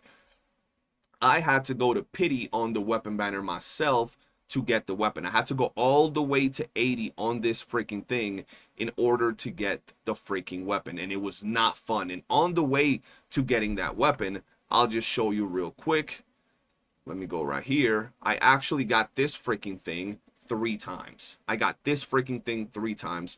As someone that still got technically shafted because he had to go to max pity, I will tell you I still think the weapon banner is probably one of the better weapon banners out of all of the gacha games, because you get currency for the weapon banner from the battle pass, right? If you buy the battle pass, you also get currency from summoning on the standard banner. So even standard banner pulls give you currency for the weapon banner, and in general. And then the rates on the banner are actually pretty damn good. If we go back to the summons, right, and you look at the summons over here, the summons, I forgot where it is that I click, bro. I click somewhere. Oh, right here. The rates are pretty damn big. Let's see if it opens up. There we go. 4% for the base drop. So it's pretty damn good. I do think it's pretty damn good. And it's a 25% chance to appear the actual this. So, you know, the math gets weird in there. But I will say, you will at least, even if you have to go to max pity, 80 pulls, you'll still get, for the most part, 1, 2, 3, maybe even more 6-star weapons, right? That's not something that you encounter in a game like YOOOO, right? For example, or Genshin. You got to go all the way to pity. You finally get the weapon at pity. All the way through there, you got garbage. Whereas in here, you would have gotten a bunch of 6-star weapons that are pretty good for certain characters. So that's definitely not bad. But that's all that I really want to talk about this video. I'm sure he gave us the math. He gave us the rundown. I agree with some of the things he said. And I feel that others aren't really covered enough. For example, I do agree the first 120 are good, but after that, the system is fucking horrible. MTash just made a video of how he got taken to the back alley by this gacha system, and he got done pretty roughly. Like, he had to go shower afterwards and everything. He was crying. And I got done pretty dirty as well. Not as dirty as him. I can still walk. He was over there kind of limping and shit. But at the end of the day, guys, it is just a convoluted freaking gacha system. I think if you're playing this game and you're wanting to summon, only do 120 summons for your character. If you're not sure, don't build pity. Why the hell do you want to build pity? Just save your characters, have a little bit of self-control. If you're going to summon, only go up to 80 unless you know you're guaranteeing those 120.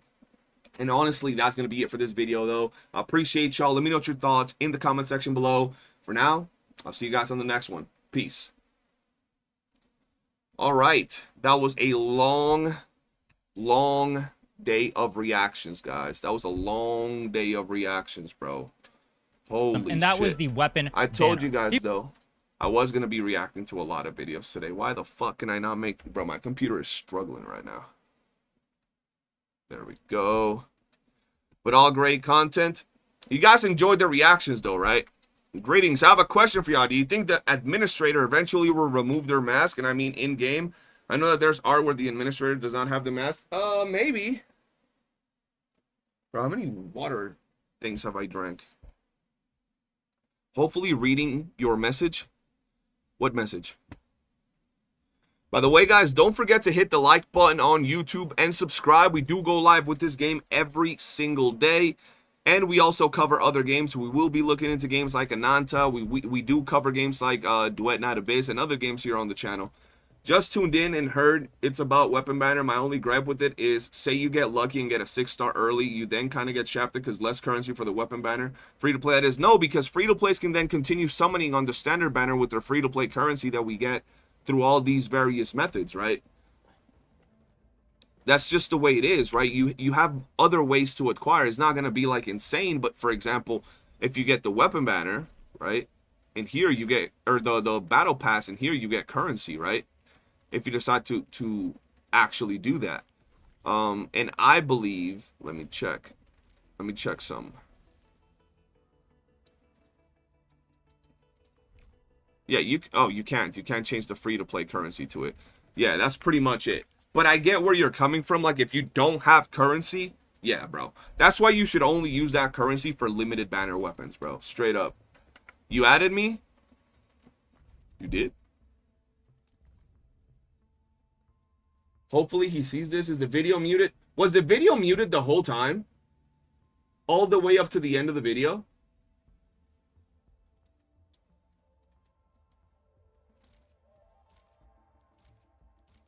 Or only in that one part? Hell yeah, I love the react. I told you guys I was going to react. No, after the reset. That was weird, right? Chat, I got logged out of the game. Bro, I thought I got hacked for a second. I actually started sweating, bro. No, it wasn't. Okay, good. Hold on, let me do something. I gotta send a quick message, and then we'll continue grinding.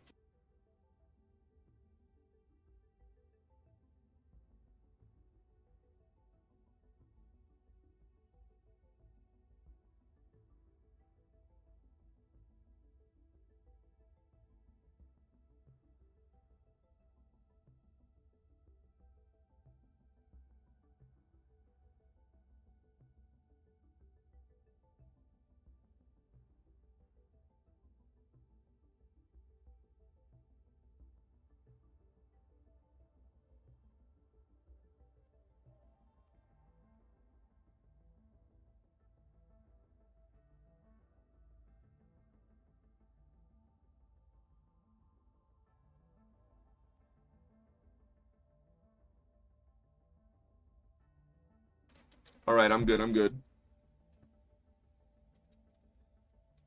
Yeah, bro, that was weird, man. I need some cough drops, bro. My throat is fucked after that many reactions. The fridge. Oh, shit. My biggest concern is the factory system, which already has a ton of crafting production just in the initial phase of this game. What happens to the next patches? The crafting will just get more tedious. The thing with the crafting, though, at least, is that, for example, I'm gonna show you guys. Yo, Zanny, are you around, bro? Thank you. Help me a lot. Good news for me is that I'm not interested in Laevatain, only in Yvonne, so I only need to farm the pulls for her, and currently I'm at 60 pulls saved, so I'm basically halfway done. Hell yeah. CJ, Zan sent you a message with photos to help. Oh, hell no. Did he have to leave?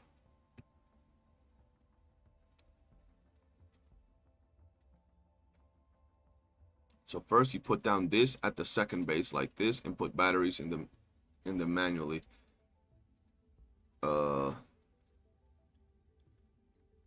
What?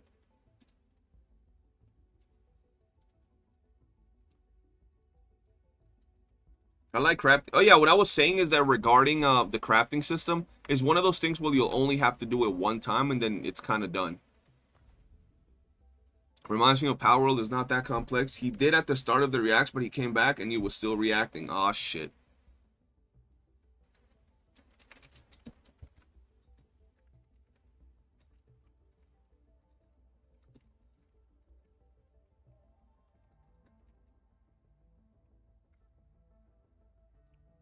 Yeah, I just DM'd him.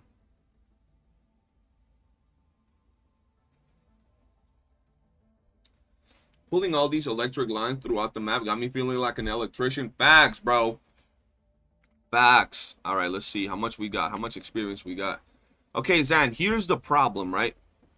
I need to put down, and this is what I was telling you guys regarding the whole factory system. I don't mess with the factory system like that, right? But I want to show you this. Zan, I can't put down the entire build you sent because I don't have purple batteries. And yesterday when I did that, the blue batteries that I put down don't give enough power to maintain the purple things. Like all of it. So I need to put down just the batteries and let purple batteries craft for like an hour or two. So then I can put purple batteries into the thing and we'll be good. You feel me? Because these won't give me enough materials to power up all those things.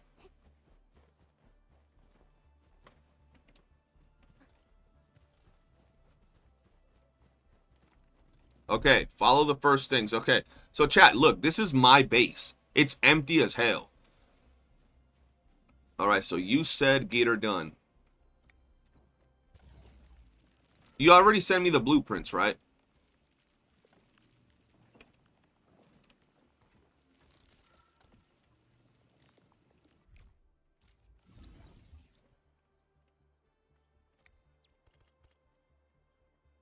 Alright, you said...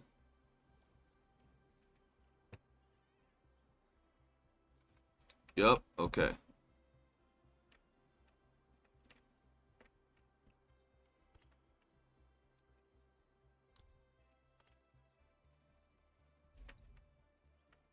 Put this in the corner. You said I gotta do him manually? I can't just put him here?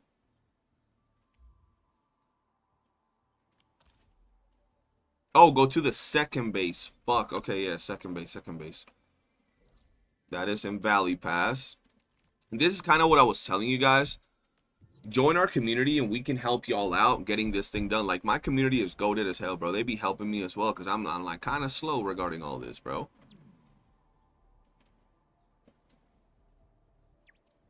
Alright, I'm here. I'm here.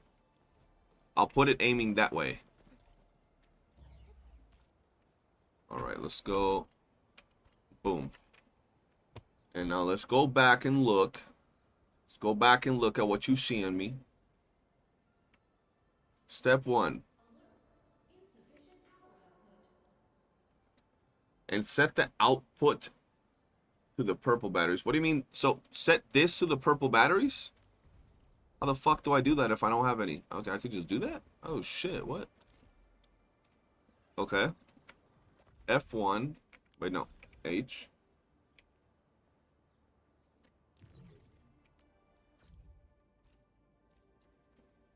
Zaniel. Okay, which one's the first one?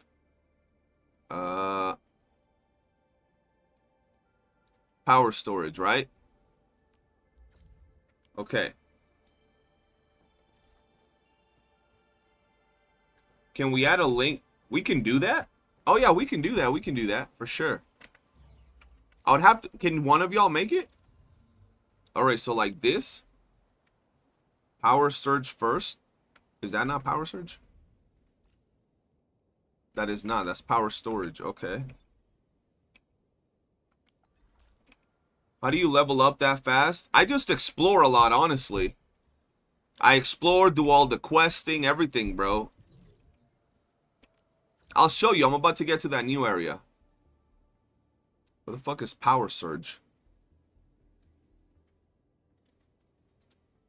What do you mean power surge? Oh, man. Alright. Power storage. Place. Alright. Put it here, right? Now, do I put batteries in right now, Zanny? Or do I wait? So, Crystal, you know when we type ! Discord and we get the link? That link takes people, I think, to like the general chat. We can make a link like that so when they join directly to the Arknights Enfield chat. So we can put like AK Discord, ! AK Discord. Okay, so you said put him in right now. Okay.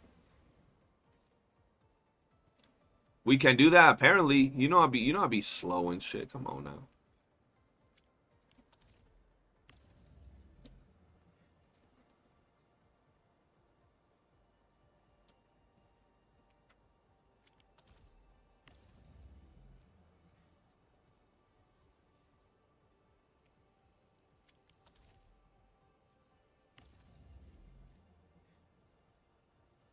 All right, now what? What is the next blueprint? The factory must grow.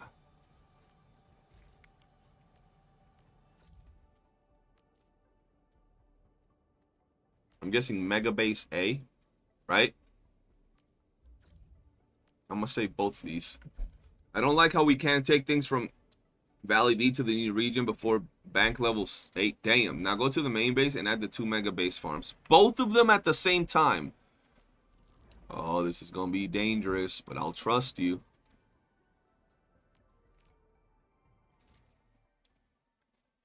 So do a link that takes us straight to the Arc tabs. Yes.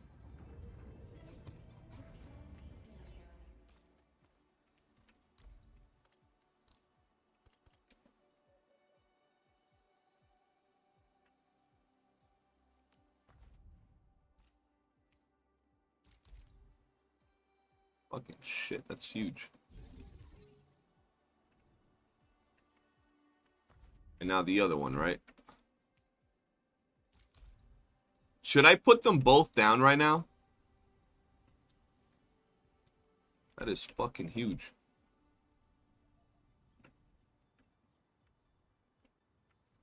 Oh, that doesn't even fit. Okay, hold on.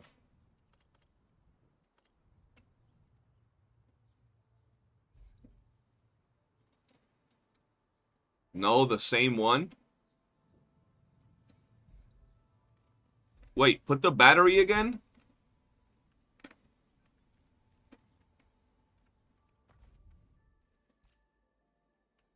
Oh, okay.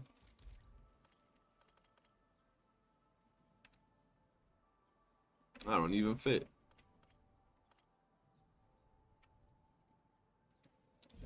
Oh, yo, I don't have the plant thing. Do I need to put the plants? Do I need to put the plant loops? That's what she said. Make it fit. Hey, yo, Zeno being freaky in the chat. Do I need the plant loops, Annie? See, this is the peak experience of someone that's a casual at doing bases. I found a base called the Ultimate Hub. Californiers, you might need to use that. It's a 5-part base filling up everything. God damn, they gotta make it so you can just have the super base in one blueprint for people like me.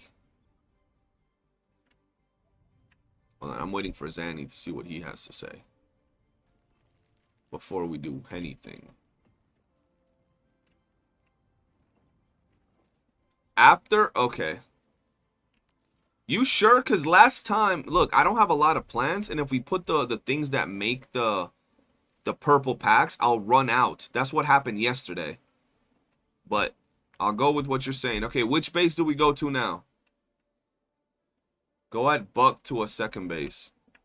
To a second base? So back to Valley Pass or to another one? To like Science one. This game is fun. I don't touch the factory yet since it yeah, I don't touch the factory unless the homies help me. I'll be fried, bro. That shit fries me. Yes, Valley. Okay, Valley. I'm in Valley.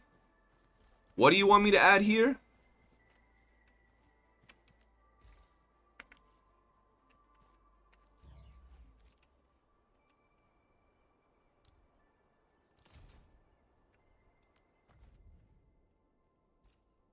Buck, you said. Jesus Christ, that's huge. That's what she said. Alright. There we go. What the fuck? Okay, no, you have your plant thing. So don't I need to put... What do I need to put in here? No, he didn't say Valley. He said the other one. He said this one. Or do I go... Wait, this doesn't fit in Valley. Hold on. Hop in VC, bro. How did I... Go to Valley or Power?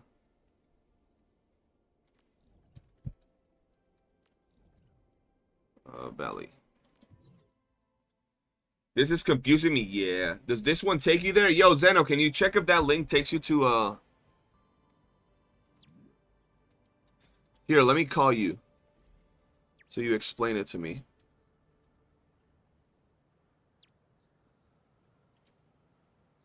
What it is. Oh shit.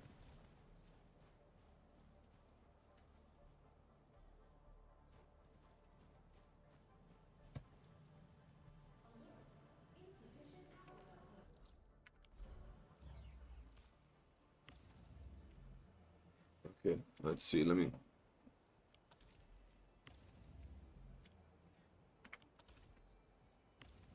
Alright, I got the blue ones out.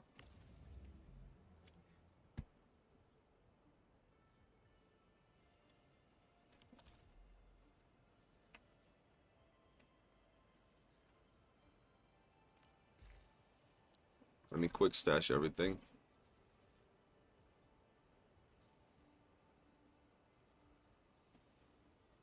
Okay, I have... It is 4.6. But I don't know if we gotta wait until it stabilizes, right?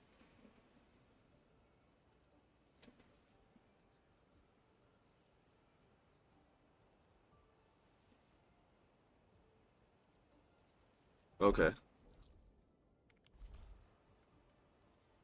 Okay, let me double check.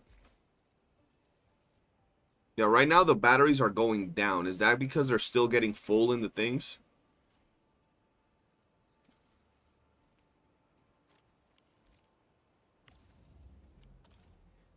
Okay, let me just double check.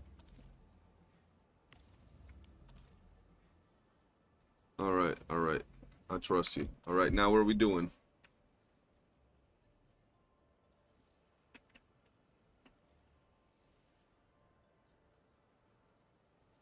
Yeah, I do.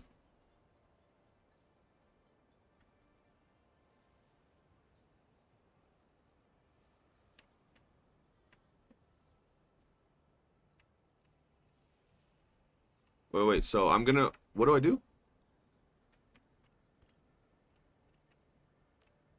Do I go and take it off for the other base?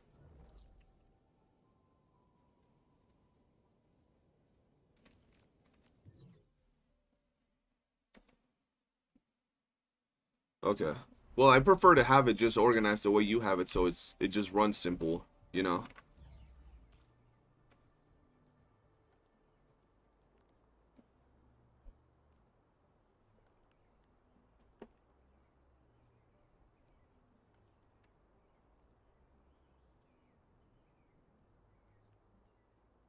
Okay, question. The plants are not working because I don't have anything into them. Don't I need to put something?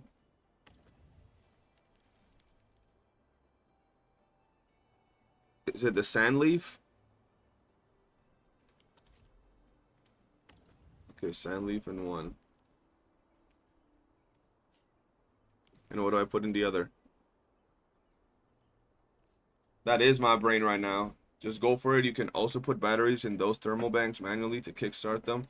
I don't have batteries though. I just started crafting the purple batteries. Like just now.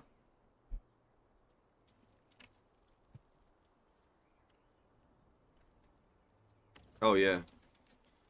So in two of these I put sand leaf, right?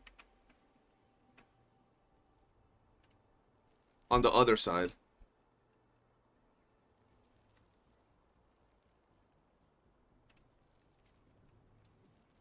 Okay. We can't hear Zan's beautiful voice, or he wants to be muted. They want to hear your beautiful voice, dog.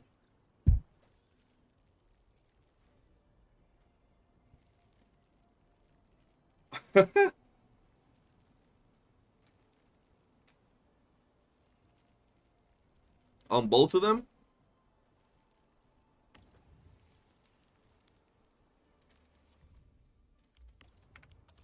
Okay, so like two sand leaves on the same side?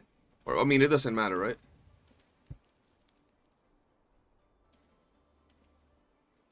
Oh yeah, yeah, that's how I did it. Okay, good, good, good.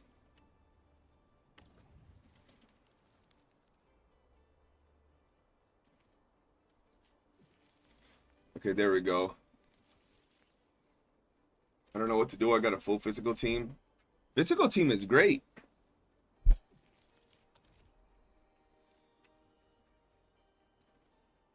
Unmute VC. There you go. You should be making the healables now. I don't even know where the fuck is that happening. Okay, here. And then it also automatically puts it into your inventory. So now you should have like an infinite amount of heals. Because you can only hold 50 on your character, but you'll have more than enough. And you can also sell those in the or you can trade them at the stock for depot or whatever. I don't remember the name. Okay. But yeah, you're good. You have an infinite battery supply and an infinite heal supply. If you want anything else, you can just literally add whatever you want. Okay, so right now, until everything stabilizes, is gonna be a little weird, right? Yeah.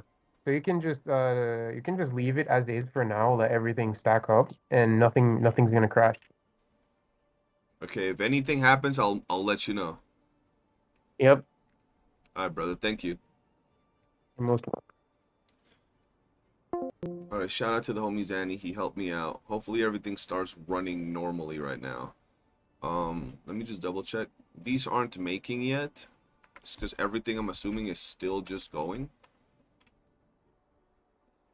What's happening here?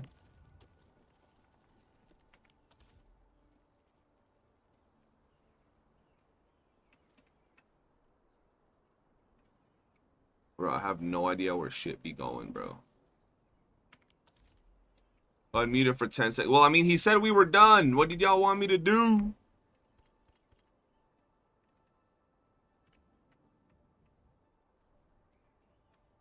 This shit is so confusing, I swear to God. This is why I don't mess with it. It's just not my forte, bro. Yeah, look, it's not making. It's maybe just taking too long or something?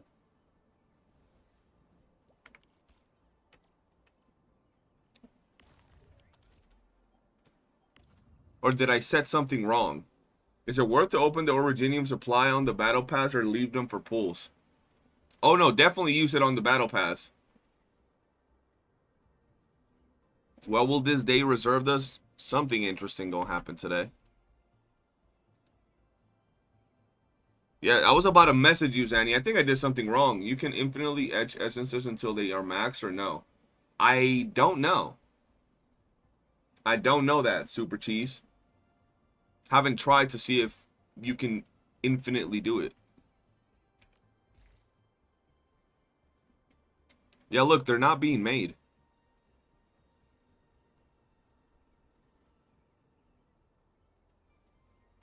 So something is not going right.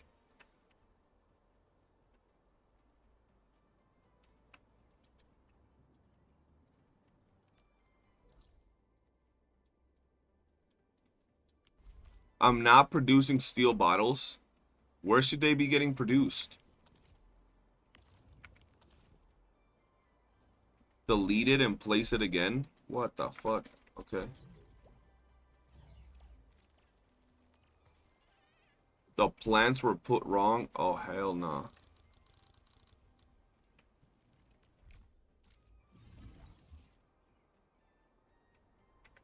Okay.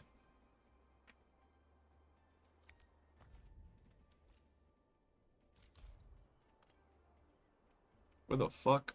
Oh.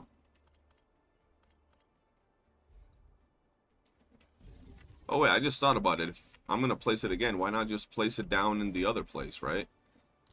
Where you said to put it in the first place. You just sent me how to put them, bet. You said to put this in Valley. You just told me how to put them? Alright, let me see.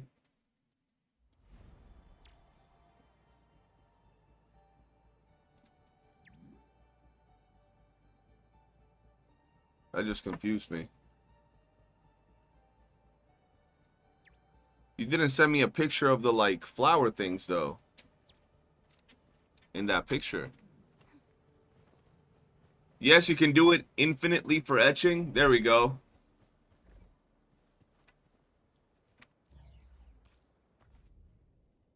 There you go.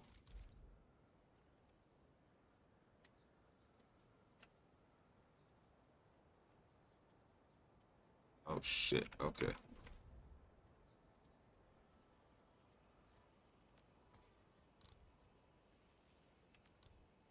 No.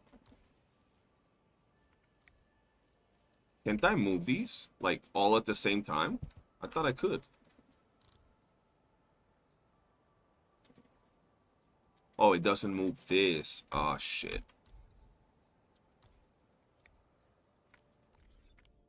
That's a bitch.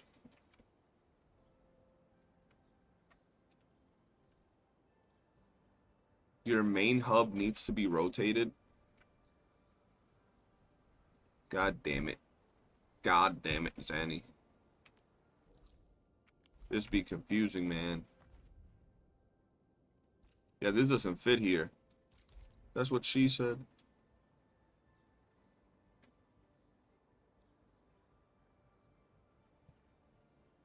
Yeah, bro, I'd rather just... I'm gonna just move it, bro. Look at yours. I can't tell where you put it, bro. Hold on.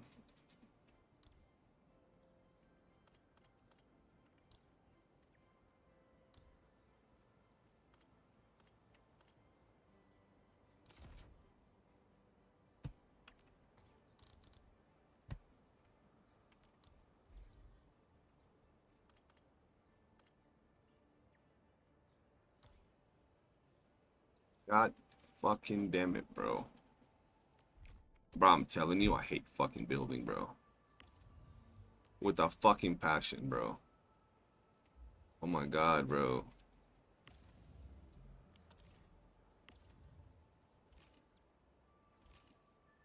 There you go. There we go.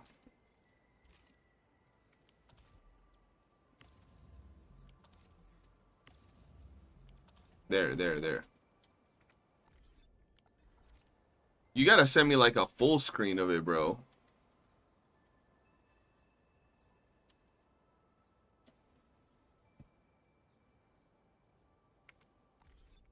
Yeah, that's what I did. I was rotating the hub. No?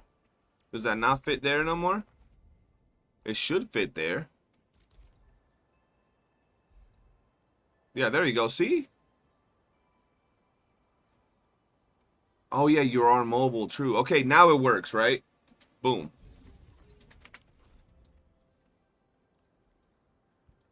Okay, now for the thing you sent me. Bro, you sent me something that's... What? Wait. The plants you send me are up here, bro. I'm so confused. This doesn't look like the picture you sent me.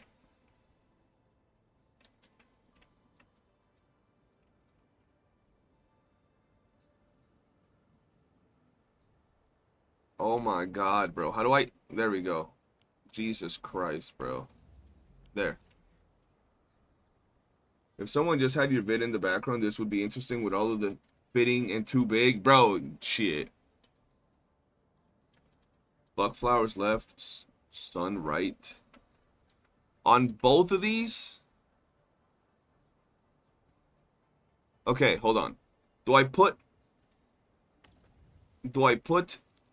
sand leaf on both of these?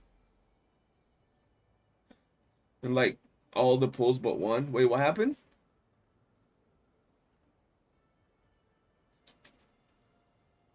I have the same build. That thing can fit on any map. No? Okay.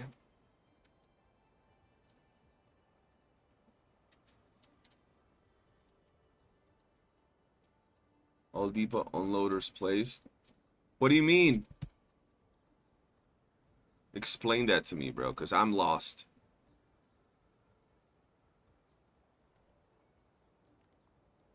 Rock, eyebrow raise.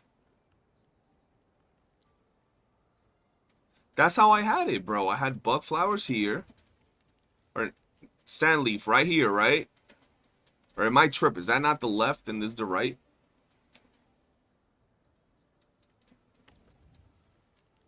So, no. This one here. Oh my god, bro. This one here. Buck flowers on that one, right?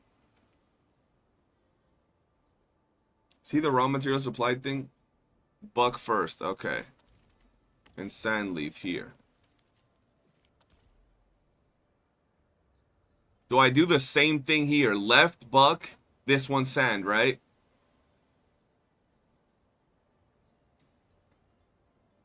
Get that grind on your account, Crystal. See if you can get some good progress today.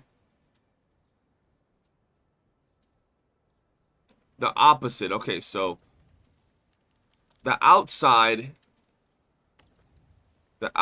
is this, basically. What? Oh.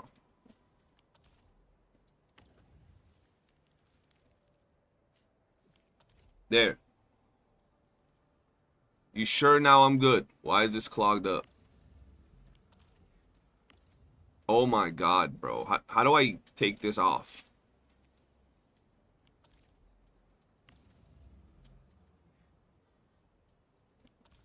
Is this not going in or something?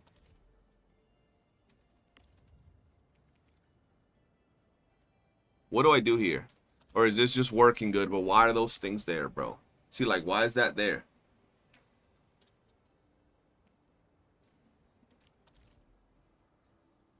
Just place it again? Yeah, I'm gonna have to, bro. This is fucking retarded. I hate building. Building is ass.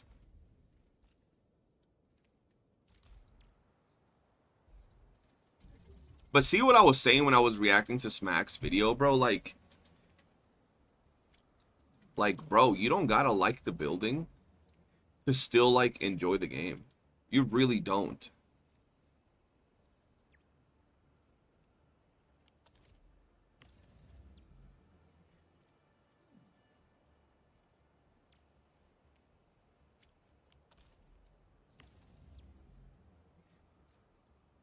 Any more?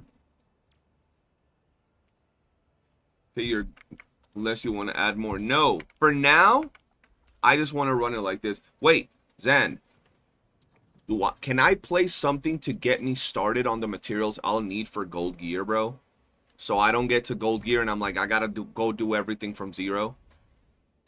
Can you help me with that? I'm level 56 and I still haven't stepped foot on the next area. You're level 56? Holy shit. As I said, the devil, you love building, you don't... I mean, yeah, okay, that's true. I don't like factory. Only in the new area. But shouldn't I make some materials here or nah?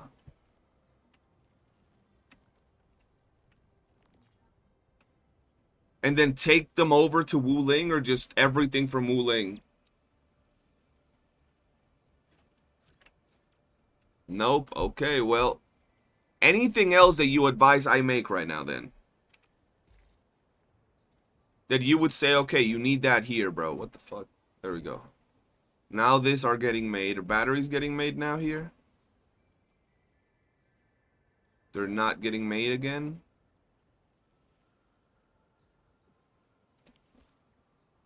Is it because these are getting...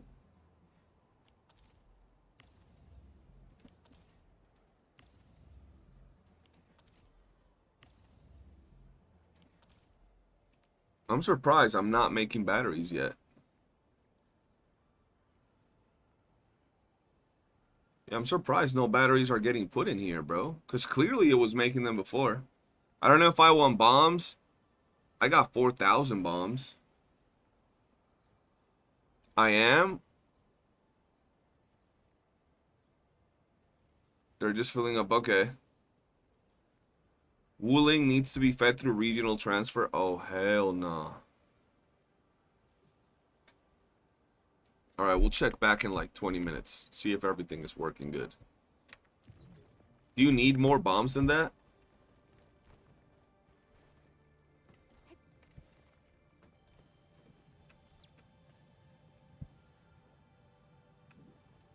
Alright. I'm good on that. Jesus. That was a lot, bro. That was a whole lot.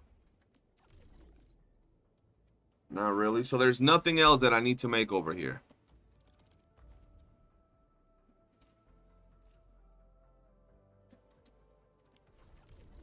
Got 30k plus just to be safe. 30k plus what? Batteries?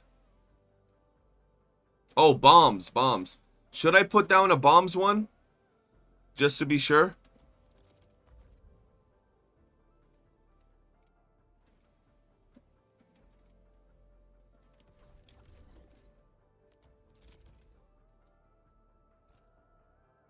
See, there's a video on YouTube that gives factory builds for each base that you could need to make money and so on. The YouTuber is called CL and give you all the codes and how to place them. Like, bro, I was making mad money. I was making so much money with the build that I had going on that I was like almost done. I was basically almost done. Are those all my blue batteries? I'm not selling those just yet. I'm gonna wait.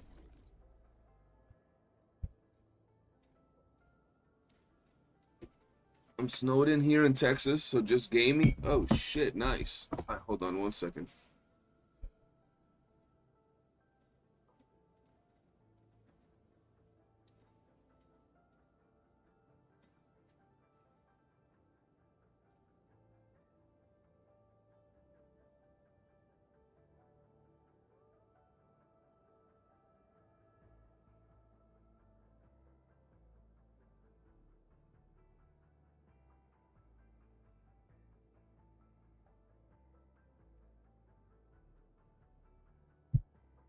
That makes Zanny the Bomberman? Is that true, bro? Let's do this. Keep the poor right where they are. Scam them on buying batteries they don't need. We gotta do them, bro. They don't need all them batteries. Yo, Frost, appreciate you. Switched over here from YouTube and got an ad. Oh, hell nah.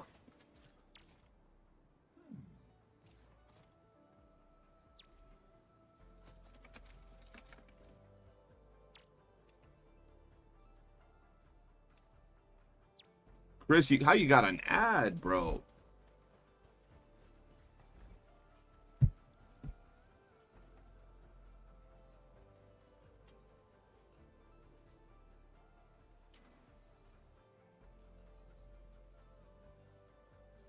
Mod is on my side. True. All right, now let's actually make some progress, bro. Let's actually make some progress. Yo, this man said he's 56. How the hell are you 56 already, bro? What the fuck?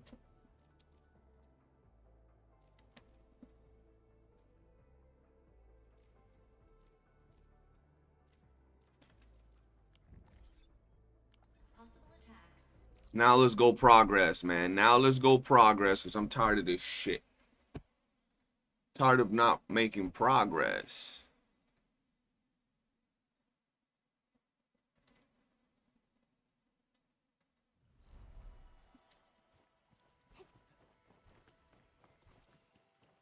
Oh. This is what I said, Devin. We live and learn. That got me the amethyst components. Oh yeah, as you learn, true. Let's see what we got over here.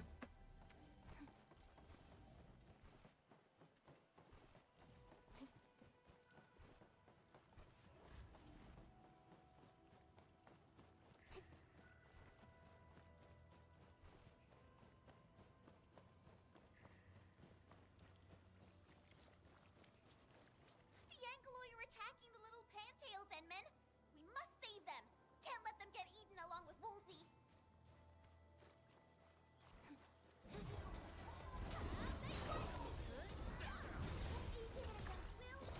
There we go. Feels good to finally play. Holy shit.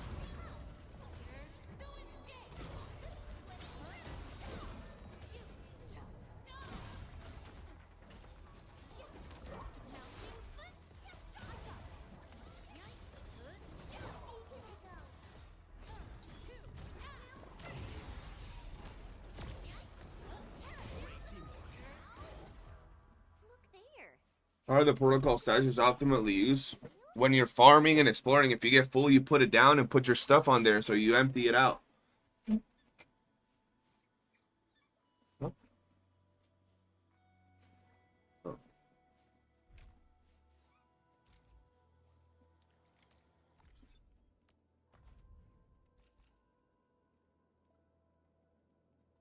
Ooh, I need to do some of these.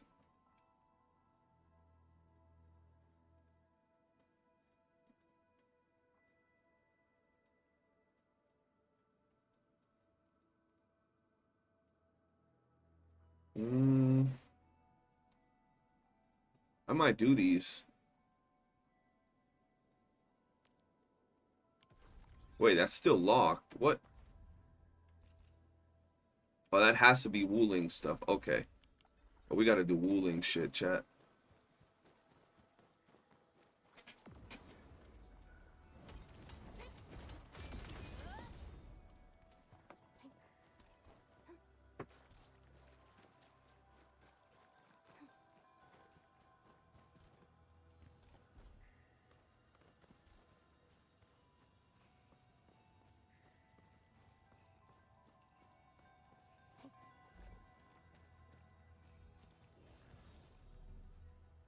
Oh, look, talking about an easy stash. Nice.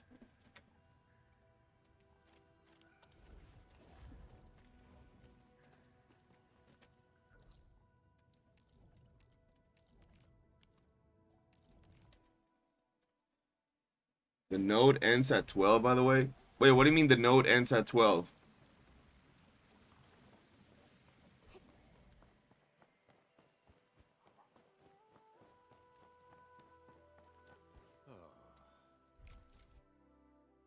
Over here, Enman. Come on. I want to offer you this gift.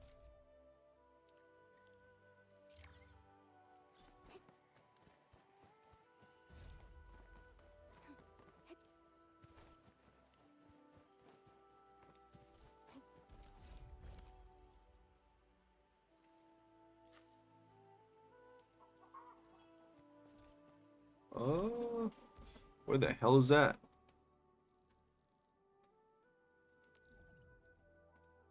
Oh, shit. Bro, there's so much stuff. But what do you mean it ends at 12? Like it ends at 12 today or something? Oh, I know what you're talking about. My bad, my bad, my bad. I know what you mean. So just one more, pretty much. Okay.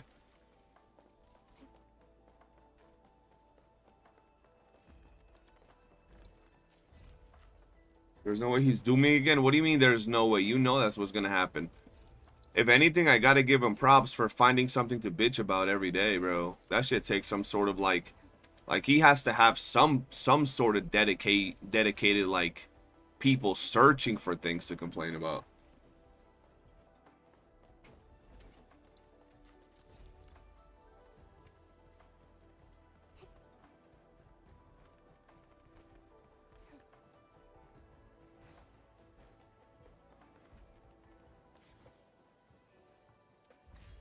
Oh. Didn't mean to go there.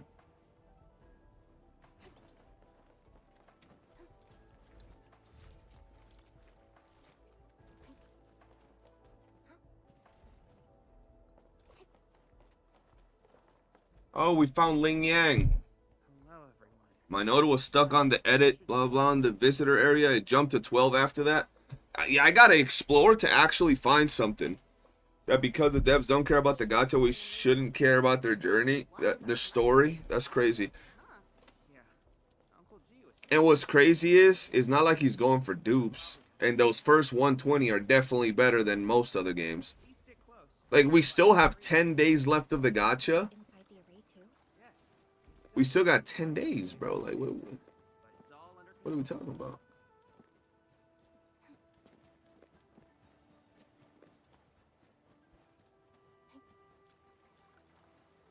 You still got plenty of time to get the banner characters. When does DNA update, by the way? Because I want to get back on, but Enfield got me hooked. No idea. Currently waiting for 1.2 announcements, and did I just get the shift for the weapon? Looking for me? Looking for me? To get it to 90? You finally remember something?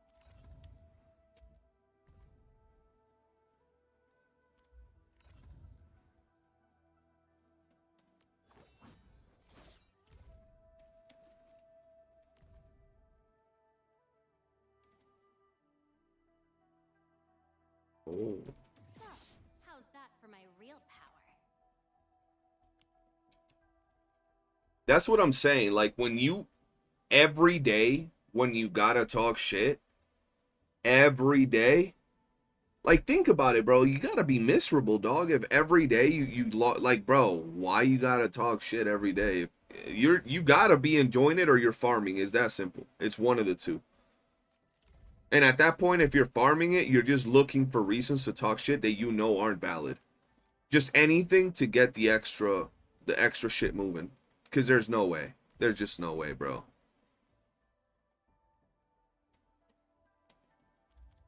DNA got the gacha treatment. I log in. Yeah, I mean, that's pretty much what it's getting right now. It's getting the gacha treatment for me as well. Although the event that they got going on right now is super good. My friend and I was OG day one AK players, and we liked the game, even the gacha. The gacha punishes whales. Yeah, the gacha messes with whales hard, bro.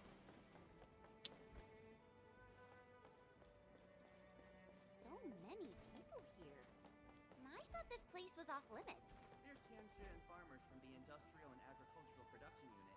The Tianxia handle data monitoring and Chironite equipment, while the farmers keep test plots productive. Wuling wouldn't run without them. Exactly.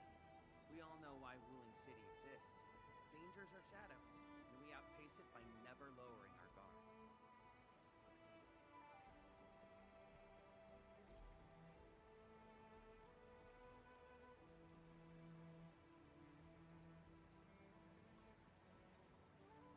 Yo, the golden butterflies for Muwa. That's what Zeno said earlier.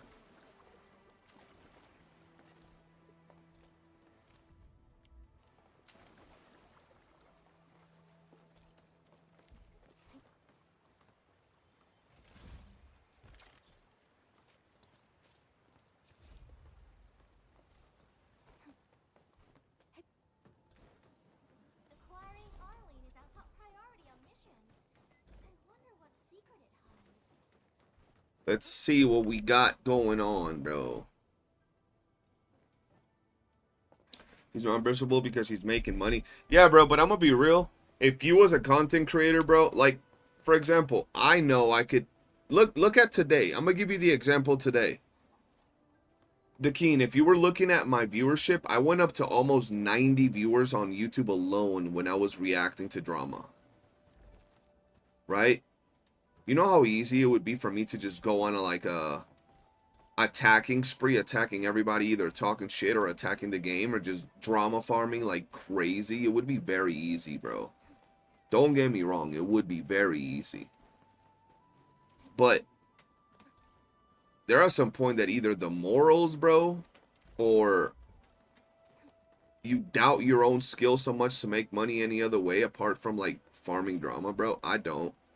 I might not be doing big right now. Maybe down the line, who knows? I'm gonna drown. I drowned. You feel me? So it's like, why am I gonna talk shit every single day, every single time? Like, I get it, it gets more views. I understand it.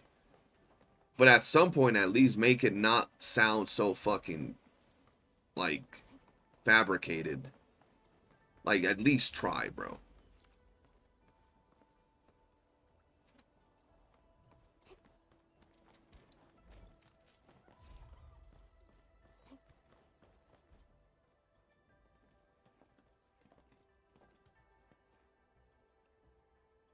Isn't that Shuang and Yan name? Who's that? You know them? Wanna go say hi? Take this! Section 73 of the Blighted Zone Manual. Understood. Put on protective gear, seek immediate shelter, and leave the rest to... Me! Hold on to that! Move behind me immediately! You know what's crazy, Chris? While I was saying that, I was like, I know there's going to be some dumbass that's going to say that, because I know that I would say that if I was trying to be cynical. Like, if I was trying to be cynical, right, I was like, yeah, I mean, it's not like being morally correct is going to put food on the table, right? But I was like, I know there's going to be some dumbass that's about to say that shit. I just know it, bro.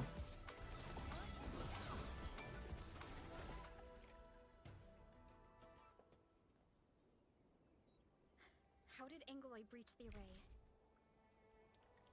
I low-key thought that the kid from Valley 4 that gave me that drawing would die.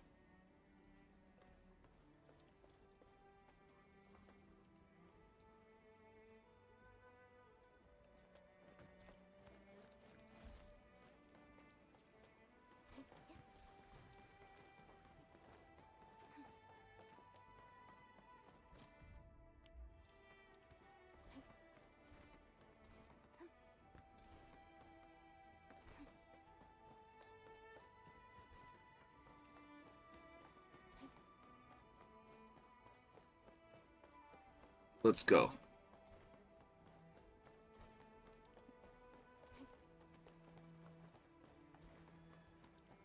We've arrived. Entman, this plot meets all deployment criteria. Level terrain, favorable weather, and optimal wind Is the truth? Yes, it is. Does that make it correct though? Because if that's the case, is everybody a rat, thief, killer, scammer? I'm pretty sure there's plenty of people that are honest content creators or honest human beings that don't make their life by doing morally incorrect activities. Plenty do, but I'm sure plenty don't.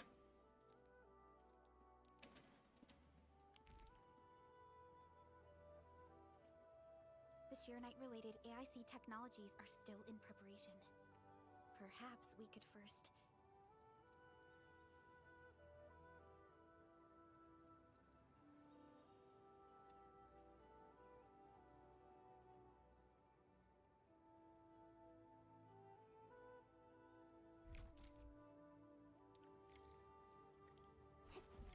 DNA? What about DNA? Yo, I need a basic build so I can set this going.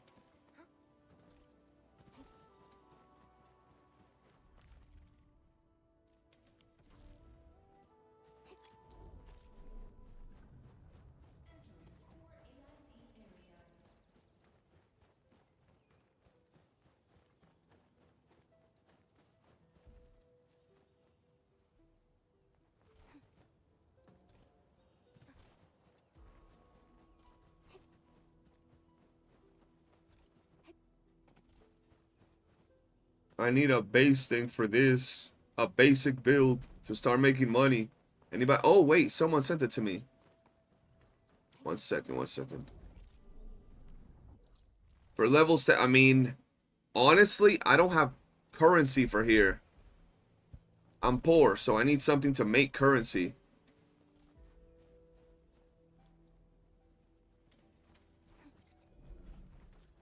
Look. Yeah, currency.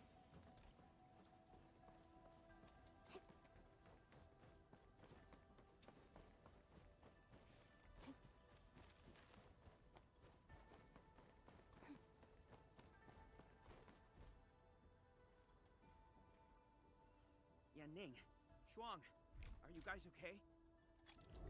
Continuing the rage bait method will end in two things. You'll get pushed to irrelevancy, or you will succeed and end up in the most critical video, then get kicked to the Shadow Realm. Hopefully.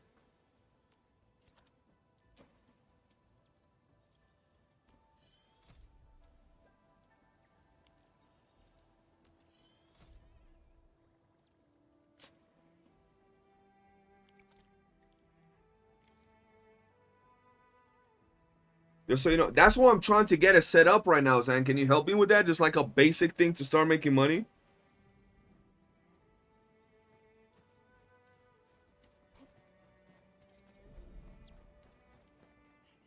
Please place a fluid pump over there, closer to the canal.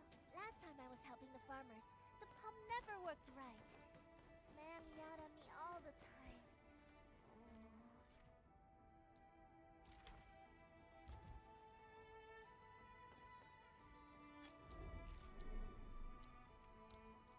We can place a fluid supply unit right by the drain canal, close to...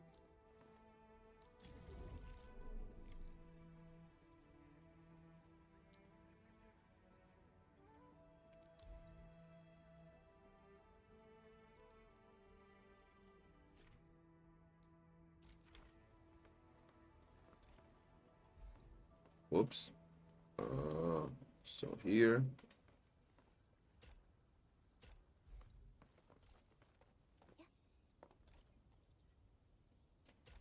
There we go.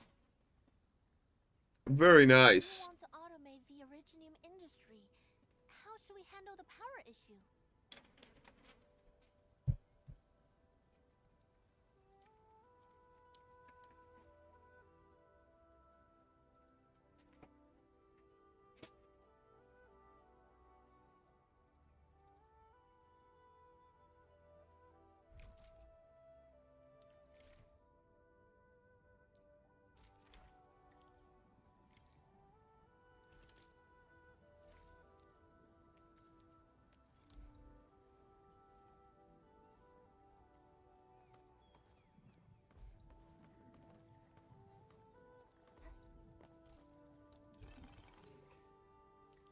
Drain the river for that AI data center. Hey, bro, we gotta drain the river, bro.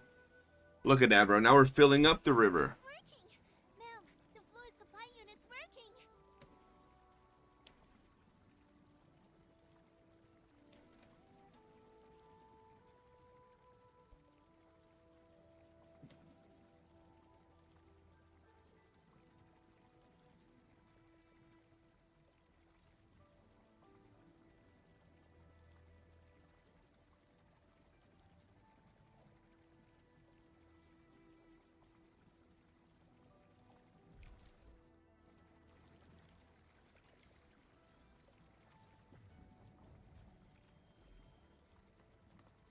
Right, now what? What do you need me to do?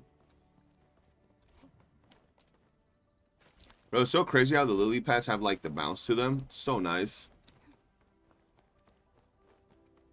More Angloy. Let's clear them first. Then handle the blight. They are different from what we encountered in Valley 4. Ew, they're close. Who's building the AI for your Yvonne pictures?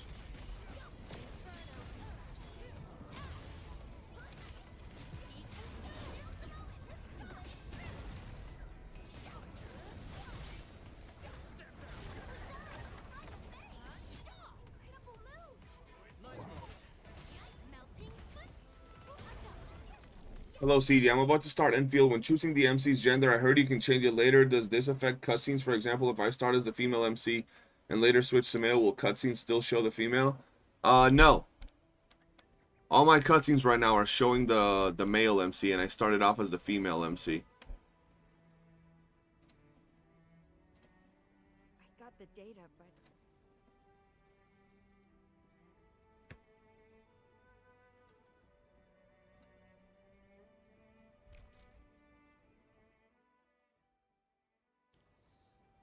The clock's ticking. Quickest path to the left. What's on your mind, Perlica? Just thinking about Viceroy Zhuang and her unique Nice. leadership. Mifu, Yenning, and the others. It seems they'd rather be her friend than treat her as their viceroy. Wait, where are we going? Oh, fuck. Still here. You still play DNA?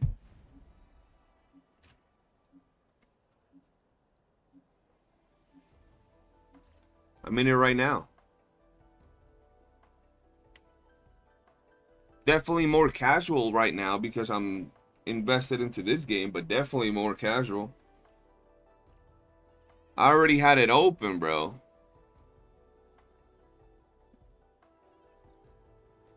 One second.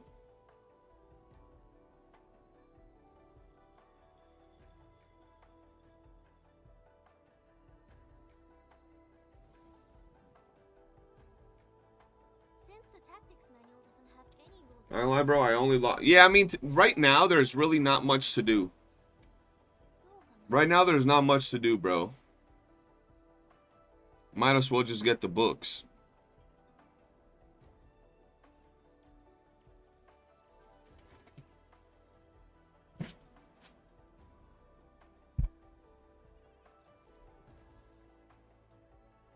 One second.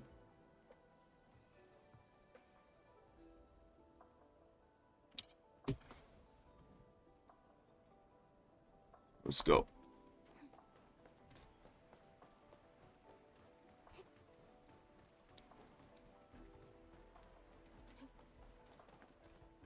Alright then. I guess Enfield finds it valuable.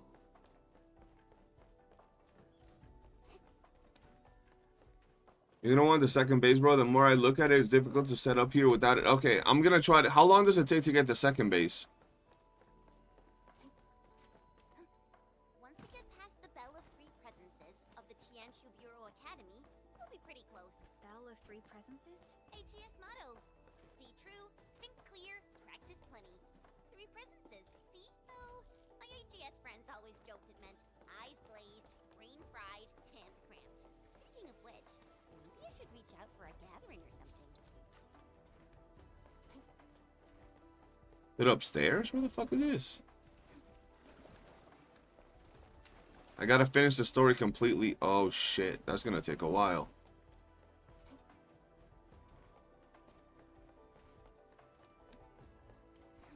Ooh.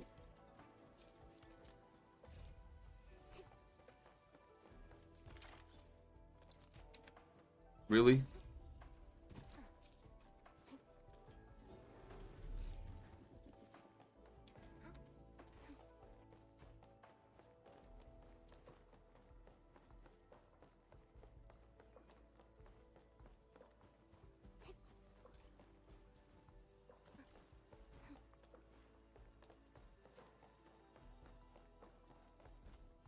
I'm still traumatized by Nikki, where you shoot your first. Oh. With the story?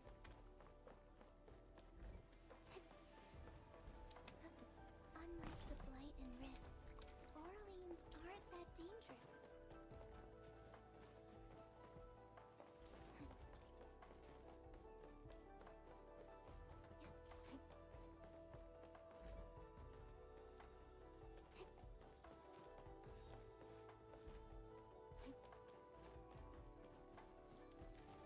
There it is.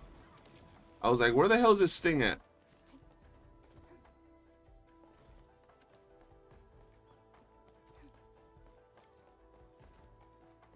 Yo, what's up, Phil?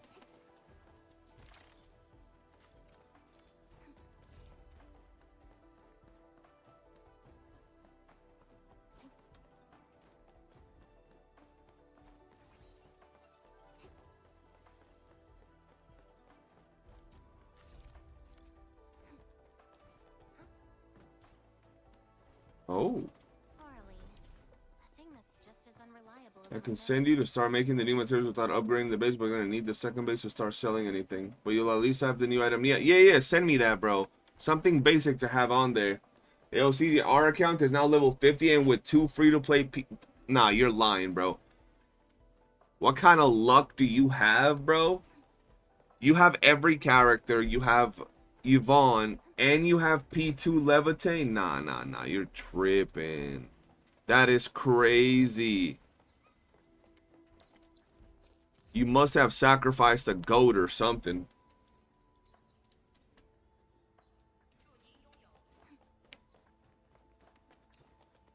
Oh, really? I guess Anfield finds it valuable.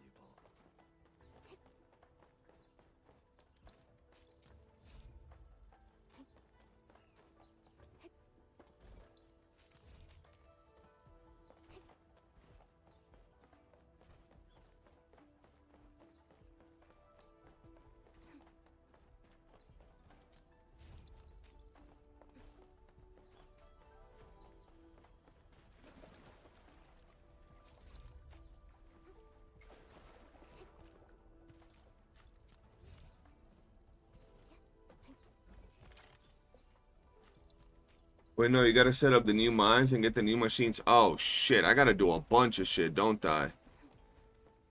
When can I start getting all of that, bro? Alright, let's go back and just continue with the story. Before I do that, give me a second. Wish I did a ritual first. Alright, hold on.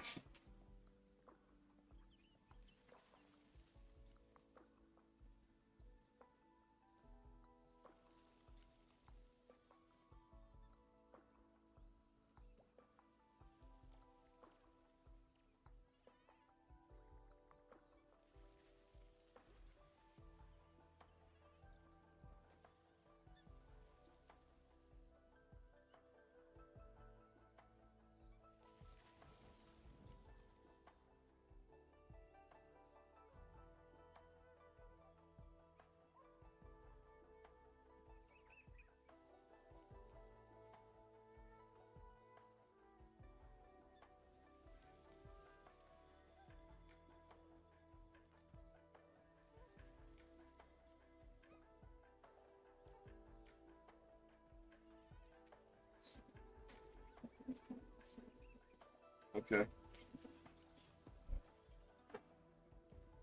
Alright, let's see. See what we up to. How about we play some icebreaker games? Where are we going? Where are we going? Over there.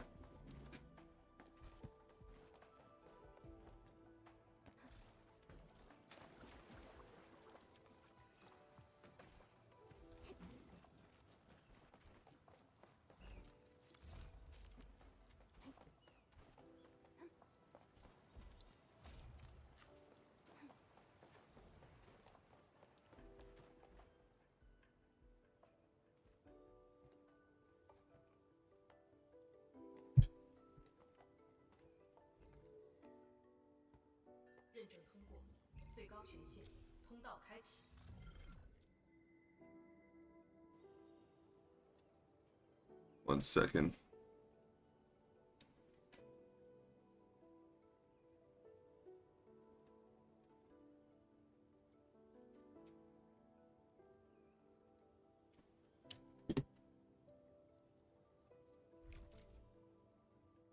I'm doomed.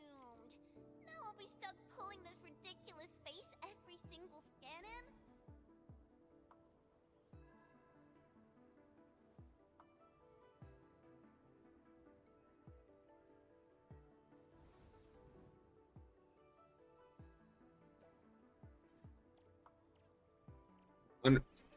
Huh? Two. I definitely sacrificed my firstborn in a fried bologna sandwich. Yeah, you did, because that's crazy.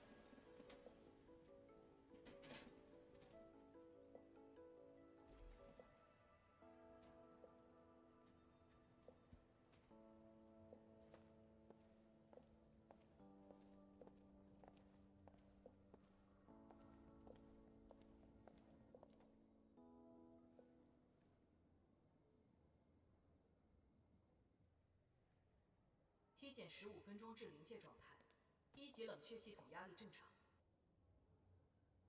Yo, is there any other crazy cutscenes here?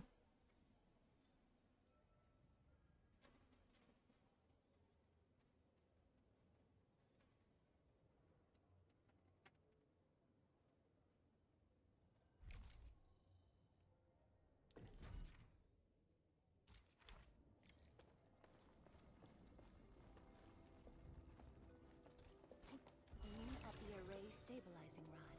Get its energy level within the range of equilibrium. That'll help control its temperature. Did you activate this drone, Anthony? Its arts unit seems to be quite enhanced.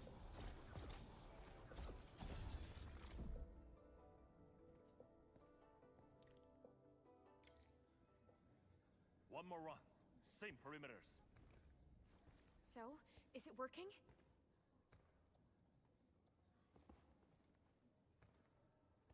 Bro, she looks so good. I like this character.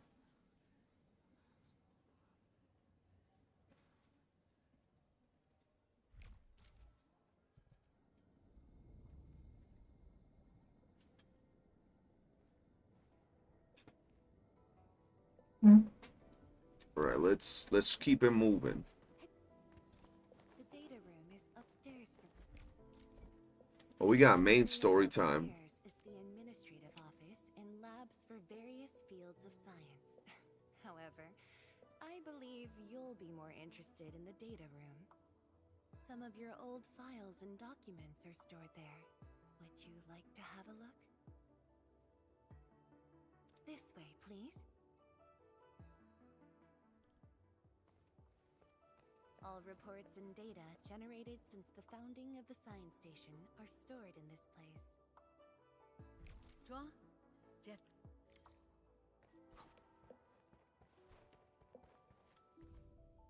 CBT players are saying that the leader of Chinese city, Fang Yi, is going to be our first equivalent to Sentinel Resonator.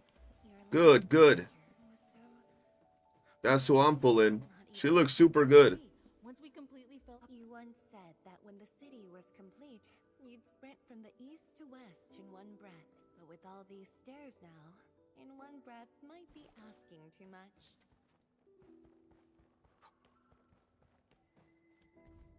We had an intense discussion. Don't you want to spend I'm more 100% getting her. She's so pretty. Yeah, she looks so good. documents in the data room? They got so many featured characters in the game already. Yeah, they have a whole bunch of characters already that just look good, bro.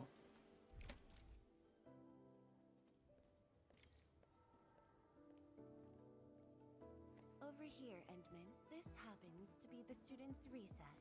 The place might get a little busy. To be honest, I wouldn't be getting this break if you never came to help us out.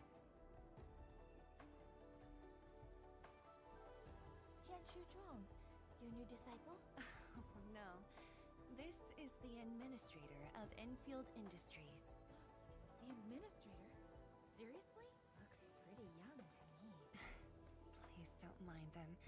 Most of the young Tianshu never met you before. Hearsays and written records are all that they have. In fact, they've been keen to see you after hearing you were. Yo, oh, bro, this looks so pretty. Look at this. It looks so good.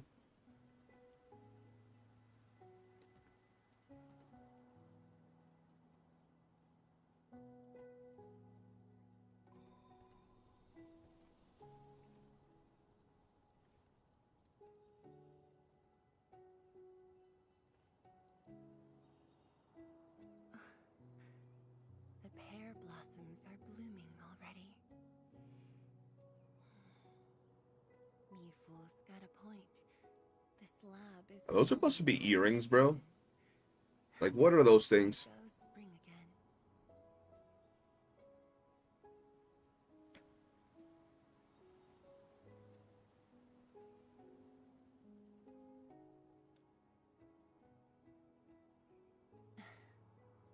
You like it? This pear blossom aroma. But so I haven't put down one zip line. Yeah, I usually never use a zip line. Did you just remember something?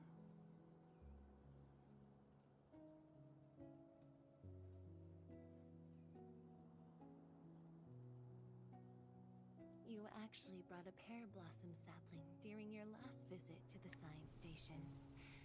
You even said a day will come when you'll raise a blooming orchard in Wooling. A blooming orchard.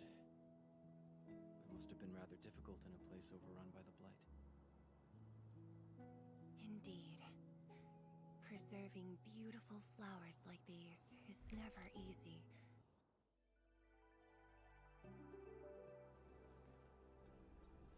Oh. Another cutscene? What do we got here? Oh, we holding hands and everything. Sorry for dragging you all along. I got a little carried away. Hope you don't mind.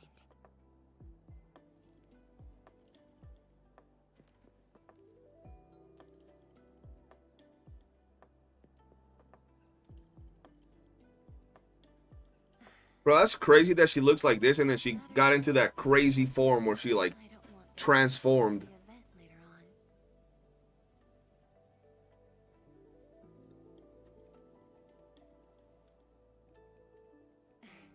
I'm glad to hear that.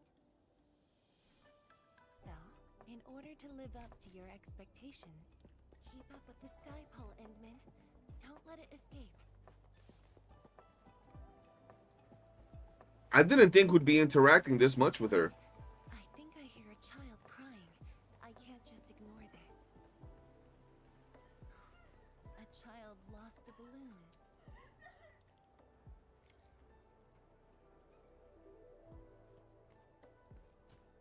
They got me helping a kid.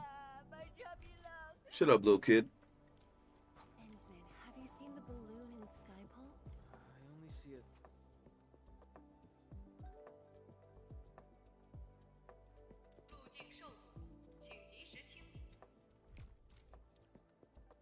No worries. Just let us handle this.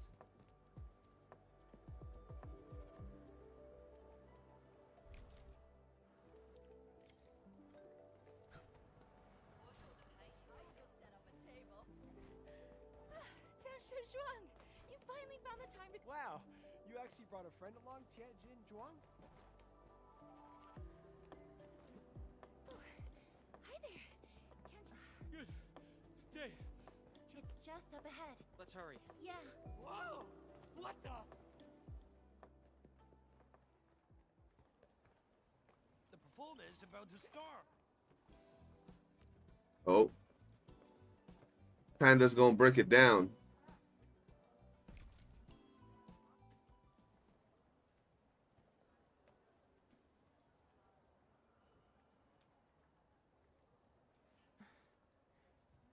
I'll try.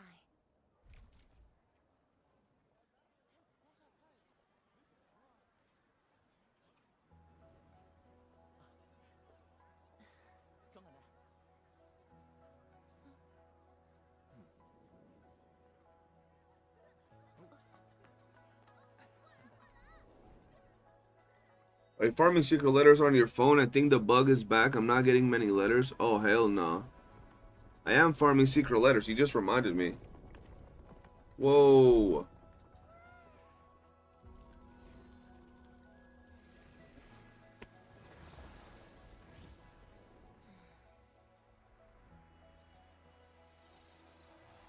Yo, do we see her transformed again?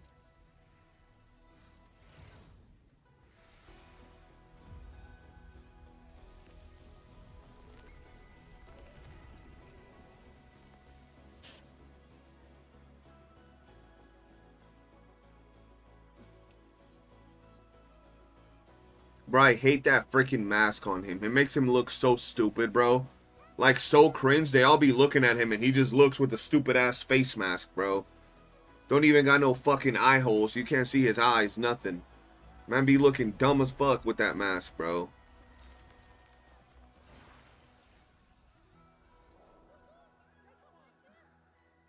Expect a noble helper. Land remains, but people fade.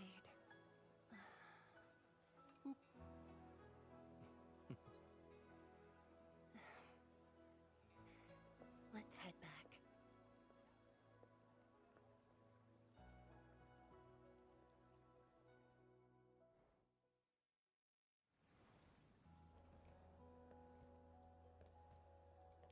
All right. I'm gonna finish this up and then I'm going to end the stream because I gotta eat, bro. He's got the mask on for lore reasons. Oh, hell no. For lore reasons? What lore reasons?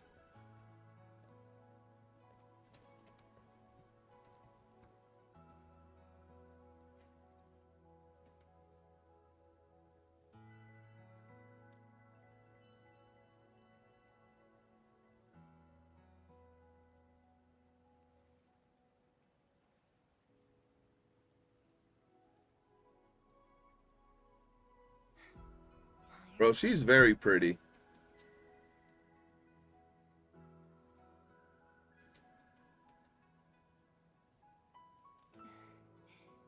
I'm afraid I didn't really catch it back then because of the noise. Sorry.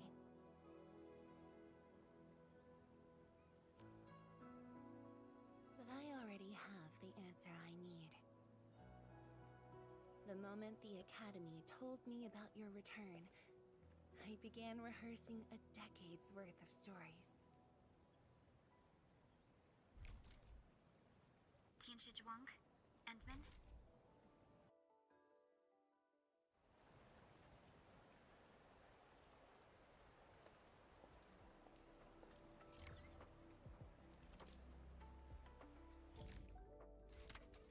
Oh.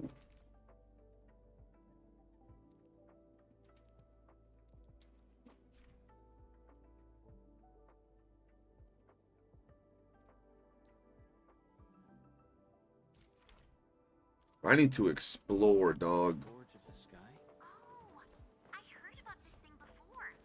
I think it was mentioned in some ancient legend of Great Yan that goes like, Hearken, the Forge of the Sky awaits 5 Earthborn metals. Really? Perhaps this was the Tiansh's wish for their new machine.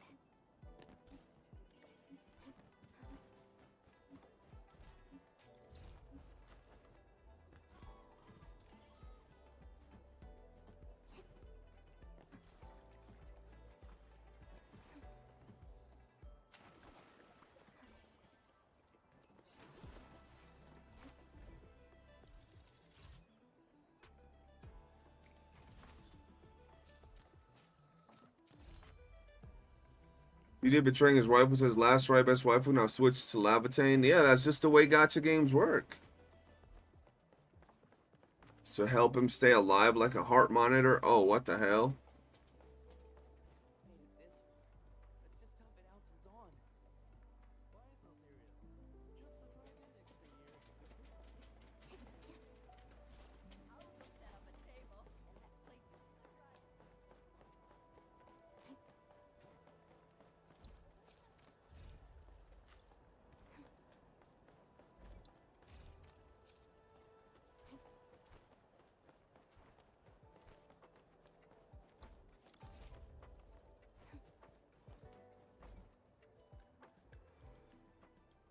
Down.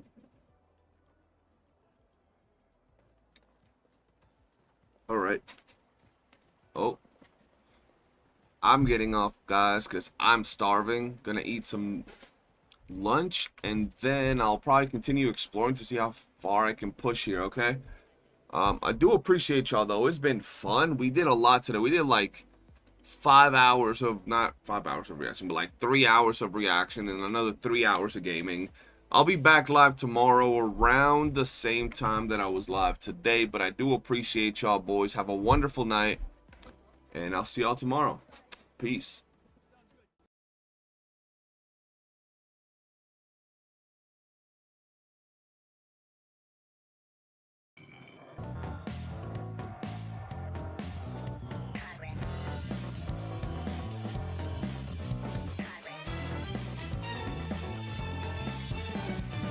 Look like you don't care, walking the dust off. Is that what you do? Is that all you're made of? Whatever ain't right, prove it on yourself. Revisit your act, return to parallel. Living on a timeline, been there, done that, rolled up in dread. Instead of being bitter, back up, go grab your keys.